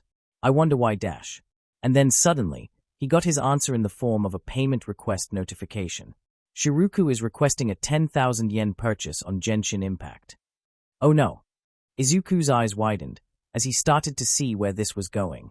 And the continued notifications on his phone confirmed his suspicion. Netsu is requesting a 10,000 yen purchase on Dokkan Battle. Kiba is requesting a 13,000 yen purchase on Dragalia Lost. Kei is requesting a 10,000 yen purchase on Pokemon Masters X. Sansan is requesting a 10,000 yen purchase on One Piece Bounty Rush. Eri is requesting a 1,000 yen purchase on Pokemon Masters X. Yonder is requesting 5,000 yen purchase on Pokemon Masters X. Kyoku is requesting a 8,000 yen purchase on Pokemon Masters X. Fu is requesting a 1,000 yen purchase on Dragalia Lost. Izuku then quickly looked at the records on the kid's phone and looked at their recently downloaded apps. Ochako, get everyone here. Immediately. XXXXXXXX. After a few minutes, Ochako, along with Ida, Momo, and Inko had gathered all the kids but Nora, Yemi, Otoko, Mu, Kai, and Kota, who were all now standing in his room. Fukunoko was even there, albeit hidden behind her hoodie, and standing behind Kei. Eri and Fu already seemed to know what this was about and looked slightly ashamed. So, I've noticed from your phone usage and the payment request that you all got addicted to gacha games, Izuku said, looking from his bed, down upon all the children. We're not addicted. Kiba protested. Kiba, you downloaded 8 gachas and requested a total of 85,000 yen to spend on these games. Izuku deadpanned. Kiba cringed a bit, before looking away. Okay, maybe I asked for a bit much. And you're not the only one. Shiruku, you downloaded 10 games and requested 95,000 yen to spend on them. Izuku continued rattling off the data. And Fu, you downloaded 12, although you did only request 9,000 yen. Fu couldn't look Izuku in the eye. Me and Kyoshi really like the feeling when we get what we want in the games. I know it's a problem, but I can't stop. I'm sorry, Daddy, but they all just look so pretty. Shiruku apologized. You're not wrong, Fuku admitted bashfully. It's not that big of a problem, Ken said. We're rich, right? Yes, we have an abundance of money. Izuku sighed. But running this place also takes a large amount of money, so if there is an emergency, it's better we use the money on that than wasting it on games like these. Trust me, I play Strongest Heroes. It was problematic. He spent far too much money on that game. I almost had to get a second job just to keep us afloat. Inko sighed as she recalled Izuku's gacha period. You can end up spending your entire life savings on these games and wasting all of your time on them, Izuku told the kids, as he purposely ignored addressing what his mother just said. Which is why we're gonna establish some rules. Oh. Ken and Netsu groaned, knowing they likely wouldn't like this. Firstly, you can only spend 4 hours a day on these games, Izuku told them. And remember, I see your phone usage. I will know if you go over that amount.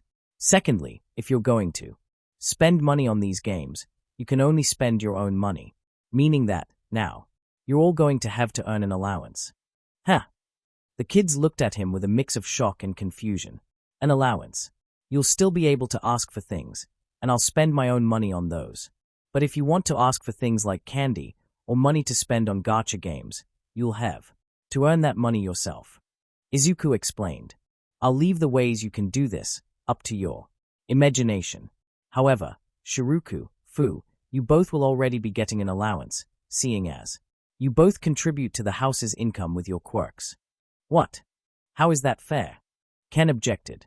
It's not, Izuku said. But this is to help prepare you for life. And as most of you are aware, life isn't fair, especially when it comes to quirks. Shiruku and Fu both were born with abilities that allow them to naturally contribute to the house's income. Is it fair to just use them to make money and not give them a portion of that money? No. So they get money. From that, the rest of you will have to find a way to earn money like you would in real life. And fantastic strategy. If they earn their own money, they will have a greater appreciation of it. Ida nodded in approval. Not only that, but much like in real life, you'll need to learn how to budget. Meaning you'll only be allowed to spend a certain amount of your allowance on these games. Izuku told them. What? Shouted a few kids, who looked very upset at this revelation. I don't want you going into the real world and thinking you can spend your entire paycheck on things like this, Izuku told them. You'll have to learn how to balance how much you can spend on games and how much you'll have to spend on other, more important things. So you can only spend a certain % of your allowance. Every week you'll come to me, and you'll tell me how much money you have. Then we'll do the math together, and I'll tell you how much you can spend on these games, and the rest you'll have to save unless you want to spend it on other things. Many of the kids looked disappointed at this news, some of them more than others. Look at this way, the more you save, the more money you'll have next week, meaning you'll get to spend more than last week, Izuku told them. And this will also teach you to only spend on the banners that you really want something from. It may seem restrictive, but trust me, it'll save you a lot of struggling later on in your lives. So how are we supposed to earn money? We're not old enough to get jobs. Ken asked in a frustrated tone. Well, let's talk about that, Izuku said. XXXXXXXXX. Hello, my wonderful viewers. And as you may have noticed, I have created a second channel. Kiba was currently streaming in her bedroom, getting ready to play Black Essence 2, as she addresses her audience. Ooh, what's this? A second channel. But why? Lady Kiba, please tell us why. Wait a minute, is there super chat here? I know many of you are wondering for what purpose does this secondary channel exist, and the reason is quite simple. Kiba said haughtily. You see, my loyal minions, I have recently discovered the existence of gacha games. Oh no, Lady Kiba, don't. It's a trap. Oh, that's why there's a super chat. However, despite these games being free, they are absolutely not free. And the in-game resources they give you in-game are simply not enough. As such, I need to pour money into these games to get what I want. Kiba explained. Aren't you rich? Don't you guys have lots of money? Yes, we have lots of money. However, Caretaker wants us to earn money for things like this. As such, I need all of your assistance. Kiba continued. Not just for myself, but I also need to support my siblings. Fu and Shiruku especially, as they are now charging me for their services because of their crippling gambling addictions. Really? Fu has a gacha addiction. Fu. Emotionless. Blank stare. Fu. Yes, he plays far too many of them for his own good. Kiba shook her head in disapproval. I'm not proud of it, but I can't stop. Fu admitted. It's okay, Fu. I have that problem too. Same. Now as for why this is on a separate channel, it's because when I make videos instead of streams, I can actually get ad revenue. Kiba explained. Because my previous channel is demonetized due to all the blood and gore. As such, this channel will only contain non-bloody things, like games. Suddenly, Kiba got a notification. Oh, the first super chat donation. 5,000 yen. Thank you very much. And you said Fu thought of this idea, didn't he? How did you know? Man, Fu really wants that money. Are they insinuating that Lady Kiba couldn't have come up with this on her own? Queen Crimson, not blood. Oh well, Kiba's cute enough to stay around. Well, regardless. On top of that, we also have where you can support us. But of course, you will be rewarded for your donations. You may even get the chance to suggest something we may do in a video. Kiba suggested. As well as various other rewards. We also plan on releasing merchandise. Wow, they really want their gacha money. Buying all of it, immediately. Finally. Give me. I want it. I want it now. I value all of your support. None of you have to donate, but if you happen to have money to spare, then feel free to make an offering. Kiba said. And immediately after that, the donations poured in, securing their gambling addictions for a while longer. XXXXXXX. Izuku looked at all of the kids' phone usages once more, glad to see that it was down once. Again, his rules had various effects on the children. For Netsu, Sansan, Kei, Kyoku, and Yonda, it resulted in them basically going back to normal. only casually playing the games. And for Kiba, Fu, Ken, and Shiruku, it caused quite a few changes as they were now looking for money to spend. Well, not so much Kiba.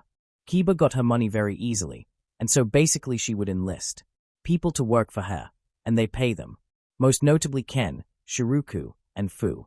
Fu and Shiruku also did already have quite a bit of income, but seeing as they had it the worst. When it came to addictions, they were pretty greedy when it came to money. Although, Shiruku only actually charged Kiba for clothing because she knew Kiba had the money to spend. That and Kiba had found that paying for her clothes actually made it satisfying.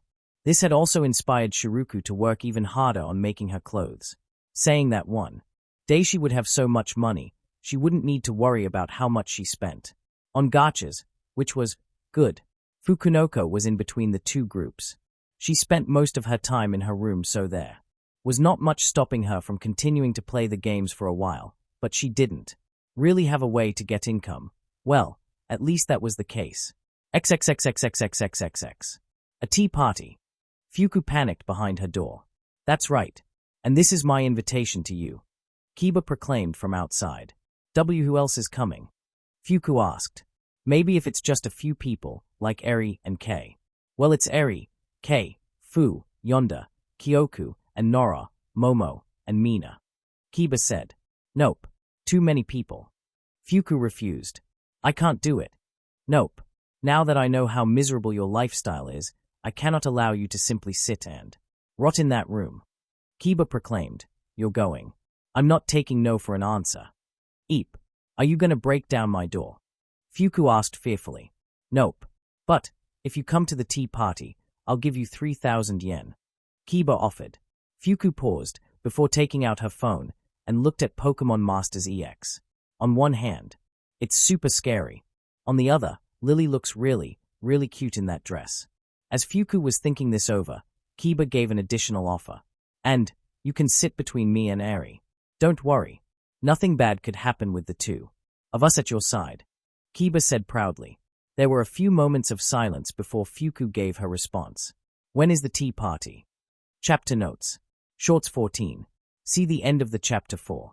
Shy baking. Notes. Phew. And done.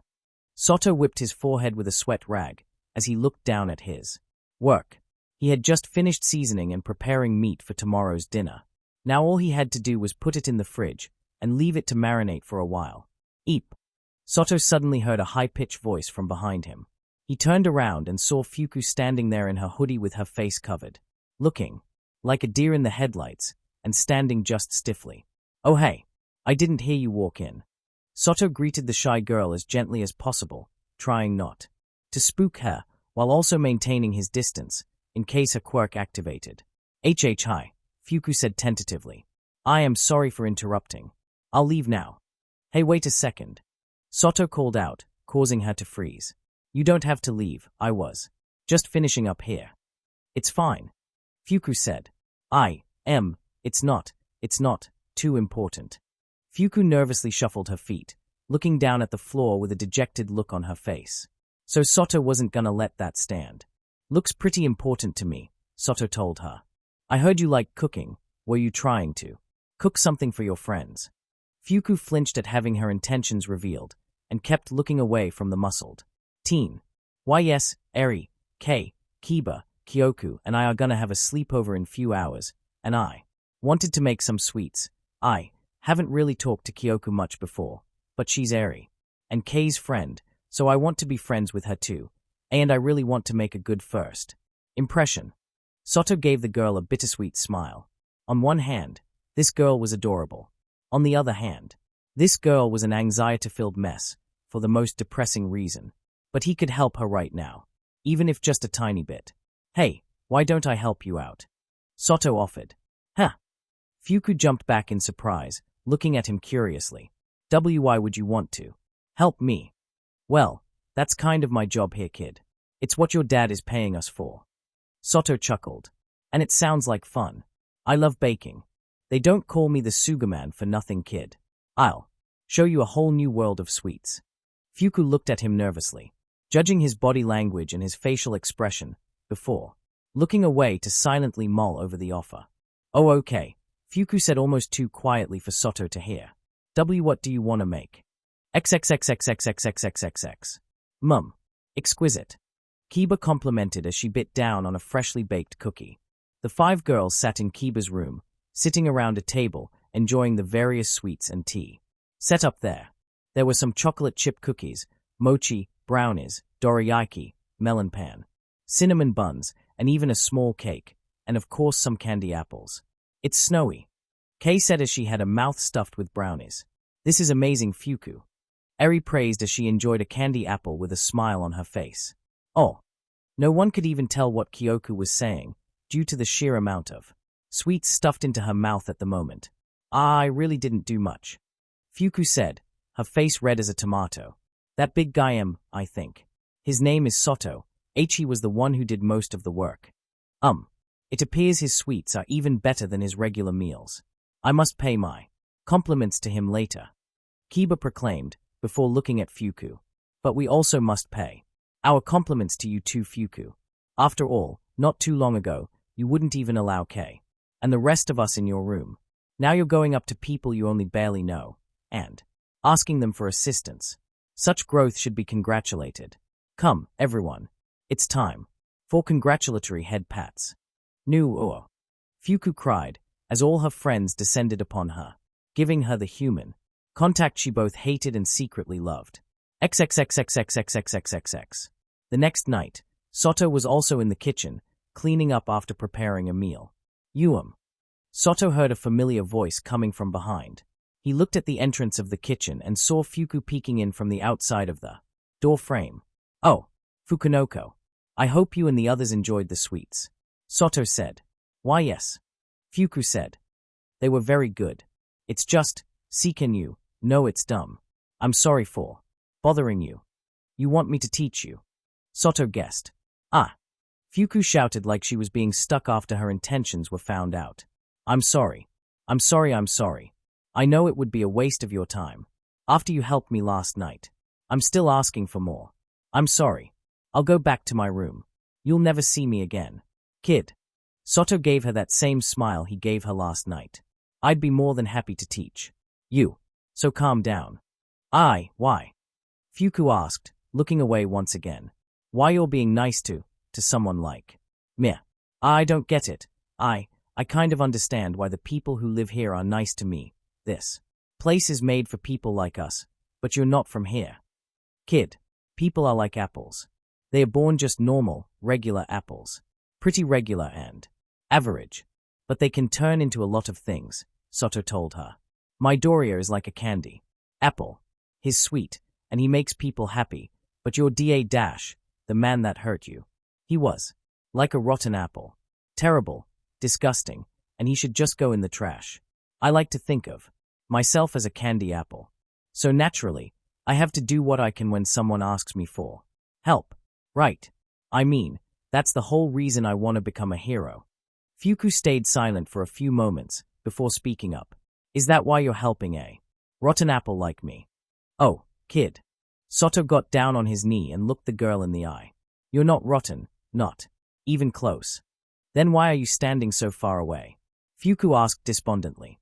Soto cringed as he realized this wasn't a good look. He couldn't act like he wasn't afraid of her quirk going off, especially when he was stuck in a room with her. But that wasn't her fault. Listen, I'm not gonna lie, kid. Your quirk is super scary. Soto admitted. But that's not your fault. Tell me, did you choose your quirk? No. Fuku answered immediately. I would never choose this quirk. Then it's not your fault, Soto told her. A person can't be judged by the things forced on them, but how they respond to them. When you got your quirk, did you ever want to use it on someone? No. That would be cruel, Fuku answered, looking sadly at the ground. Even doing that to rotten apples would be mean. And that's why you're definitely not rotten, Soto explained. Some people get unlucky, like you did, with their quirks. They go through hardships like you did, but they think that is an excuse to hurt people. That because they were hurt, it gives them the right to hurt others. And that's how regular apples turn rotten. But didn't make that decision, you never meant to hurt anyone, and that's what makes you sweet. Fuku looked at him, stunned, before looking away with an intense blush on her face. "Hi, Emma, BB, I have to go." The girl then immediately bolted out of the room, and Soto heard her quirk go off in the cafeteria. Oh. Soto waited for a moment, and then gave a sigh of relief when he didn't hear any screams. And so after calling Izuku to tell him to make sure everyone steered clear of the cafeteria for a bit, Soto called Momo to ask her how to set up a lesson plan. New moves. Gah! Kiba cried as she was thrown into the wall of the training room. Before Kiba could even try to get up, a huge black hand, belonging to Dark Shadow, grabbed her and threw her into the ceiling. Oh lord. Lady Kiba is getting stomped. Poor Lady Kiba. That UA student is insane. Kiba was currently streaming a fight between herself and Tokoyami Dark Shadow. Or rather, her getting beat by Tokoyami Dark Shadow. The room was almost completely dark, with only very dim lights, and the door was also shut, meaning that Dark Shadow was nearly at full power. Tokoyami considered this to be good training for both of them, as Kiba needed more fight experience, and he needed more training on how to restrain Dark Shadow. Of course, he wasn't doing a very good job of it. Raha! Dark Shadow roared, as he smashed Kiba around the room. Eventually, Kiba was smashed down into the floor, and pinned by Dark Shadow's huge mass. Gia. Kiba tried to fight back, to lift Dark Shadow off of her, but to no avail. Dark Shadow was just too strong. "Alright, that's enough," said Izuku over the speakers in the training room. Immediately, the lights turned on, and the door opened, revealing Netsu on the other side. Netsu then shot out a flamethrower attack at Dark Shadow, causing it to shrink very quickly. Rah! Dark Shadow cried as it tried to block the attack, to no avail, as it shrunk more and more. Eventually, Dark Shadow went back to normal size, and Netsu stopped his assault. "Thank you," Tokoyami said to Netsu, as he was recovering from Dark Shadow's full power. Before he turned to Kiba. "I apologize, I still have issues controlling Dark Shadow's full capabilities. He has a hard time controlling that. Dude, imagine if that got unleashed in the city. Absolutely terrifying. Glad he's not a villain. Train harder, please." "Well, at least we know they have a weakness." Endeavor would stomp. HMPH. Kiba pouted, as she pulled herself off the ground and dusted herself off. "Don't apologize. You're still learning. And so am I. I have still yet to tap into my full potential. If I had, I would have easily defeated you." Kiba said all of this in a tone that displayed how sour she was at her loss. So loser Kiba is so precious. I love her. Even when losing, Lady Kiba looked elegant. "Don't worry, my queen. Just wait until your body grows larger." Kiba got up and walked over to the camera, turning off night vision and addressing her audience. "That will be all for today, my minions. I will see you at a later time. XXXXXXXXX. After getting treated at the infirmary, Kiba wandered around the backyard, with a pout on her face. "That cursed shadow is too strong," Kiba lamented. "I must find a way to become more powerful. But how? I'm already training as much as I can without burning myself out." As Kiba pondered this conundrum, she saw Kirishima and Ojiro sparring in the court. There was a ring around them on the floor, so it appeared that whoever exited the ring would lose. The Tailman vs the one with enhanced durability. This will be a rather simple match, Kiba decided. How did Tailman even make it into U.A with a quirk like his? Deciding to watch out of curiosity, Kiba stood nearby and viewed the fight. Kirishima charged forward, with his arm and fist hardened, trying to punch Ojiro. Ojiro used his tail, and pushed himself into the air, flipping over Kirishima and landing behind him, before sweeping around with his tail. Kirishima held up his arm and guarded against the tail sweep, and once it was blocked, Ojiro jumped backward, to put distance between them. The hardening hero then jumped up and tried to punch Ojiro, but Ojiro swerved out of the way, jumped up behind Kirishima, spun around, and then smacked the fake redhead in the back, flinging him out of the ring. "Nani?" Kiba thought in bewilderment. Kirishima tumbled onto the ground outside the ring, eventually coming to a stop on his back. "Ugh. Crap. You okay?" Ojiro asked as he ran out of the ring and offered his hand to his classmate. "Yeah, I'm fine." Kirishima flashed his classmate a sharp-toothed grin and took his hand, allowing Ojiro to pull him up. "You there?" Kiba came running and catching both of their attention. "Oh, Lady Kiba." Kirishima smiled at her. "Good to see YA out and about again." Kiba stopped for a moment to smile back at Kirishima. "It's good to be back, but now." Tailed. "One, explain yourself." "Huh." Ojiro gave her a confused look. "You not only managed to get into U.A, but also managed to defeat someone whose quirk allowed them to withstand my blows. All of this despite your simplistic quirk," Kiba said, not wanting to directly insult his quirk. "Well, my tail is actually a lot stronger than it looks," Ojiro explained. "But the main reason is because I practice martial arts." "Martial arts?" Kiba asked, tilting her head. "Yeah, it's basically learning how to fight hand to hand, or I guess in my case, hand and tail to hand," Ojiro explained sheepishly. "It can be pretty essential for people who have to fight hand to hand with an opponent that's just as strong or even stronger than you. Opponents that's just as strong or even stronger than you." Those words were repeated in Kiba's head as an idea formed in her head. "If that's the case, then teach me these martial arts," Kiba demanded. Oh.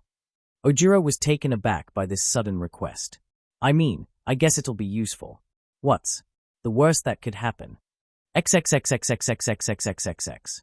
"I'm very sorry," Kiba said as he gave an apologetic bow to Ojiro, who was covered in bandages and laid up in a bed in the infirmary. "How did this even happen?" Izuku asked as he stood in the infirmary with his daughter. He'd finally felt well enough to stand again, and now this happened. "Well, you see, we ran out of punching bags, so I thought that if we were careful, she could spar with me," Ojiro said. "That did not turn out so well." Izuku couldn't help but facepalm internally. "Okay, never do that again. If you're going to continue teaching her, then you'll either have to use the restraints made for her or wait for the advanced training dummy replacement that can actually withstand Kiba's power." "What happened to the old one?" Kiba asked. "San melted it," Izuku answered, before turning back to Ojiro. "Thank you for trying to teach her, though. I think martial arts could really help her, although if you don't want to continue, I'd understand." "No, I think I'll continue once I've recovered and we get that training dummy," Ojiro said. "Very good, wise instructor. I'll take even greater care not to break you next time," Kiba said, with blazing determination in her eyes. Please do," Izuku and Ojiro said at the same time. Chapter end notes. I think I kind of realize why this fic is so popular. It's because it's a power fantasy. My own power fantasy. Normally when one thinks of a power fantasy, they think of the average isekai with an overpowered protagonist who gets lots of women and men and beats up everyone who disagrees with them. But that was never my fantasy. I never wanted to be a god, although superpowers would be neat, not gonna lie, or get tons of girlfriends or boyfriends, or to take down everyone who disagrees with me. All I ever really wanted was to not feel so alone, which is why I made this a slice of life, because that genre is the power fantasy of lonely people. My childhood had a lot of flaws, loneliness being the top one, and as such, this fic is a power fantasy, in that it is the life I wish I had. A childhood surrounded by people who understand you, with an ever-present caretaker, who is always doing their best for you, and where all conflicts sort themselves super quickly. And those conflicts are necessary for a power fantasy, because triumph can only be found in overcoming obstacles, which is what a lot of isekai lack nowadays. But the obstacles aren't impossible, or super immense, or often even physical. They are personal, and when a character goes through a personal struggle, that is when you can most relate to them. I think maybe a lot of people share my desire for this type of power fantasy. The fantasy of a perfect childhood with cool superpowers. And that's why I think this fic is so popular. Because it fulfills a type of power fantasy most other stories don't. Yes, there are other Dadzuku stories out there, but most of them focus on Izuku with a single kid or two kids. And most of them focus on the relationship between parent and child, rather than the relationships between the children and each other. Maybe I'm insane. Who knows? Is that why you guys like this fic so much? Or is there another reason? Please let me know. Anyway, that will be all for now. Please comment and have a nice day. Chapter notes. Fashion show. See the end of the chapter 4. Notes.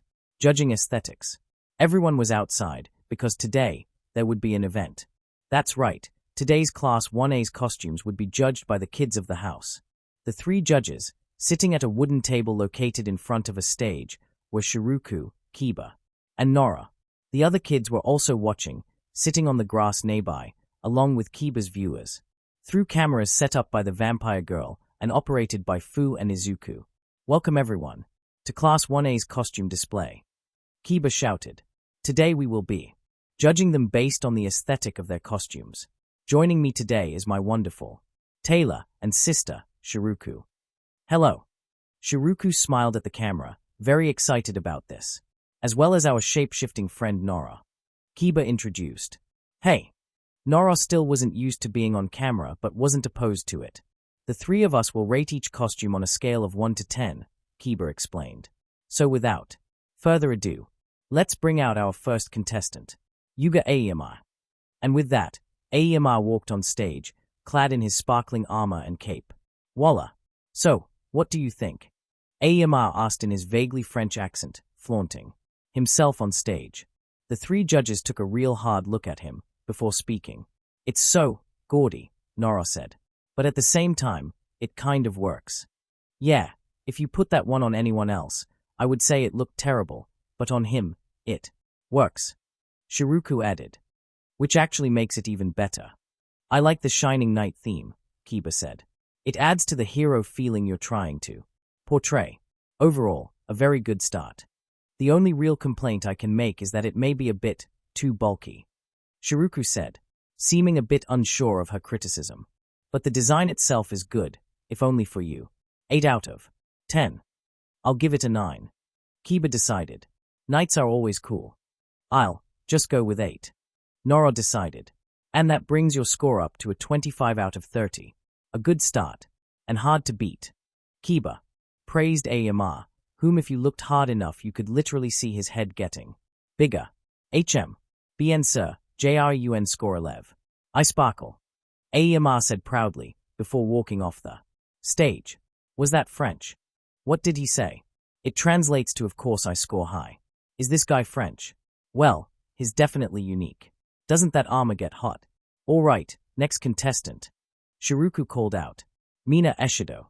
Mina ran on stage and posed, making sure everyone got a good look at her costume. Toda, what do you think? Awesome, right? Once again the judges paused to think. I think I really like it. Nora said. Like the guy before, I don't think it would work too well on anyone else. Her alien appearance matches the strange colors and clothing. It makes her look like a superhero who came from a different world. And the mask is a really nice touch. Yes, that is exactly what I was going for, Mina said with a huge grin on her face.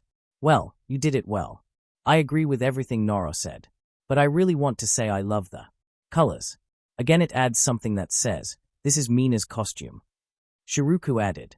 It's so strange, Kiba said, still looking at her curiously. But a good stranger.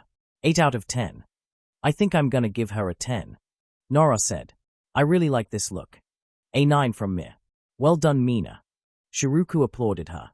That puts you at our new highest, at 27. Congratulations. Never thought pink skin could look so attractive. Or horns for that matter. You know she's still in high school, right? Future alien waifu. When can I buy merch? It's a bit too weird for me. Yes. Thanks, kids, Mina said, before exiting the stage. All right, next we have Tsuyu Asui.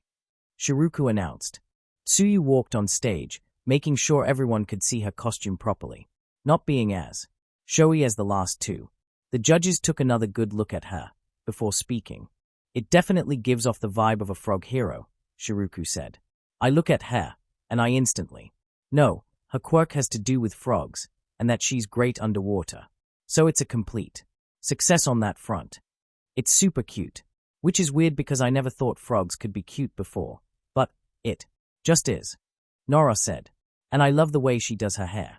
I know it's not technically part of her costume, but it really puts the whole outfit together. She looks like she belongs on a team. Kiba judged.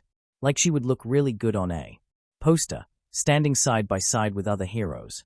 Well, I give her I'm gonna go high and say an 8 out of 10. Nora said. She made me see frogs differently, so that has to count for something, right? Yes, that is very respectable, and it does carry a very superhero vibe to it. Telling you everything you need to know just with a glance. Shiruku added. But at the same time, it also doesn't pop out like the last two. If you put her in a crowd of heroes, nothing would make her stick out among them. So for that, I have to lower it to a 7. I can see that. Still very easy on the eyes, and makes good use of the frog theme. 7 for me as well. Kiba added. That brings the score to a 22. Not bad, but the lowest so far. My apologies, Zoo, I do rather like you, but I must stay objective. I will never look at frogs the same way again. Agreed. She's so cute. It's okay. I'm happy with that score. Zoo said. She really wasn't aiming to be super fashionable. Anyway, so it didn't bother her all that much. And without a fuss, she bowed and left the stage. Now for the fourth contestant. Tenya Ida, member of the Ida family, and younger brother. In Ingenium. Shiruku introduced. So I'm expecting something similar. Ida walked on stage, with his helmet on, displaying his costume for all to see. I hope this costume is satisfactory for both the judges and all those watching at home. After a few moments of staring at Ida, the judges spoke. I like this much more than your brother's costume. His feels a bit much, but this is more simplistic. And I like that it's a bit bulkier too. If I saw someone dressed like that running at me at the speed of a train, I would be afraid for my life. Shiruku said. It makes it seem like getting kicked by you would be like getting hit with a car. Yeah, it is very car-like, Nora added. I'm not sure I like how bulky it is actually. If you're supposed to have super speed, then why a suit of armor? Well, the armor is actually very lightweight, Ida said. It's not as protective as one would think. It's more built to guard against wind pressure than a villain's attacks. Well, I agree with Shiruku. The power displayed in this outfit is amazing. Look at those huge legs. Those are villains' kicking legs. Kiba said. My only issue is that it's a bit too white. Yeah, I was thinking the same thing, Shiruku said. I'm stuck between 7 and 8. How about 7.5? I think I'll go 8, Kiba announced. 6, sorry. I may be biased because of XLR8, but when I think of speedsters, I think of Slim. Nora judged. So that brings down the score for me. Sorry. There is no need to apologize for your opinion, Ida reassured her. Looks like Ingenium but small. Looks like a transformer. Is he a robot? Anyway, that brings the score to a 21. Sorry, Ida. Kiba told him. As I have said, do not apologize for giving your opinions. I will take them in stride. As a hero should, Ida said, before exiting the stage. All right, coming up next is a familiar face. A wonderful soon-to-be hero, and our potential future mother, Ochako Uraraka. Shiruku introduced. No, she's not. Shouted both Ochako and Izuku simultaneously.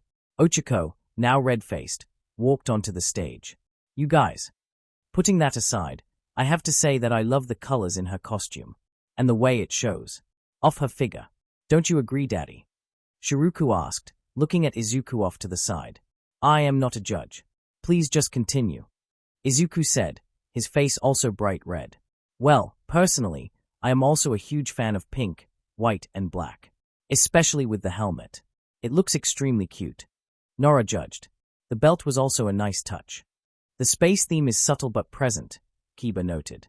However, judging this aesthetically, it's a bit too broad. It lacks the same uniqueness that was present in Aiyama and Mina's designs. It stands out a bit more than Zoo's, but not too much.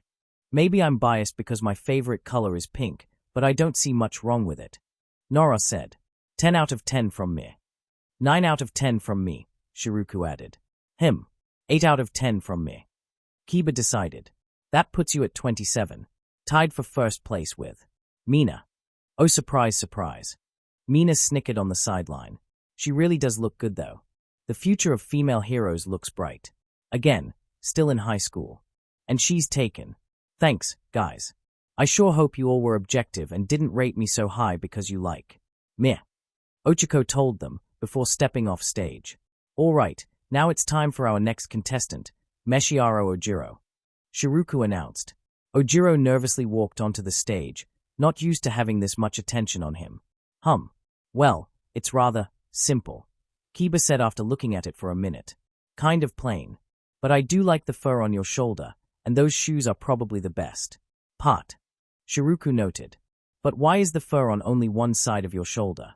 It's such a strange choice, and I don't think I like it. It's just so plain. It's fine but, meh.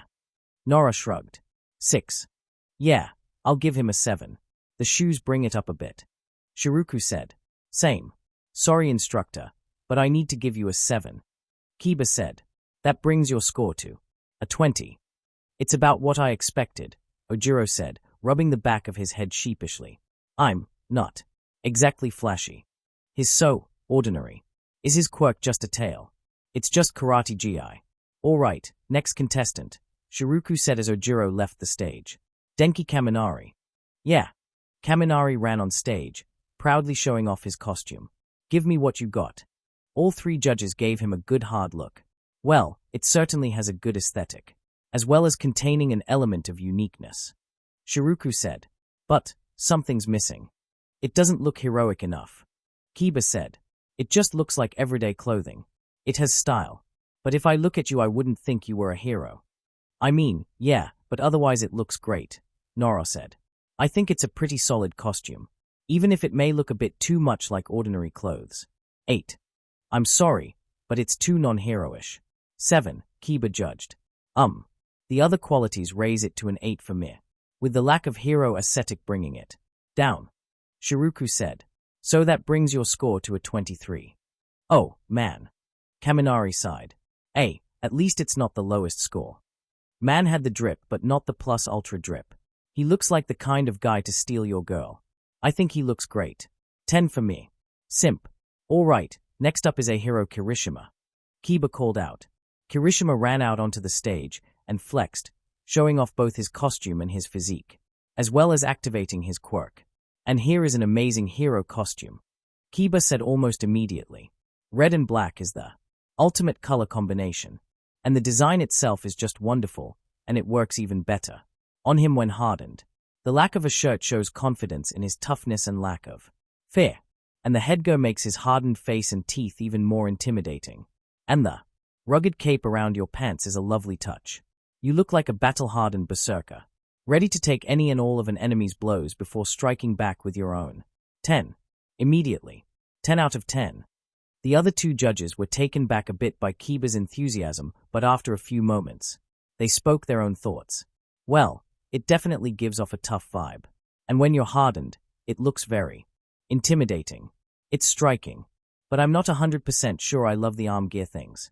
But, at the same time, I'm not sure it would work without them. It's very solid, well descended, and unique. So overall I give it a 9. Shiruku judged. It's pretty good. Not sure I love the shoes, but it's definitely a good costume for a hero. Nora said. 8 out of 10. Well, I think those scores are too low, however, that brings you to 27, tied for first place. Kiba said. Very well done. As expected of one of my fans. Thanks, Lady K. Kirishima said. This dude is ripped. You could grind meat on his abs. Good lord. Hi. Schoolers. Dude, why are you even trying? Simp's gonna simp. Kirishima ran off stage, where Mina was waiting. Nice job, Kiri. High five. Mina said, holding up her hand. Yeah. Kirishima high-fived her. Horn buddies. All right, next we have Rikido Soto. Shiruku cued. Soto marched on stage, flexing his muscles to show off his costume, and the judges looked unimpressed. It's just a yellow jumpsuit with white gloves and boots. Shiruku looked disgusted. First off, why yellow? And why that shade of yellow? Very few things look good entirely in yellow, and that shade is just gross. Also, there is nothing to break up the yellow. Aside from the gray belt and the white gloves, neither of which go well with it. It's just so boring and ugly to look at. 3 out of 10. And only because it at least looks like a hero costume. Oh, I'm gonna get roasted like a muffin. Soto winced. I mean, yeah, this is not great. 4, Nora said. Kiba sighed. I apologize for this, but I must give you a 2. This results in your final score being a 9. If it makes you feel better, your cooking skills make up for your lack of fashion sense. Yikes, Soto said. I knew fashion wasn't my strong point, but geez. Oh wow, They roasted that man. Get the burn cream. Fast. Ouch. Moving on from that, Shiruku said with a bit of distaste. Mizo Shoji. As Soto moved off stage, somewhat embarrassed by the tongue lashing he received, Shoji walked onto stage, presenting his costume. You see, this is much better. Simplistic while also being easy on the eyes. Shiruku said. The use of blue and indigo is a very good choice given how easy they are on the eyes, and the gold complements both those colors very well. It also looks very unique to yourself. And it looks just out of the ordinary enough to seem hero-like. 8 out of 10. I don't know, it's easy on the eyes, but it's also very simple. 7 for me. The gold keeps it from being overly simple. Kiba said. I agree with Kiba. It's fine. 7, Nora shrugged. That brings up the score to 22. Not bad. Kiba said. Shoji shrugged. I tried to pick soothing colors given that the rest of me is not as easy to look at. Oh, poor boy. What do you think is behind that mask? # quirkiest. Looks hot to me. Big boy. Encouraging, but inappropriate. High schoolers. Yelling into the sun man. Shiruku gave him a sympathetic look. It's okay. We all understand. Shoji nodded as he exited the stage. All right, moving on we have Kyoka Gyro, Kiba announced. Gyro tepidly walked on stage, trying to seem cool and not be nervous about being judged in front of a huge audience. The 3 girls just stared at her for a minute before speaking. Isn't this similar to Kaminari's costume? Kiba asked. Hey. Gyro wasn't expecting that response. Actually, yeah, Noro said. Black, popped collar jacket, shirt, black pants. It's all the same. Except that your boots are different, you have fingerless gloves, and the shirt is a different color. And also the speaker things on your hands and boots. Heh, somehow I never saw that. Kaminari said over on the side. Are you two dating? Shiruku asked. No. Gyro shouted in a panic. I mean I wouldn't be opposed, Kaminari said at the same time, winking at her. Zu, please slap him. Gyro said, her face now fully red. Whack. Oh. Kaminari was knocked into the dirt when Zu's tongue hit the back of his head. Thank you, Gyro said, trying to regain her composure. Meanwhile in Mina and Shiruku's head. Potential ship. Tsunda X-idiot. Well, I think I like it a bit more than Kaminari's, but just a bit. It shares a bit of the same problem where it just looks like clothes you could wear on a date. Kiba said. 7. I like the pink more than the white shirt, so I'll bump it to a 9, Noro said. I'll keep my score the same as well. 8, Shiruku said. Very fashionable, not very heroic. That brings your score to a 24, Kiba said. She's extremely cute when she blushes. Hi Hashulularos. Interesting quirk. Once again the future of female heroes is looking bright. Gyro walked off the stage very flustered as Shiruku called out the next contestant. Next we have Hanta Zero. Zero walked onto the stage, his helmet hiding his expression, as the girls looked at him and judged. After about a minute, Nora's eyes widened as she came to a realization. Oh, your helmet's a tape dispenser. Oh, that's what it is. I knew it was something. Shiruku said. That makes sense. Overall, you did very well with the tape theme, given that it's a very odd theme to go with. And the colors are great too. 8 out of 10. I still find the tape theme a bit odd to get over, but your handling was satisfactory.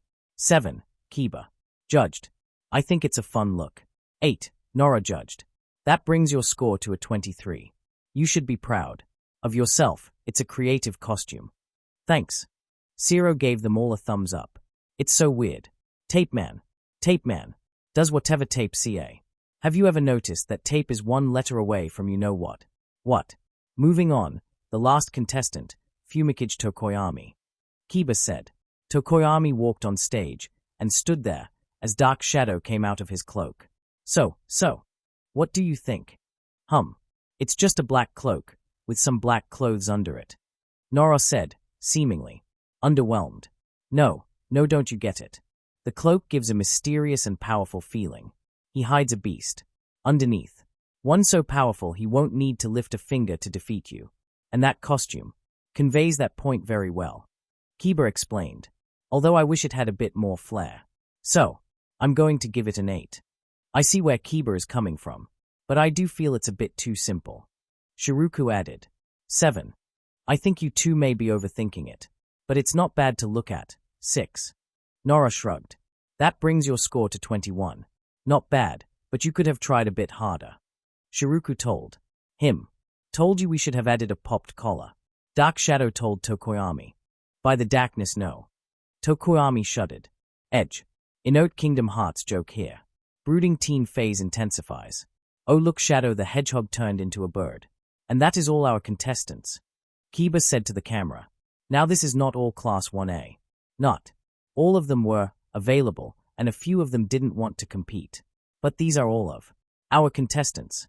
Tied for first place we have Ochiko, Mina, and Kirishima.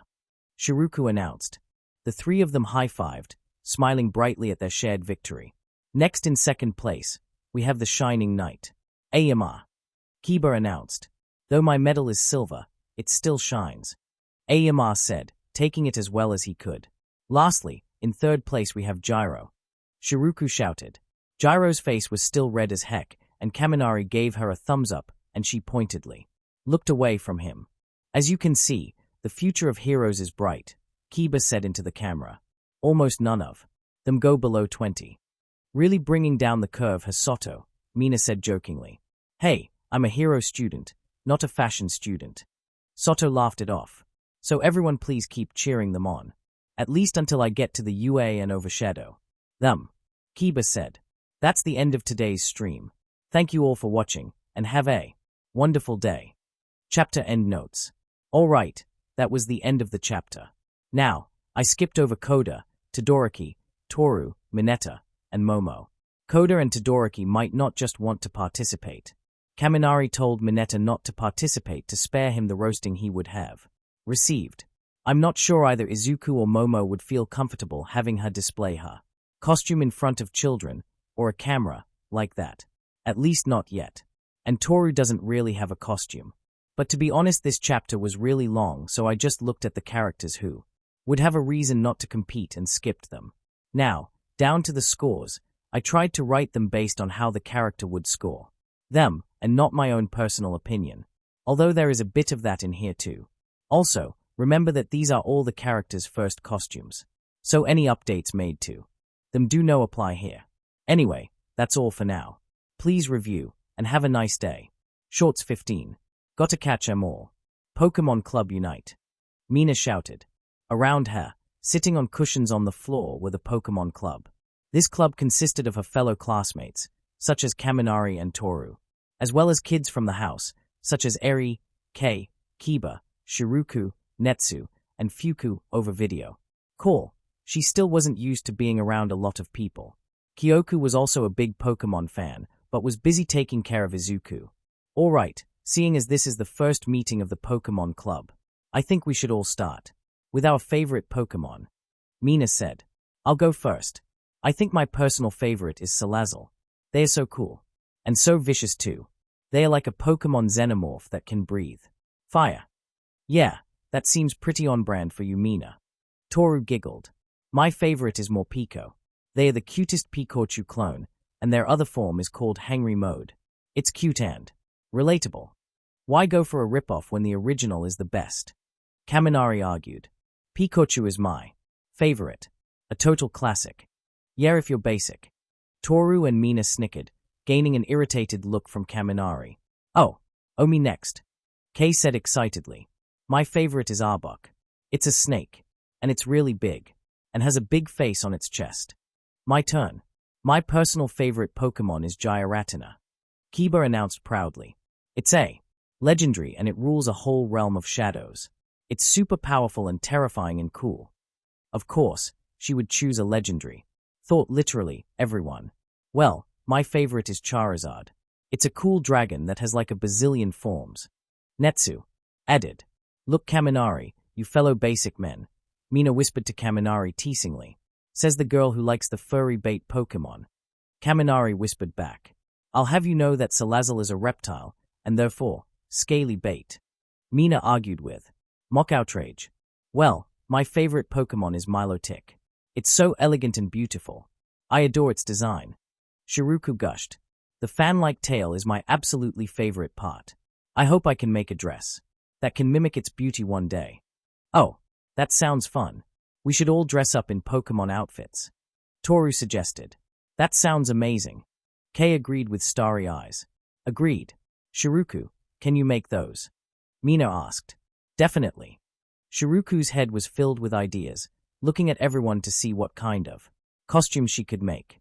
Before we get sidetracked, Eri. Fuku, you two want to share? Mina asked, trying to make sure the quiet kids didn't go unheard. Oh, I like Eevee. Eri said quietly. It's really cute. Well, that's simple, Mina said. What's your favorite Eevee illusion? Sylvan. It has pretty ribbons.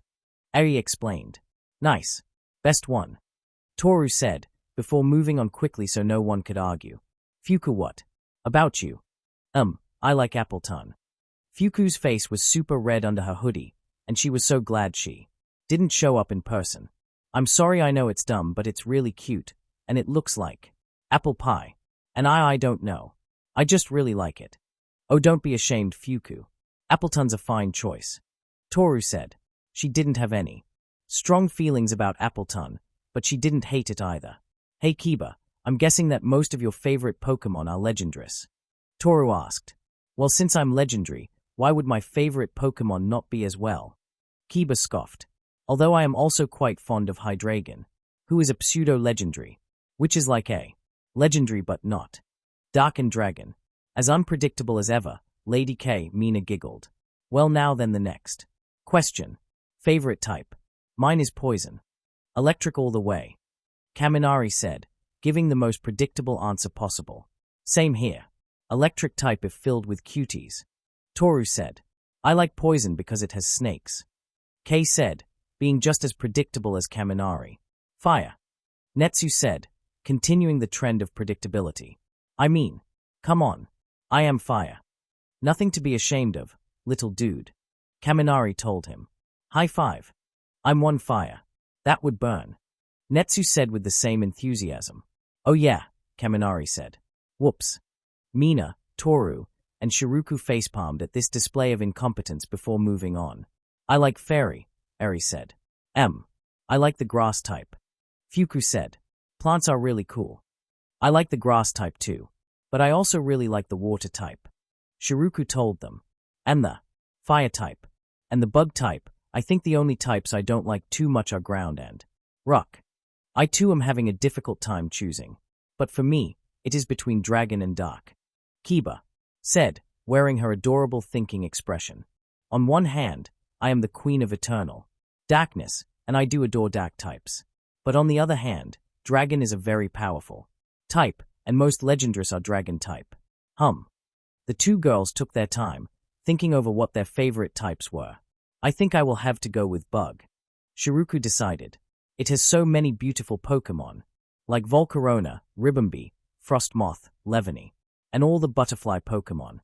And Snom. Toru added. Don't forget about Snom. Everyone nodded, as they agreed that Snom was a great Pokemon. Kiba thought really hard about which type she preferred. You could see the cogs turning in her head, as her brain got some much-needed use. All right, let's look at my favorite dragon types. Haxorus, Rayquaza, Garchomp, Reshiram, Zekrom, Kyurem, Zygarde, Dialga, Palkia, Gyaratina, Hydreigon, which is also dark, Tyrant Rum, and actually now that I think about it, the answer is dragon. Great now. Anyone want to play Pokemon Showdown? Mina suggested, having run out of other ideas. Off to the races. Outside on the tracks were the three of the fastest people around here.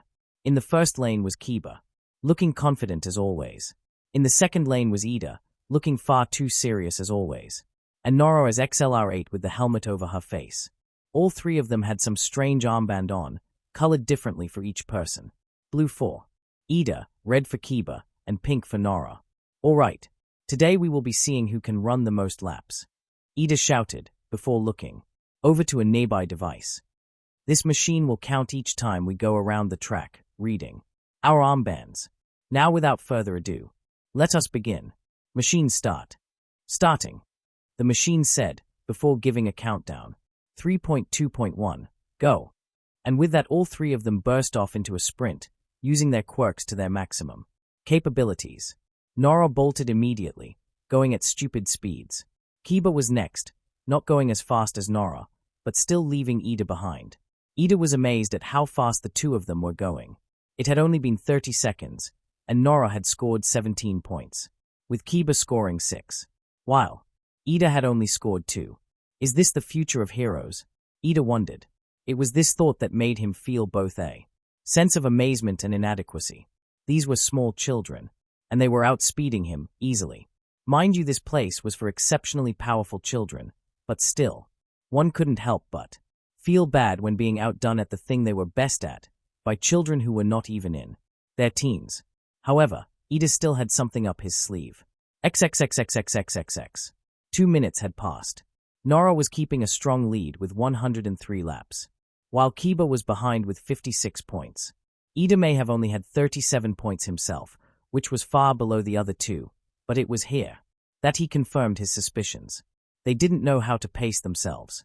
With Nora, it was less apparent due to the blinding speed she went at, but for Kiba, it was a very apparent issue. Kiba's strength and speed would diminish the more she used her quirk, meaning that the pacing issue was showing twofold in her, and she was now struggling to keep up with Ida. It was then Ida knew that the tables would turn very quickly. XXXXXXXXXX. 7 more minutes had passed. Kiba was lagging behind now. She had 77 points, but she wouldn't be able to stay in the race for much longer. Nora was at 267 points, but Ida had a feeling she was about to fall out right about. Puyen. Now, in a flash of pink light, Nora was back in her normal form. To her credit, she kept running. She was actually pacing herself now. It seemed she was gonna wait until she could transform again, but Ida doubted she'd have enough stamina to continue. And while those two slowed down, Ida sped up. As he reached beyond first gear, he may only have had 72 points, but things were about to change and fast. XXXXXXXXXX. Yet another 5 minutes and Kiba had fallen out, finishing with 87 points.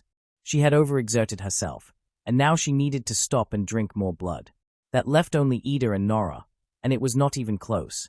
Nora had only gained 1 point, putting her at 268, while Ida was now at 142 points.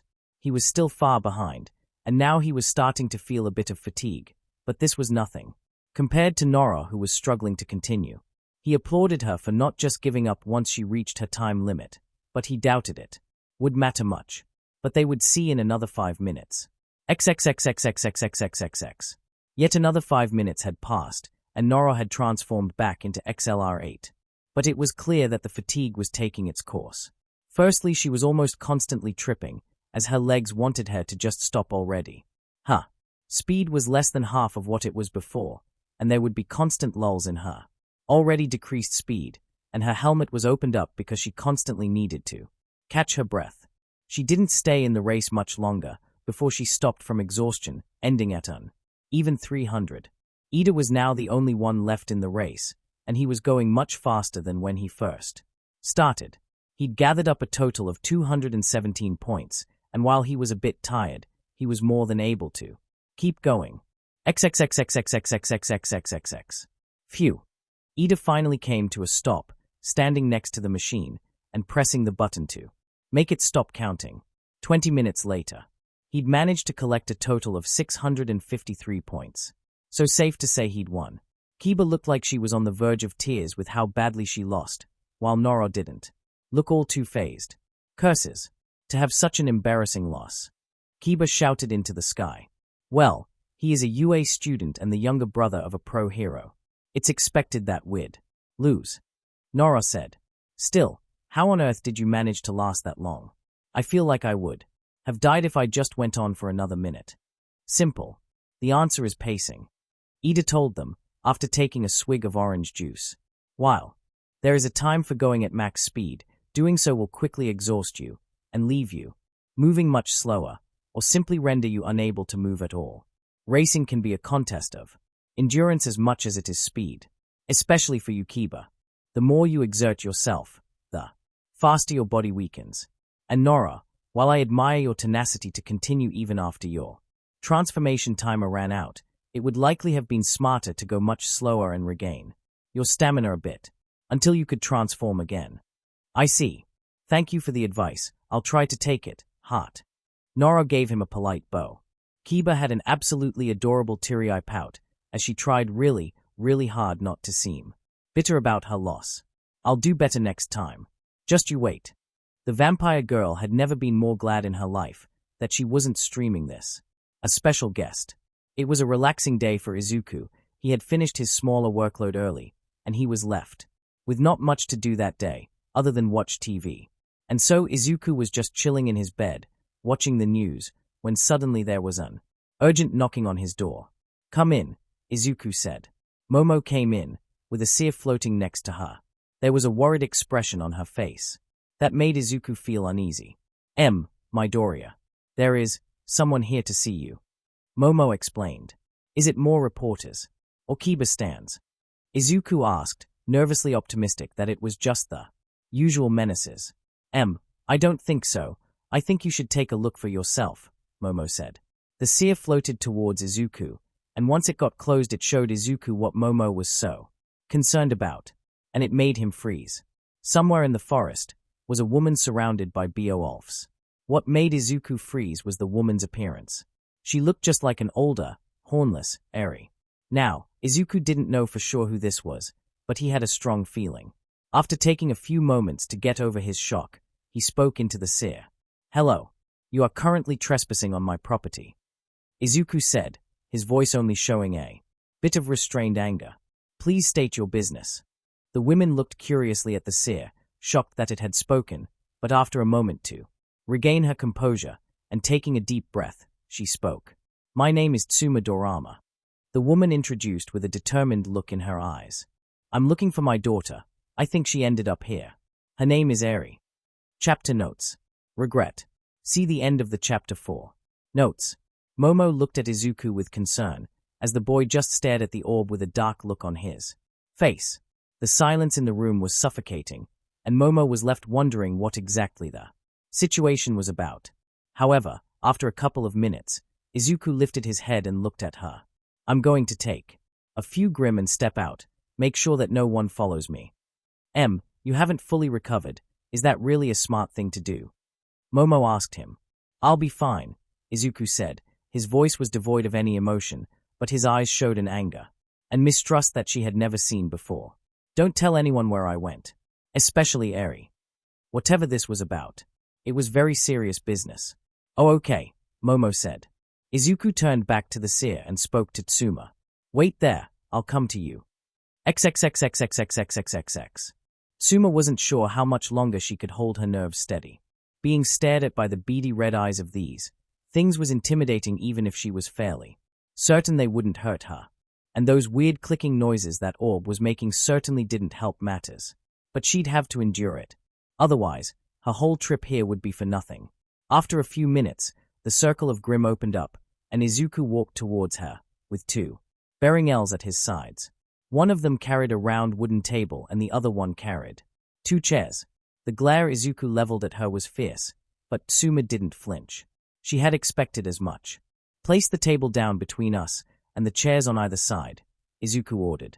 The Grim did as they were told, arranging the table and chairs for the two of them. Once that was done, Izuku sat down, his glare never wavering, his eyes locked onto her. Sit, Izuku ordered. There was not a hint of politeness or hospitality. His tone was cold and harsh and left no room for argument. So she didn't argue. Tsuma simply sat down in the chair opposite to Izuku, trying her best to ignore the nightmare monsters surrounding them. You must be the caretaker then, Tsuma said, trying not to show fear, and mostly succeeding, although Izuku could still hear a bit of a falter in her voice. Judging from my welcome, I think it's safe to say you know who I am, and what I've done. Yes, but what I want to know is what exactly you're doing here, Izuku said. His voice was calm, but there was an easily detectable fury behind it. Straight down to business then. Tsuma sighed, taking a deep breath before she explained herself. I wanted to ask about Eri, how she's been if she's happy here. I'm curious as to why you think that's any of your business, Izuku responded, the fury in his voice becoming less and less restrained. Considering you abandoned her, saying you wanted nothing to do with her whatsoever, all while calling her a monster. I'll need you to explain why you would say all that, only for you to come here, on my property, and suddenly ask how she's doing. Suma recoiled at that statement, looking as if Izuku's words had sunk into her like daggers. I'm sorry. There was a long pause between them as Izuku's expression shifted from cold fury to boiling anger. You're sorry. Izuku repeated. You abandoned your daughter, gave them to your Yakuza leader father, called her a monster, and inflicted years of physiological trauma on her. That too. This very day I am trying to fix, and your response is that you're sorry. What else can I say? Suma started tearing up. Hi, my husband. He was a doctor. We met a while back. Back in high school. Back when I was trying to figure out what I wanted to do with my life. My father was heavily encouraging me to work for him, to become the next head of the Yakuza. I never really wanted to, but what else was I going to do? And then one day, I met him. I'd done something beyond stupid and broke my legs. Showed up and he did what he could before the ambulance got there. It wasn't just patching up my legs either. He stayed with me and he talked a lot. At the time I thought it was kind of annoying, but once everything was said and done, I was glad someone was there to keep my mind off the pain. After that we kept in touch and, well, I decided to go med school with him. And our relationship kept going from there until one day he proposed. He was the light of my life. Without him, I would have just been another criminal. He was my everything, and then one day, while he was playing with Eri, he just died. Tears were flowing down the woman's face as she tried not to sob in front of him. All while, Izuku's expression remained cold. I was angry and scared. That I did what I did. Suma continued. And so you think that justifies anything? That it makes it okay to call your daughter a monster? To say that her quirk was a curse? To blame her for the death of her own father? When you knew very well it was an accident? Izuku shouted. I understand maybe not wanting to raise her anymore after that. Giving her to an orphanage, or maybe a family member that wasn't the head of the Yakuza. But you hurt her. Hurt her in one of the worst ways a parent could.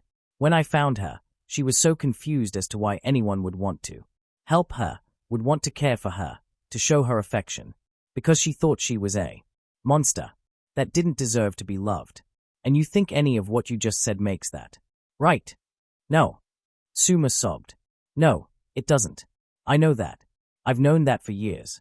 Everything I did back then, even after Hai's death, it's inexcusable. When I got home after I gave Eri away, I sat there in my empty house, surrounded by pictures of my husband and my daughter, and after the rage subsided I kept looking at those pictures, her face and hair so much like mine, but she gets her kind eyes from her father, she was my daughter, and I gave her away. I gave away the last piece of Hai I had left. Izuku took a moment to look past his own anger at the woman who left Eri behind all those years ago and took a good look at the woman in front of him now. The word that came to mind was pathetic.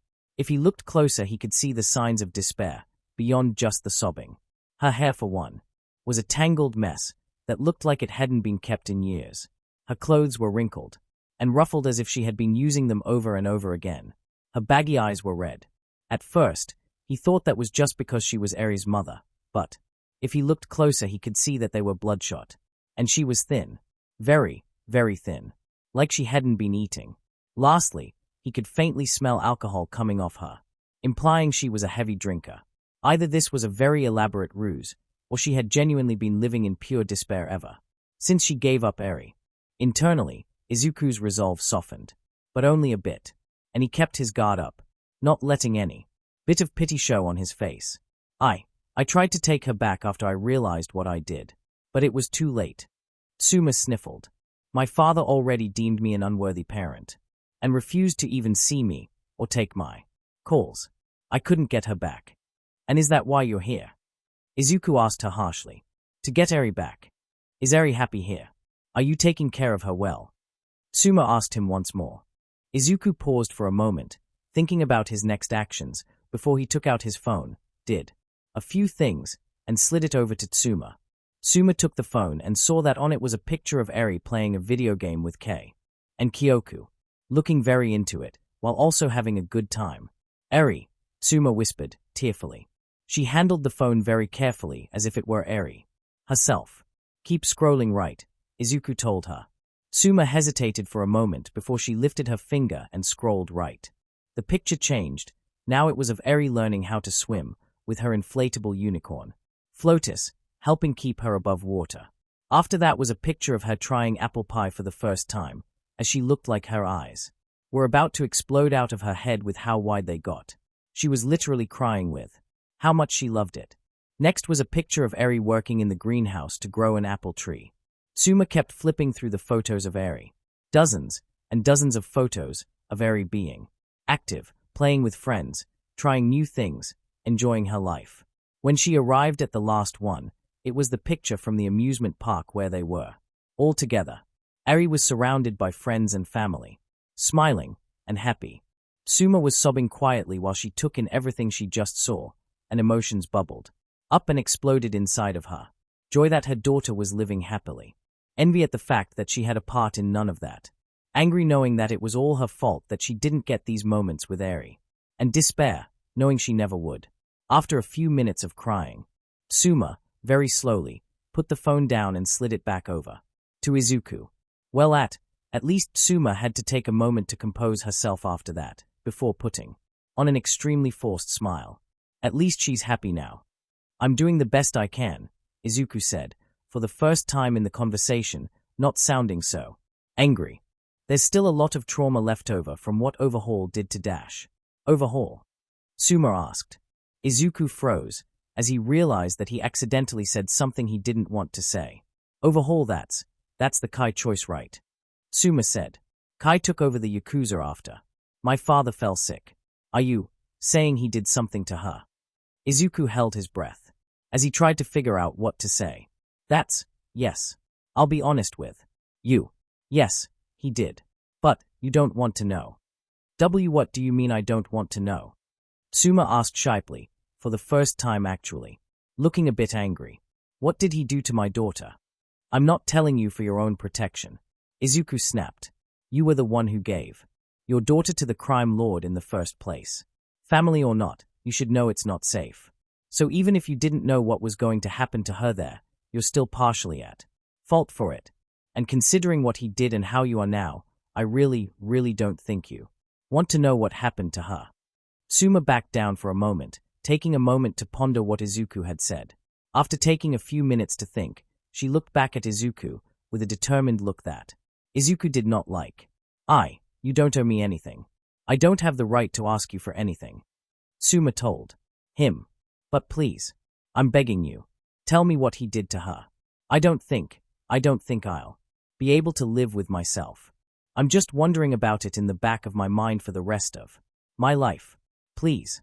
Izuku grit his teeth so hard he swore they might crack.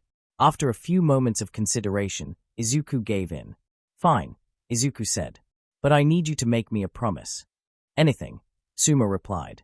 Don't kill yourself, Izuku told her, his voice deadly serious. What? Suma was completely taken aback by that request, her eyes widening in shock. Why would I? Oh God, is it really that bad? I'm not going to sugarcoat this. Yes, it is that bad. Izuku empathized. If I'm going to tell you what Kai Chisaki did to Eri, then I need to know that I'm not about to commit a murder. Do you really want to know what happened? At this point, I need to, Suma said solemnly. And I promise, I won't kill myself. The two stared at each other for a while, before Izuku sighed. All right, prepare yourself. This isn't going to be easy. XXXXXXXXXXX. Aha. Suma screamed as she sobbed into the table, hysterically crying as she had been for quite some time now. Izuku watched this pitiful display with a pained look.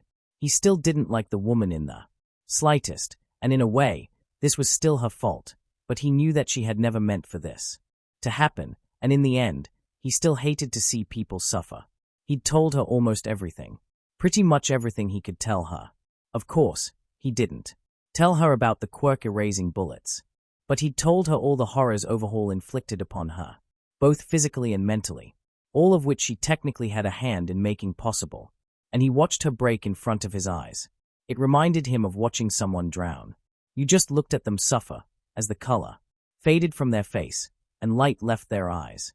Eventually, it dissolved into sobbing, and by the end of the story she ended up like this. And so now he just sat there and watching for minutes on end as the woman sobbed uncontrollably. It took almost an hour for her to calm down, as she seemingly ran out of tears, and now was left with saddened, regretful eyes. A pitiful sight. I'm a monster. Eri. Oh God, Eri. Suma buried her head into the table. I'm so sorry. I'm so sorry. It was then Izuku wondered exactly what he should say here. Because honestly at this point the woman was looking so pathetic that Izuku pitied her more. Then he hated her. He still obviously resented her, but the edge of his anger had been dulled. But how should he handle this? He couldn't just wave it off saying that it was okay or you didn't know, it wasn't your fault. Because it wasn't okay, and it was about a quarter her fault. Should he say she should try to make up for it? That seemed like the better answer, and it would give her a reason to not end her own life when this was over. But how? He wasn't letting her near Eri. That was for certain. Because as much as pitied this woman, it wasn't worth the psychological trauma it caused Eri. To see her, just so that way she could try and make right the wrongs of the past. So what could she do? The two of them sat there, in silence for a good few minutes. Until eventually, Izuku spoke up. This isn't going to change anything. He told her. This won't undo the damage done to Eri's mind. Crying and apologizing won't fix anything. If you're really sorry, then you'll have to do something to try and work towards making her life better. The woman looked up at him, a spark of life in her eyes, as she took in Izuku's words, and felt something close to hope. Yes, I'll do anything. I own a hospital. It was my husband's before he died. I have lots of money that I've just been sitting on. I have resources. I can pay for Eri's expenses. Or anything. I have people who owe me favors. Anything you need. The woman said desperately like she was begging for her life. Izuku took a deep breath once more, as he prepared himself for the rest of this conversation. Okay, if we're going to do this then let's establish some rules. Firstly, you can't come around here or have direct contact with Eri. I'm sure you can understand why seeing you again wouldn't be healthy for her right now. Suma winced and bowed her head. I understand. Good. Second, you will be paying for Eri's monthly expenses. This includes food, shelter, education, therapy, and the likes. I'll be sending an extensive contract your way in the next few days, listing the details. Izuku told her. Third, you're going to seek help. I know where this kind of depression can lead, and just looking at you tells me if I don't intervene you'll be dead before the end of the year. Promise be damned. You have no use for Eri dead, and God forbid she finds about it, and she blames herself for your death. The woman's eyes widened in horror, before looking down at herself, seeing how much of a wreck she was, and how little she had taken care of herself these past few years. Yes, I understand. Lastly, you own hospitals, right? That means you have access to top-of-the-line medical supplies, right? Izuku asked her, receiving a frantic nod from the woman. Good. I'll need some of those as well. Yes, of course. Suma agreed. And that's all for now, Izuku told her. If I need anything else, I'll call you. I understand. Here. Suma took a business card out of her purse and handed it to Izuku. That has my phone number on it. Eri isn't going to find out about any of this, is she? No, not yet. Izuku decided. She's too young, and the trauma is still too fresh. She needs years of counseling and therapy, but after that, I'll tell her about this arrangement. After all, she deserves to know, and once I do, what she does with that information will be up to her. If she wants to forgive you and reach out, form some sort of relationship, then I won't stop. I will be watching very closely, but unless you do anything stupid, I won't intervene. But if she decides not to forgive you and to never see you again, you must respect that decision. Am I understood? Suma paused, looking at the ground for a minute before speaking in a very hushed voice. Yes, I understand. Very well. Then I believe we're done here. Izuku stood up, snapping his fingers so the Grim would collect the table and chairs. You should get going before anyone sees you. The Grim will escort you off the premises. Tsuma stood up and bowed. Thank you. Thank you so much for everything. Not just taking care of Eri, but you've been kinder to me than I deserve. I owe you more than I could ever repay. I'm just doing what I think is right, Izuku said. And honestly, I can't bring myself to kick someone who's already down, even someone like you. As Tsuma stood to leave, she said one last thing to Izuku. I'm glad that Eri ended up in the care of someone so kind. I know you raise her better than I ever could. And with that, the woman promptly walked away, escorted by a small pack of Beowulfs. After she was out of sight, Izuku collapsed to his knees and let out all the air he'd been holding in. He felt so tired. That had been so exhausting on him emotionally, and it hadn't gone anything like how he expected. Izuku didn't know what he was expecting, but it wasn't this. He wanted to stay angry and upset with Eri's mother for what she did, but the woman had clearly been suffering a fate that in Izuku's opinion was worse than death. Having gone through a terrible tragedy, and made even more tragic by her own poor decisions. And now, left with nothing but regret and anguish, she just had to live the rest of her life like that. Sure, it was her own fault, but did she deserve to suffer like that? Did anyone deserve to suffer like that? Maybe, but it didn't feel right. At least not to Izuku. What would her suffering fix? What did anyone stand to gain from her pain? Nothing. It didn't help anyone. Not Izuku, definitely not Tsuma, and not Eri. Oh Lord, Eri. Izuku realized that he was inevitably going to have a conversation with her about this.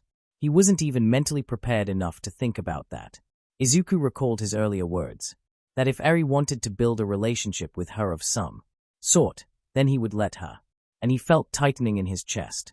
He didn't want to tell her. He didn't want to let her see that woman ever again. But Eri deserved to know. And she deserved to have a choice. As Izuku pulled himself to his feet, he looked up from the ground and into the beady red eyes of Yemi. Chapter end notes. Yeah, let's have a talk. So this was not what you were expecting here. So many people rallying in the review to kill a woman who was already dead inside. You guys all seemed to be expecting some sort of legal battle where she tried to gain custody of Eri back for some reason. But that's so predictable and boring. Not to mention I would have to stretch out suspicion of disbelief of how she could even put up a fight against Izuku legally. Now think about it. This woman just lost her husband and gave away her daughter in anger. She now has no family and is left in a house, alone, surrounded by memories of the life she can never have back, partially because of her own mistakes. Yeah, you didn't think of it from that angle, did you? Because you were too busy looking at her mistakes and not what led to them or what came after. Not to mention, once again, she had absolutely no idea what Overhaul would end up doing to her, nor could she have predicted it. As far as she was concerned, she was leaving Eri with her grandfather, and Eri probably would have been relatively fine, still mentally scarred, if Overhaul hadn't done what he did. When you look at things from her perspective, it paints a very different picture than the one in your mind here. Does that justify what she did? No, not at all. She called her child a monster and then blamed her for her own father's death. And even if she did just leave Eri with her grandfather, she still gave her to a Yakuza boss, technically speaking, which is just a terrible idea. She's still a terrible mother, but she is also a person. Someone who isn't one-dimensional in her feelings and emotions, and can change her opinions and the way she views things rather quickly. Now let's talk about Izuku's actions here. Let's remember that these are not MY actions, or MY opinions, or how I would handle things. This is about Izuku. And considering Izuku wanted to redeem Shigaraki, I think it's safe to say he would take pity on this woman. If you believe that she deserves to suffer, and Izuku was too kind, that's fine. That's your opinion. But that's not how Izuku would handle things. Next, let's discuss how often Eri's mother will be in the story. The answer is not very. She's a resource essentially, for Izuku to call on if he needs something. You won't see her much if at all really. Lastly, Yemi. He heard everything. Let's see how that pans out in the next chapter. Anyway, please review and have a nice day. Understanding suffering. So, tell me exactly what happened, Izuku said to his son. The two of them had moved back into Izuku's office, and after Izuku kicked out everyone else, it was just the two of them. Izuku and Yemi sitting on opposite sides of his desk. Yemi had been confused ever since what happened with Eri's mother. Like he didn't fully understand what he'd heard, or couldn't process it, and he bore a bewildered expression even. Now, big spike. Big spike. Yami tried using his hands to show how big the spike was, lowering one as close to the ground as possible, and raising the other one as high as he could. Struggling a bit. Lots of sadness. Went to see. You were talking about Eri. I was. Confused. She died, but she's still alive. Eri's mother gave her away, but still was sad. Bad man hurt her. Very bad. But why? Yami's still getting used to the world. It's no wonder things like this would confuse him. Izuku sighed. Looks like the hardest part of today was not behind him. Yami, all right. So let's break this down one bit at a time. Starting with Eri's mother. Yami nodded. Why did she give Eri away? Why did she come back? Well, as you know, Eri's quirk is very dangerous, especially if the people around her don't know what it does. And back when Eri first developed it, obviously no one knew what it did. Izuku explained. And so when Eri's father touched her, back when her quirk first appeared, he died. Yami nodded. He recalled hearing about this. Of course, it was stressed to him that this was an accident and that Eri was in fact very upset about that. And as you can imagine, Eri's mother was not pleased about the love of her life dying. And, in her rage and grief, she took it out on Eri. She blamed Eri for his death, told her that she was cursed, left her with her grandfather, and then abandoned her. Izuku said, pausing to give Yami time to take that in. The grim boy paused to think about it, trying to put himself in the woman's shoes. How would he react if Eri or any one of his siblings accidentally killed Izuku? The moment that thought entered Yami's head, he scowled, feeling an intense pain in his chest at the thought of losing Izuku. Izuku had given him everything. He was the parent he never knew he needed in his life and opened up a whole new world to him. He was kind and patient and cared so much about him and his siblings, and honestly Yami doesn't know what he would do if that happened. But would he treat the sibling that did it the same way Eri's mother did to her, even if it was an accident? He recalled back to when Izuku collapsed. All the negativity every single person in the house felt. The intense fear and despair instilled into the hearts of every single child in the house. Honestly, Yami doesn't think he could feel anything but sorrow for whoever was unfortunate enough to do that. So why did Eri's mother do what she did? Why?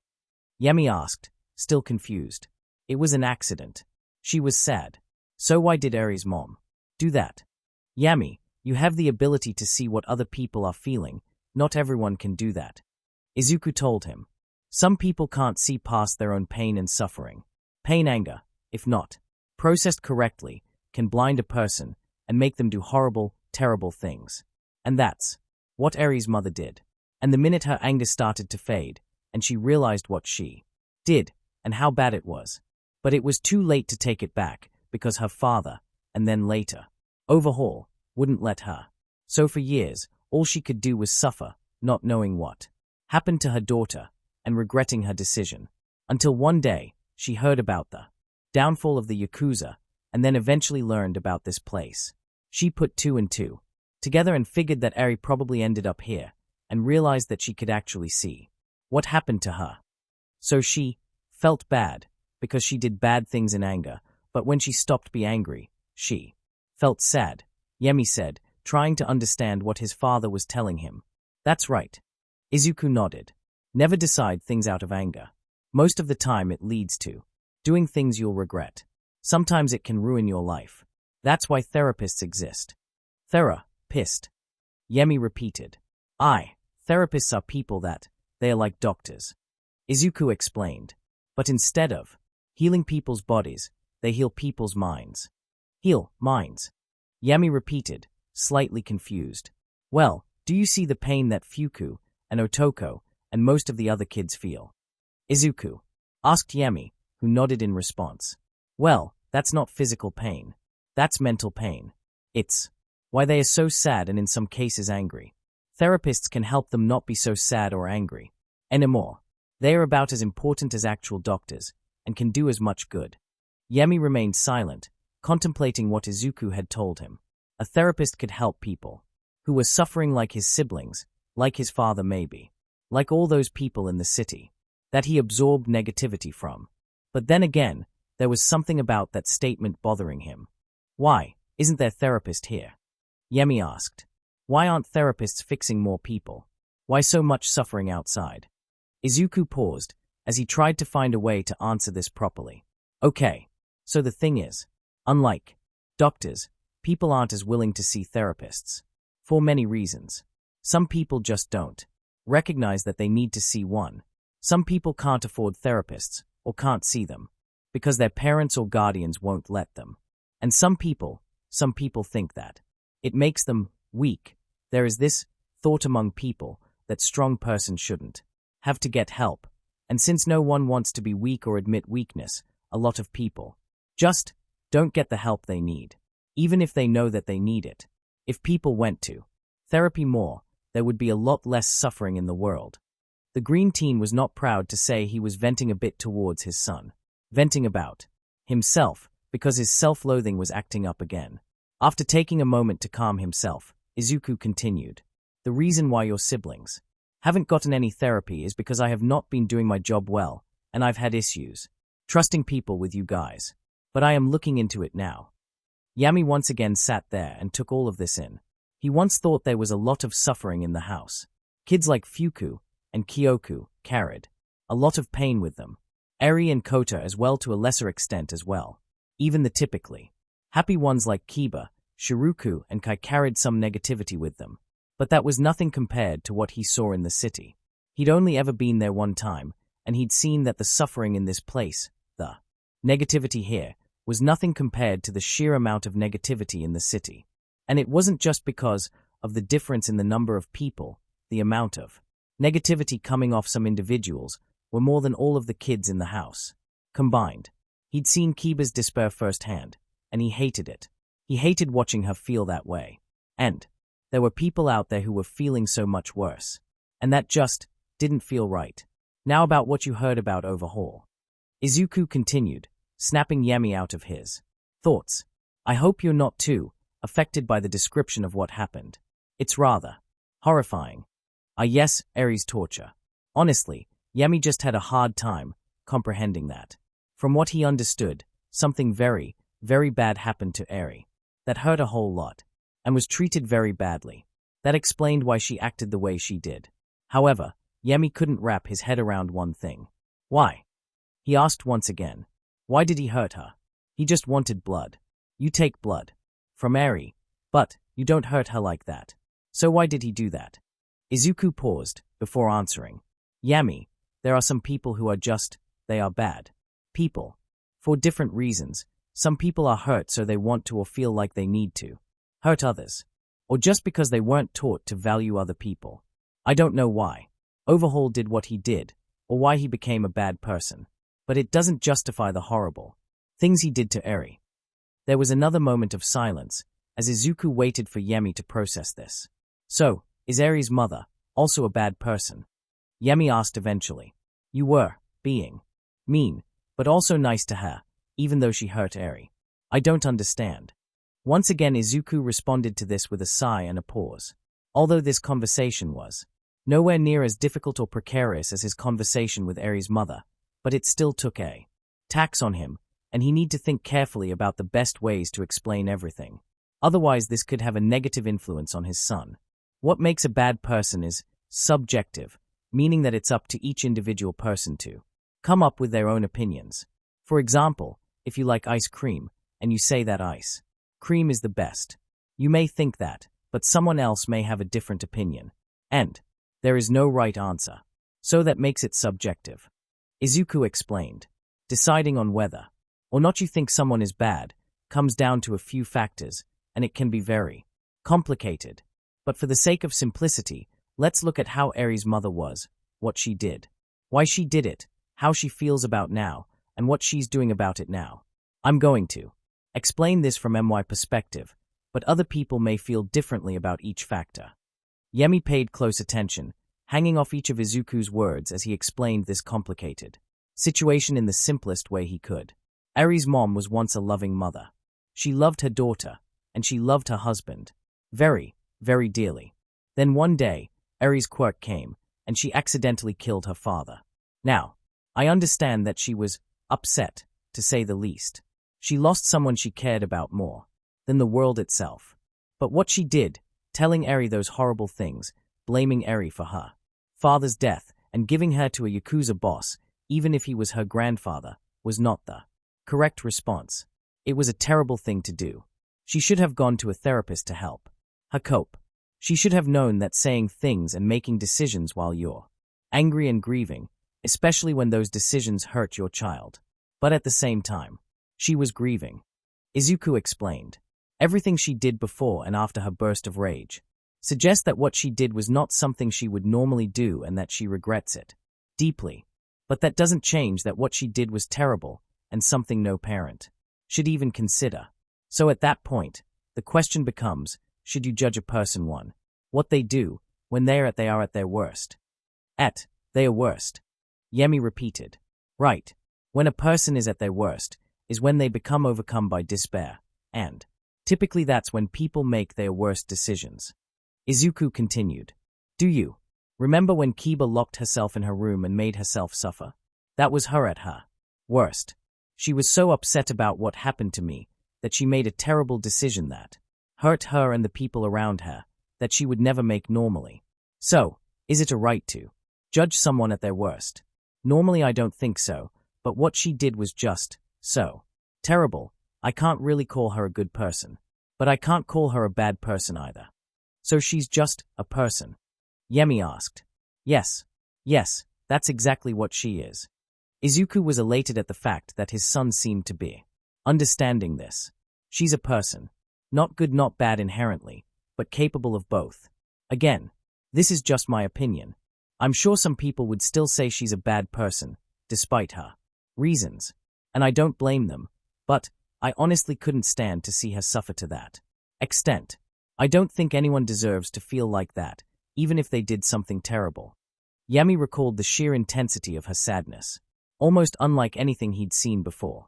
It was far worse than Fuku when she came here or Kiba during her depression. He struggled to think of a reason why someone would deserve that. Some people would say she deserved it because she did it to herself, but why? What good does her pain bring anyone? Izuku asked. Will her suffering fix what happened to Eri? Or make Eri feel better? No. That's why I treated her the way I did.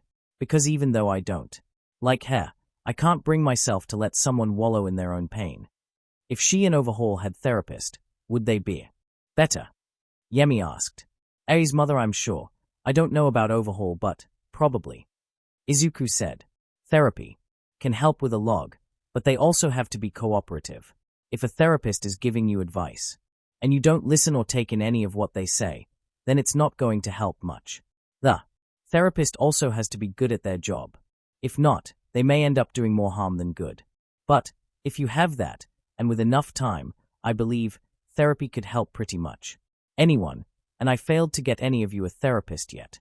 There was a few seconds of silence before Yemi left from his chair, went around Izuku's desk, and lunged at him before wrapping his arms around his waist, bringing him into a hug. Where did this come from? Izuku was quick to hug his son back, although he was confused by the sudden embrace. You looked like you needed it, Yemi explained. Does it help? Izuku smiled, genuinely feeling touched. Yes, it does. After that, the two just sat there and enjoyed the embrace for a few minutes. All right. Thank you, Yemi, but I think we're done here. Izuku told him. Unless you have any more questions. Yemi paused. He could probably ask more questions, but it was clear his father needed a break. No, I'm fine. All right. Well, then you should go back to your room. Dinner should be ready soon. Izuku said after looking at his clock. Remember, don't tell anyone about what happened here. Especially Eri. She's not ready to hear about this yet. One day she will, but not yet. Oh, and tell Yonda to come here. I need to explain this to her. Given her quirk, trying to keep secrets around her is a moot point. Yemi nodded and started leaving to go to his room. He had a lot to think about. XXXXXXXXX.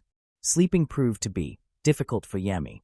He was stuck thinking about that conversation and about what he had seen in the city that day. Yemi had not seen the entire city, only a small portion of it. There was probably still so much suffering he hadn't seen. and that suffering lead to other people's suffering. But why did he care? He didn't know these people. They didn't do anything for him. In fact, he was told he was considered a monster by most of the people outside. So why was this bothering him? Could it be because of his need to give back? Generally, Yami found that when someone gave you something, you should try to return the favor. This is why Yami would give Izuku everything. Because Izuku gave Yami everything. And kept giving him everything. And his siblings gave him a lot. They gave him kindness and companionship, two things that he never knew how he lived without up until this point. But they weren't the only one who gave him things. Everyone did. Literally everyone. The people of the city gave him their suffering. Fuel for his grim. Sure, they didn't give it to him on purpose. But it was still a gift. Or maybe the reason it bothered him was because their suffering could lead to his siblings. Suffering. Maybe if all his siblings' parents had therapists, then they wouldn't have treated them badly.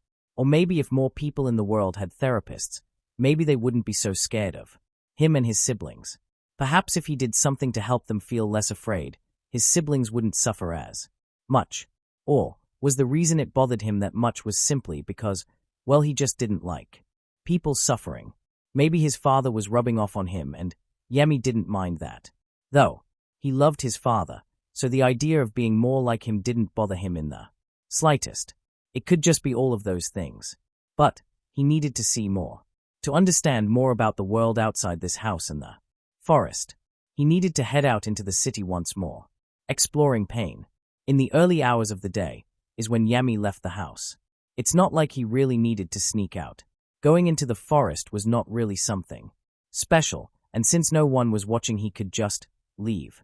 The only thing that would really stop any of the children from just leaving was the seers, which Yami controlled, so not much of an issue. While Yami was sure his father would be worried if he noticed he was gone, Yami needed to see these things himself, by himself. If he had gone with a supervisor, they likely would have restricted what Yami could see. And he didn't want that. And so Yami went out into the city.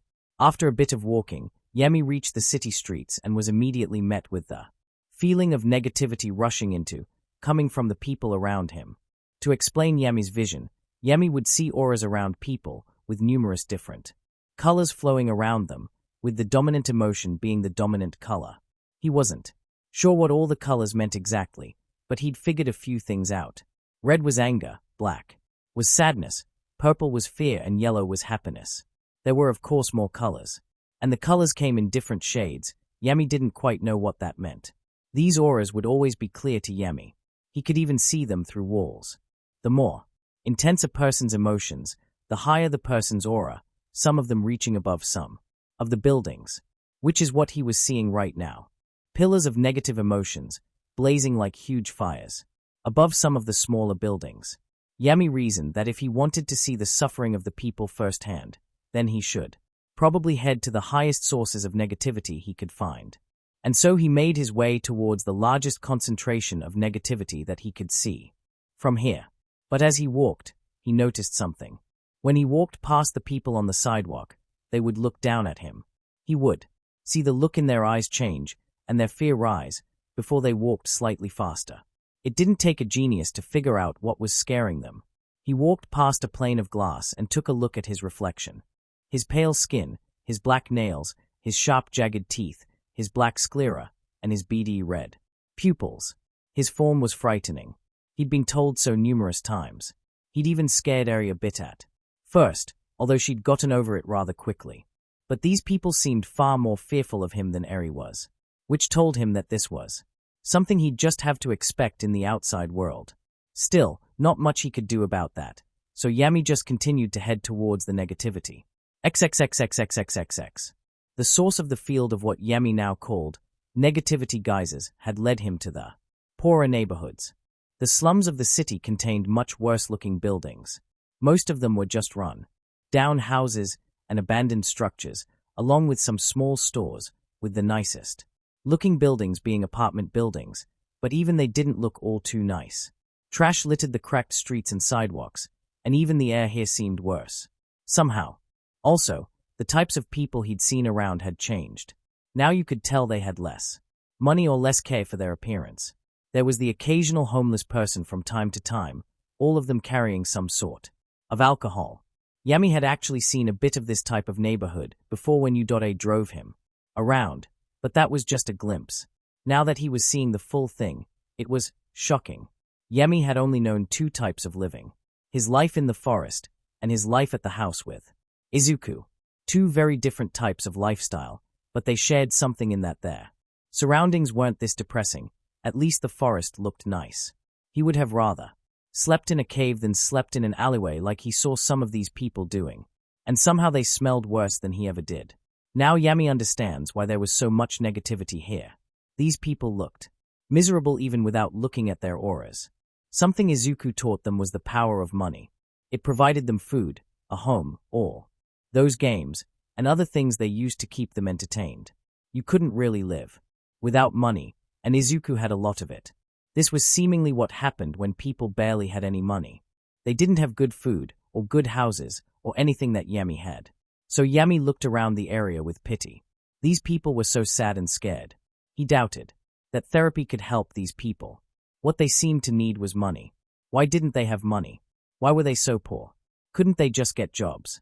Why didn't anyone help them? Speaking of helping, Yami turned his head towards the sound of the scream and saw nearby a young girl was getting her bag snatched by a disheveled-looking man. Help! Someone help! The girl cried out as she hung tightly to her bag. Just give me the bag. The man shouted desperately as his weak, skinny arms tried to steal the bag. Now, something Yami noticed about this encounter was that they were both terrified. In fact, the man was actually more terrified than the girl was, much to his surprise. That didn't seem to make sense to Yami. He wasn't being robbed, and it's not like he had much to fear from a girl who was a third of his size. However, looking at him and thinking about more, it started to make more sense. This man looked like he hadn't tasted food in weeks. That must be why he was so desperate for this little girl's bag. He wanted money for food. Dad was right. Suffering makes more suffering. Yami noticed. I should do something. And so Yami ran in and did what he thought was best to end the issue. He took a stack of cash out of his pocket and tossed it at the man's face. Ack! The man was so taken aback by the sudden attack to the face and stumbled back, releasing the bag as the money fell to the ground. What the dash? The girl's eyes went wide in confusion as she didn't expect someone to throw cash at her attacker's face. The man picked up the stack of money, looking down at it with shock and confusion, before looking back at Yami. Did you just throw money at my face? Go. Leave. Buy food. Yami commanded aggressively.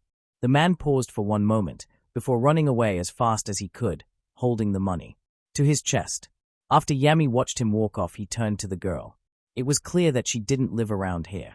Her bright yellow blonde hair was very well kept and styled.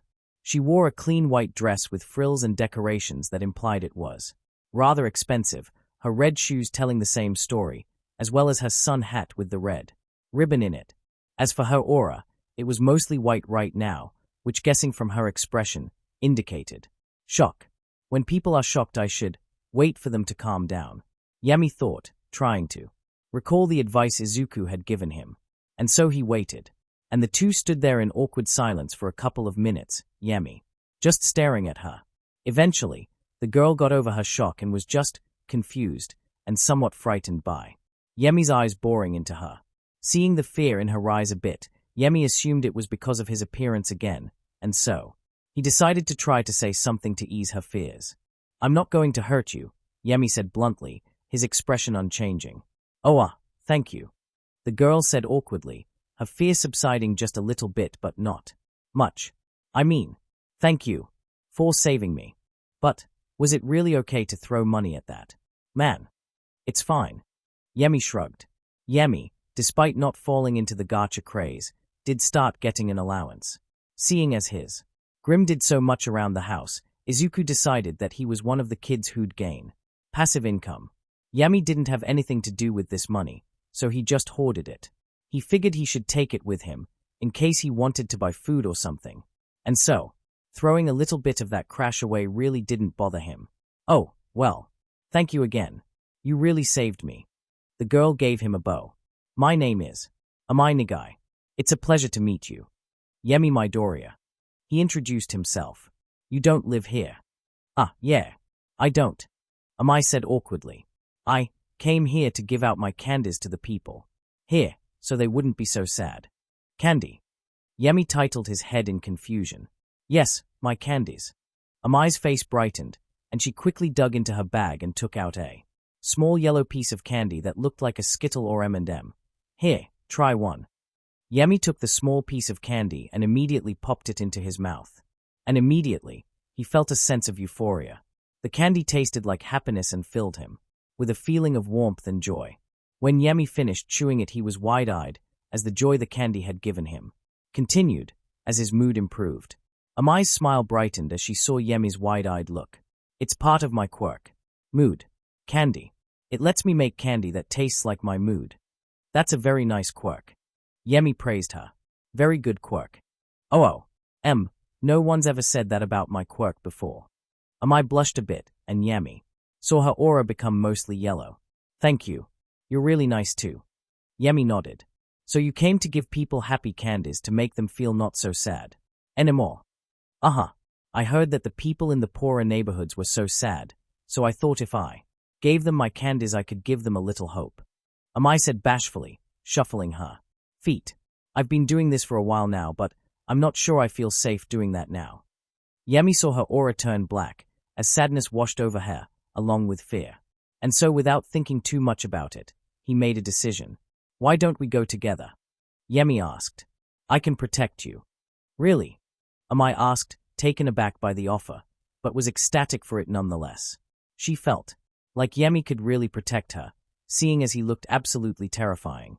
Yemi nodded. I wanted to see upset people. Amai once again looked confused. Why? I want to understand them, Yemi answered. The blonde girl gave him a curious look. Understand them? Do you want to help them? Yemi paused. Maybe. Things are confusing me. I want to look at them and figure out what I want to do. Well, I think that helping people who are sad is just the right thing to do. Maybe if you see them you'll think so too. Amai thought. Come on, let's go. Amai offered her hand to Yemi, who tentatively took it, as she dragged him off to go cheer up the less fortunate. XXXXXXXXXX. Bless you too. A disheveled old lady with a trash cart said, smiling at them as she walked away with her garbage. Yemi watched the lady as she walked away. Before they'd gotten to her, her aura had been a soft black, but now it was a soft yellow. Not bursting with joy, but much happier than she'd been before they got to them. This had been the case for many of the people Yami and Amai had gone to. But something Yami noticed is that sometimes Amai wouldn't even have to give them the candy for them to feel better. Sometimes all they would have to do is approach them and tell them of their intentions, and they would smile and feel better. Not all better, but noticeably better. It taught Yami that maybe sometimes just showing that you cared could brighten someone's mood. Of course, the candy would do wonders for their mood. And it was pleasing to see these people gain a little bit of happiness in their seemingly sad lives. After doing this for a couple of hours, it seemed Amai was finished here. That's all the people I can find around here, but I still have so much candy. Amai frowned as she looked into her bag. Yemi looked up. The amount of negativity in the area had subsided quite a bit. But that was just in this part of the city. There were still other parts of the city with negative geysers. We can go to other places where people are sad. That's a good idea, but how would we find them? Amai asked. I can see them, Yemi explained. With my quirk. Your quirk lets you see people's emotions. Amai asked with a slightly amazed face. Yemi nodded before pointing somewhere. There's more bad feelings over there. Lots of them. Well then let's go cheer them up. Amai said with a determined look in her eyes and a smile on her face. Show me the way please. Yemi nodded and led the way to negative geysers. XXXXXXXXXX. As it turns out, the negative geysers had led to a battle between heroes and villains. The villain Ricky Akatsukame, a former member of the Yakuza, had broken out of prison and was on a horrible rampage, having stolen some trigger that further boosted his abilities, allowing him to steal vitality from people without even touching them. Meanwhile, the heroes that had arrived to stop him, Death Arms, Ryukyu, and Crust, were all struggling to even stay upright, as all the other lower-rank heroes had fallen. The area around the fight was in ruins. Buildings had been smashed apart and collapsed. Stores were in complete shambles, and there was rubble everywhere, and Yemi could see that. There were lots of people trapped under it, with their vitality drained and too exhausted to move a finger. There wasn't even a police perimeter, as any of the police that showed up had had their vitality drained, and they were left immobile on the ground. Oh my! Amai put her hands over her mouth as she looked at this disaster in horror. Death Arms threw a punch at Rikia and punched back, and when their fist clashed, Death Arms was thrown back on the ground, his arm nearly breaking from the blow. Ugh! Rikia stood above Death Arms, raising both his fists, ready to end the pro-hero. But then Crust jumped in and raised and created a shield, blocking the attack, but Rikia just kept attacking. Crust grit his teeth as Rikia's fist pounded on his shield. Each attack made him want to collapse. As Rikia drained more and more of his stamina with each passing second, he could just barely keep up this defense. Ryukyu jumped on Rikia's back and bit into his shoulder, the dragon hero making sure to sink her teeth deep into the huge muscle-bound villains. Get off me, you crazy bitch. Rikia grabbed onto Ryukyu's head, draining her stamina even faster as he forced the Dragoness off of him as she was too exhausted to resist, and he threw her to the side. This is terrible. Amai gasped, tears sparkling in her eyes as she bore witness to this disaster. Meanwhile, Yemi just observed everything around him. Unlike the last place they went to, which was full of sadness, here the prime emotion was fear. The civilians were afraid, the police were afraid, even the heroes were afraid. Everyone was afraid, except for Rikia himself. He was engulfed in happiness, taking joy in the destruction and pain he was causing, and that somehow made it all worse. Not just the pain around them, but that the person causing it was taking pleasure in it. Rikia grabbed Crust and started draining his vitality faster, while crushing him in his massive hand. Yemi, seeing how bad the situation was, prepared to intervene. He knew using his quirk like this in public was illegal, but given the situation, he was willing to break the law. Fortunately, he didn't need to. Suddenly, Rikia shrunk down to his normal size, his strength faded, and he stopped, absorbing other people's vitality. Huh! What happened to my Chuag? Rikia didn't get the chance to finish his sentence, as Mako kicked him in the face, knocking him out as his body flew to the side, before skidding to the ground. Huh! Got the bastard, Mako said, before looking back at a nearby alleyway. Hey, Eraser. I didn't need your freaking help. Aizawa came out of hiding and revealed that he was the one who weakened the villain. That remains to be seen. Eraserhead. Mako. Crust shouted with pure relief. Thank you for coming to our aid. The villain injected himself with Trigger and proved to be more powerful than we initially thought. We need to get him restrained immediately, Ryukyu said, reverting to her human form, panting heavily as she struggled to stay upright. Meanwhile, 13 was running in, having followed Aizawa here. I'm here. Let's get the rescue operation started. There's no doubt that people are trapped under all this rubble. We need to get them out before they run out of air, or before the rubble shifts and crushes them. Do we know when Owamami or any other rescue heroes are gonna arrive? Death Arms said. She's out of the city doing a photo shoot, Aizawa said, not doing much to hide his disdain. Ragdoll's doing a mission on the other side of the city, and without them, it'll take us hours to find everyone under this rubble. Someone might die if we take that long. Crust pointed out. Yami heard that conversation, and he realized something. He could see them.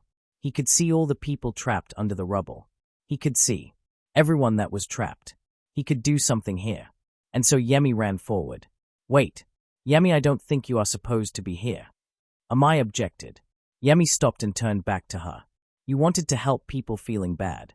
So let's do that. Amai looked hesitant but ceased her objection, and so Yemi moved forward, with her slowly following him from a distance. 13 noticed the two children approaching them, and called out to them. Hey, kids. You. Can't wait. You're one of Midoriya's kids. Huh. Aizawa noticed Yami and looked at him confused. What are you doing here? There. Yami pointed at one of the collapsed buildings. One there. And there. And there. What's he doing? Death Arms asked. Wait, his quirk. You can see the people through the rubble, can't you? Aizawa said, recalling what he knew about Yami's quirk. Yami nodded. Aizawa paused for a moment, before picking Yami up. Point out where the people are. Everyone, let's get the operation underway. Wait, Eraserhead, you can't seriously think of using a kid to help us? Death Arms asked. Him. We're low on manpower, people's lives are in danger, and he can help without putting himself in danger, Aizawa said in a rushed tone. If he wants to help, I say let him. Listen to the Justice Hobo, Yami said. Aizawa's eyebrow twitched when a few other heroes tried to keep themselves from laughing. After hearing that, yeah, guys, the Justice Hobo's right. Let the kid help. Mako snickered. We don't have much of a choice. 13 said. Kid, show us where they are. XXXXXXXXXX. Izuku felt like he was going to explode from sheer frustration. Ever since he'd read Yami's note about him leaving to see the city for the day, he'd nearly fainted. Unlike many of the other kids, Yami didn't have the inherent ability to defend himself, having to rely on his grim, and he obviously didn't take any of them with him, because he would have heard about it on the news by now. Yami could make a grim to defend himself if need be, but that would take a small amount of time, long enough that a villain could take advantage of it and hurt, kidnap, or kill him. So he immediately dispatched Shoji, Gyro, and Koda to find him, all three of them specializing in finding people. Still, that was only 3 people to cover the entire city. He wanted to send more or go out and look for him himself, but he just started walking again. He was in no condition to go on a citywide search, and he still needed the others to look after the remaining children. And so all he could do right now was sitting at his desk, hoping Yami would return. Ding. That was until now. Izuku took out his phone and saw that it was a text from Nami, with a link to a video, with message under it saying lose something. Immediately Izuku pressed on it, hoping that it was information on Yami's whereabouts. And he was absolutely correct. Breaking news. Said a newswoman from HNN, a disastrous villain attack unfolded. Today, as Rikia Yotsubashi, a former member of the Yakuza, broke out of prison today after obtaining a dose of the drug, Trigger, and went on a rampage, attacking and injuring many pro-heroes before eventually being subdued by Mako. The battle left a horrendous amount of collateral damage, with people trapped under collapsed buildings and rubble, and not enough heroes around to find all of them quickly enough. Fortunately, 2 little heroes stepped up to plate. The video then showed pictures of Amai and Yami. These 2 are known as Yami Midoriya and Amai Nagai. The woman identified. Midoriya's quirk involves the ability to see people's emotions, even through solid objects. Nagai's quirk is called Mood Candy. It creates a candy that tastes like how she's feeling when she created them. Midoriya was used to help search for people hidden under the rubble and debris, while Nagai gave all the people still conscious candy to help calm them down and brighten their moods after this horrific event. Izuku felt a surge of pride bubble up in him, and a small smile came to his face. But he had to focus on the video, try and figure out where Yami was. These 2 assisted the heroes in their rescue, before leaving to go elsewhere. But this reporter would just like to say, well done kids. Damn it, Izuku muttered. While the video didn't tell him where Yami was at the moment, it did tell him where he was. All he had to do was figure out where this was and when it happened, and he could get a good idea of the area they were in, and then tell the 3 he sent to find him. Izuku was going to find his son. And then, well, he figure it out, but for now, he needed to find him.